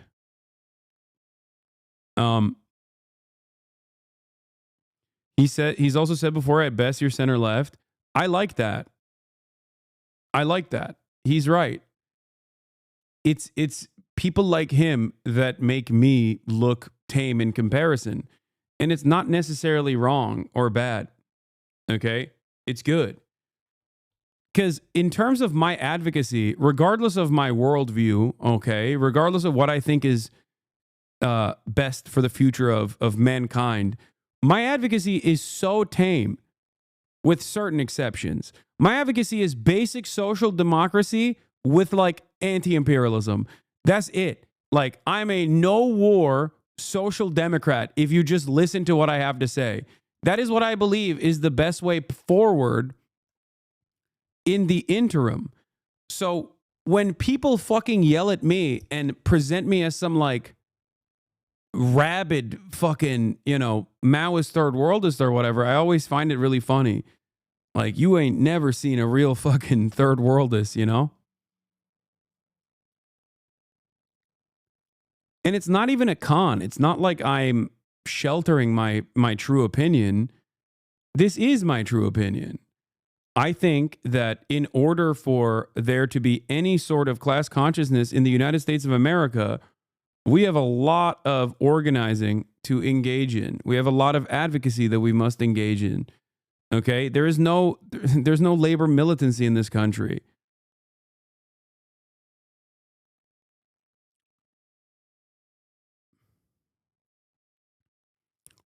It's not even me hiding my power level. Especially because I openly admit what my perspective is all the time.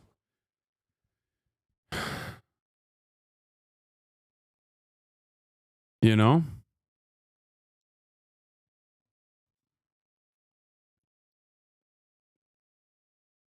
But even then, for the average American, they hear me advocate for fucking...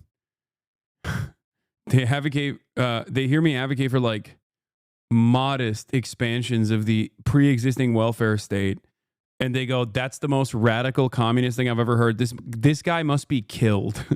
We must kill this man immediately. He is a genuine threat.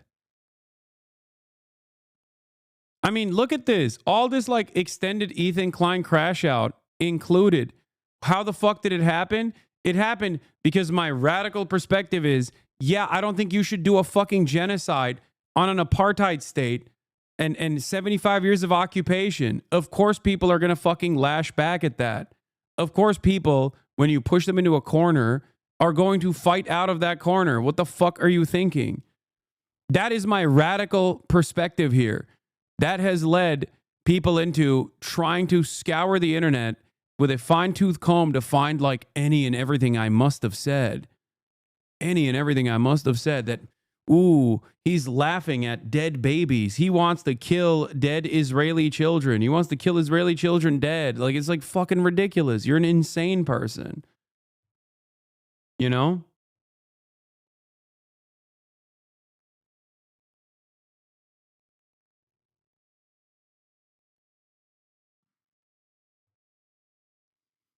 Is there a video with all the context? I'm confused and would genuinely love to hear like why some ugly things were said. In terms of like, here, this video is the one I'll always point to.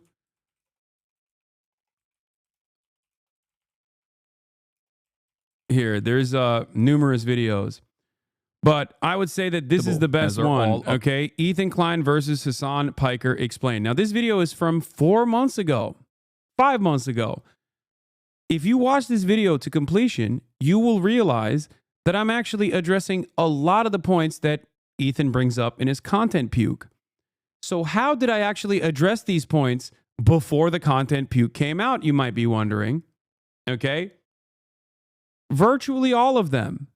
So how? How is that possible? Did Ethan not see that this video exists? Did he not recognize that there was a video out there of me basically describing my position on a lot of the arguments that were being launched? How did I pre-watch his content puke? Do I have the power of witchcraft? Do I have the power of seeing the future?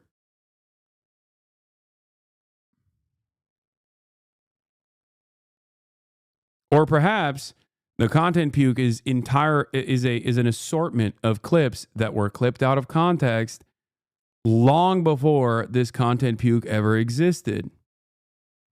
You have a lot of hate in your heart. Take a break from the internet and do some soul searching. I mean, I hate racists, if that's what you're talking about, but I think I'm good.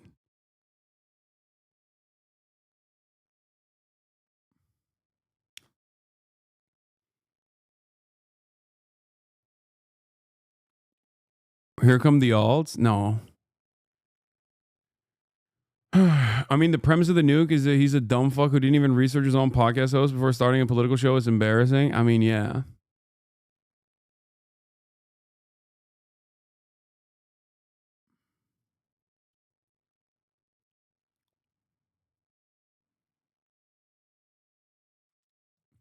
That's it, though. God forbid, you're not racist? No. This is shocking to you?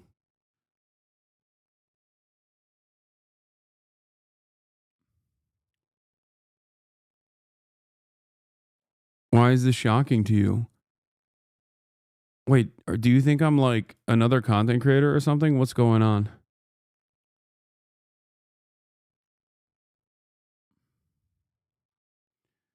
If you look at the way they see things is really stan culture shit, I know. No, I want to know why this person thinks I'm racist. I would love to find out.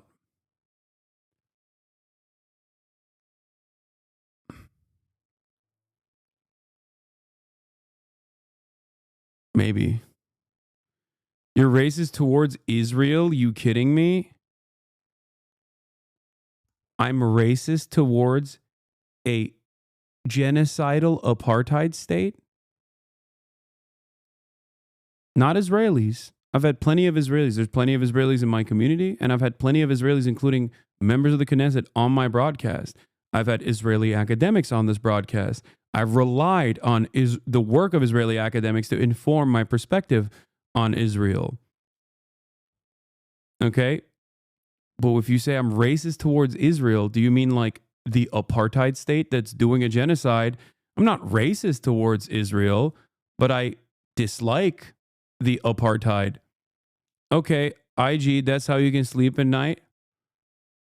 The real question is how you can sleep at night.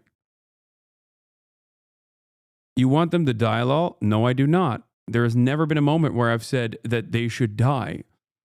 You just made that up.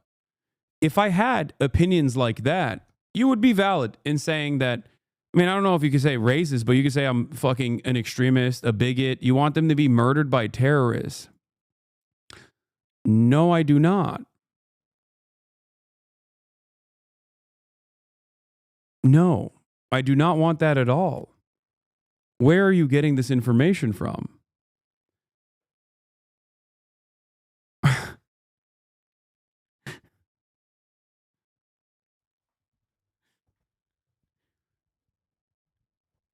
Do you have any...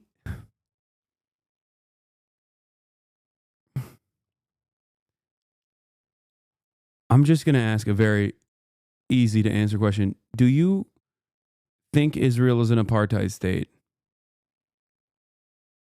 And do you think Israel is doing a genocide?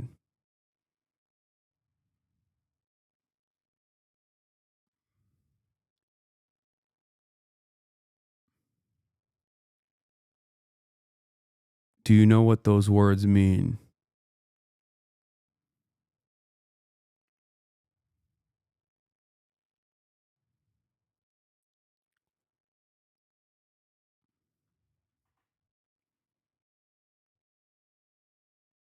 Do you think Israel is a race?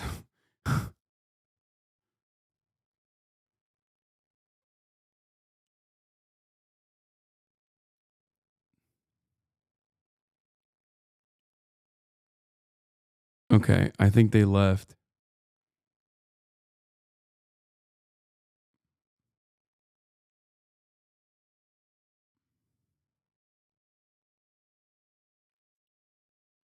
Yeah, it's like saying you're racist towards Americans because you think that the Iraq war is unconscionable. You know? Like, wow, you said that America invaded Iraq illegally. You are racist towards Americans. You want all Americans to be all Americans to be killed by terrorists. She responded, what is this? Of course, doesn't mean the people in Israel deserve to die, just like the people in Palestine don't deserve to die. Yeah, but I don't believe that the people in Israel deserve to die. I've never once said that the people in Israel deserve to die. So why are you upset at me over a thing I never said? Did you perhaps see a clip that was out of context and it made you, it led you to false assumptions?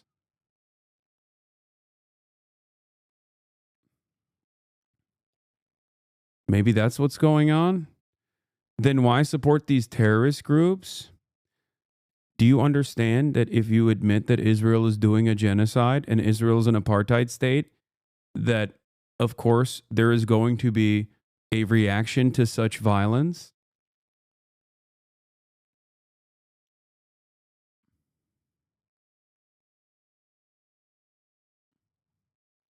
Do you think people have a right to resist against being genocided?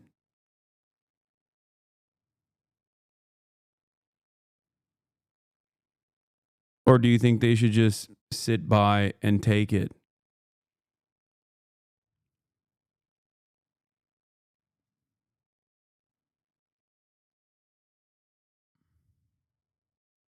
Hassan, you don't even have clips that you're a fool, lol? Wait, what? I'm a fool for saying that if you do a genocide in an apartheid state, that people are going to resist?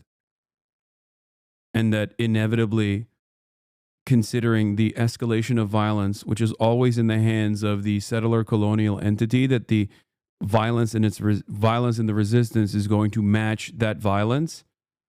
It'll never actually catch up to that violence because the Palestinian... Did I say that? Okay, dude, get some self-awareness. Wait.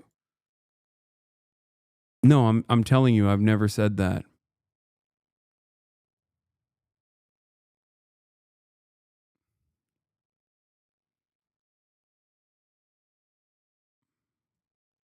I don't know why you think you can gaslight me on a thing that you suppose I've said. You can tell they're a foot soldier because they have no political arguments. That's what I'm saying. But this is the sad part. This is what I mean. This person is probably ultimately like a progressive individual. That's what I'm upset about, chatters. Do you not understand? This is precisely what I was talking about. You got like honest to God, people that work in, I don't know, marketing and are like otherwise progressive people coming in here to be like, you're a racist who fucking wants all Israelis to die. And it's just completely untrue. But it doesn't just, if it was just like thinking that about me, that's one thing. It's whatever. Who gives a shit, right? But beyond that, they also literally fucking start believing a whole bunch of stuff that Ethan has said about Israel. It's ridiculous. I don't know why you think you can gaslight me. I'm not. I asked you a question. I said, do you think Israel is an apartheid state and doing a genocide? And you said, of course. And now you're moving on to something entirely different. If you understand that Israel is an apartheid state, then you understand that obviously in circumstances like that, historically and in contemporary society, there's going to be violent resistance against the untold amounts of violence that an apartheid state brings on top of an indigenous population. Okay?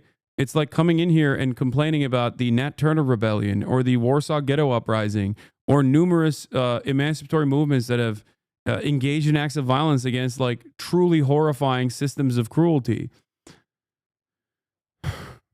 That's my point. That's why it doesn't really make sense when you say you understand that Israel's an apartheid state and also conducting a genocide, but then you also think that like I'm supporting terrorists and terrorism and the death of all Israelis or some shit when that's never the case. That's never been the case. You're deflecting from supporting these terrorist groups. Lol, keep rambling, dude. No, I'm not. I don't think you're understanding. Okay? Analysis and offering context to how resistance forms against an apartheid and against a genocide is not saying that I agree with everything that they've done. Okay? This is called nuance. I don't think you're understanding, lol. No, I support the Palestinians and I support Palestinian emancipation. Okay? That will always exist as long as people are being killed, as long as people are being slaughtered by the Israeli state. Today it's called Hamas. Yesterday was called the PLO. Tomorrow it'll be called something different. But it does not matter because fundamentally the people have a right to emancipation, and understandably the people will resist. And if the standards of violence in an apartheid structure get worse, and they certainly have over 75 years of brutal military occupation, the resistance against that violence is also going to be worse. But once again, I'm trying to explain this to you to the best of my ability, and I feel like it's just kind of going over your head a little bit. Why do you hate the Warsaw Ghetto Uprising? Why do you hate Jewish people? Why do you claim that Jews had no right to resist against Nazi Germany?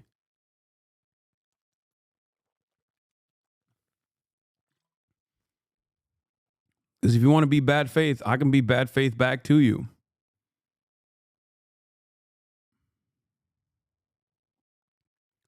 Do you understand?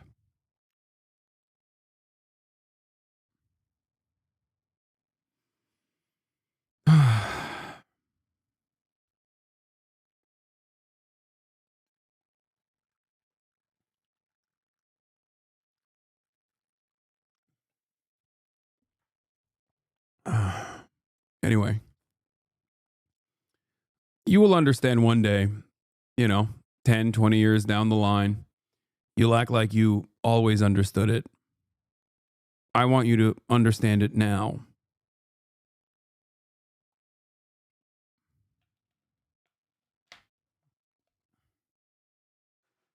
Bro got his clip and dipped. I mean, I didn't give them a clip. This person doesn't actually believe that Palestinians don't deserve to die if they're arguing with advocacy for Palestinians is the same thing as supporting a terrorist group. They are defying their own logic. Yeah.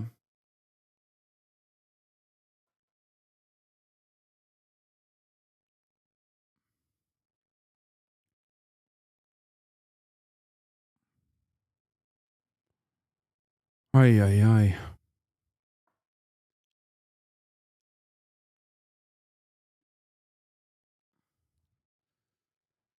But like I've said,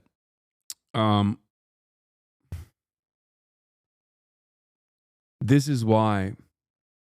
Just ban me, fucker? What? Just ban the fucker? No, I'm not gonna ban him.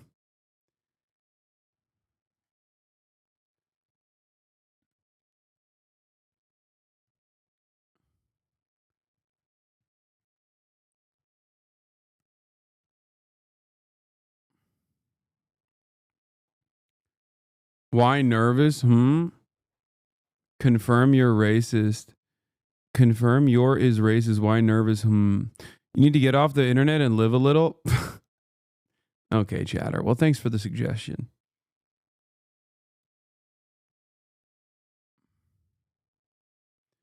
It's crazy that if you have a reasonable view of things and don't pick a side, both sides think you're racist and support terrorism. No. I mean, there aren't fucking both sides in a genocide, chatter. Come on. Like, there's a moderate position that you can arrive at, but like there are things that are truly unconscionable. I think genocide is one of them. It's not simply a card that people fucking throw around or a word that people throw around unless they personally don't think it's real. That's what's so gross about the utilization of the term, you're using the genocide card. Okay? It's not a fucking card, man. It's literally what's happening. It's disgusting that you think that it's just a card that people are using. Why are these people displaying disdain for you and advocating for you to go and have a lovely day? It doesn't make sense. It's just, I think the ultimate goal there is just like, please stop streaming because it makes my favorite content so much worse because Ethan can't stop but respond to you for 7 hours. And I just want to get back to the goofs and gaffs. That's pretty much the reason why they're like, please just take a day off, take a week off, please, so we can go back to watching fun stuff. So I apologize to the foot soldiers for ruining your content tomorrow. Anyway.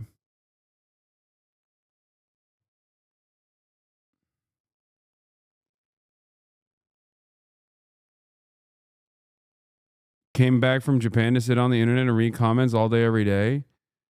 Okay, this person is changing tactics and it's actually genuinely confusing. If you think I'm a racist person who wants to fucking like kill all Israelis or whatever, why the fuck do you want me to, why do you want me to have a nice day? Like, you should want me to fucking kill myself. That doesn't make any sense. Also, this is my job and I greatly enjoy it, especially because when I have conversations with a chatter like that, there are at least like 3 to 4, maybe 10, maybe 1,000 people that go, you know what? Maybe I misunderstood Hasan's position. And then they have their minds changed. And that's why I do what I do. Anyway, love you guys and I'll see you tomorrow. Okay?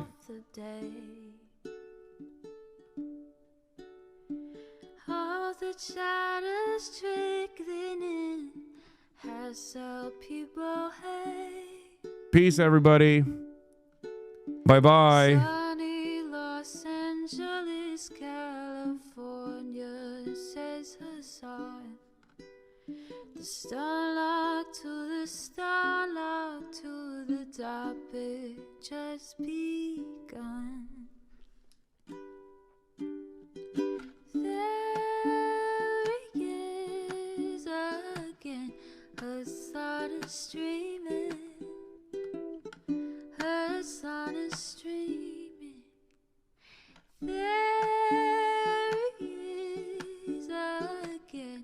Hasan is streaming. Hasan is streaming. Reviewing the P.O. box, Uncle Uyghur's face. Sudden discord at agitprop. Great names take embrace. Tiny Bernie Sanders, LGBTQ Air Force. The whole left at your fingertips, on at your door. H3 crowded debate, the Young Turks online show. 3 full fucking years of this, plenty more to go. 90-day fiance, talks of champagne bourgeoisie. A Trump rally live reaction, a mass riot at DC.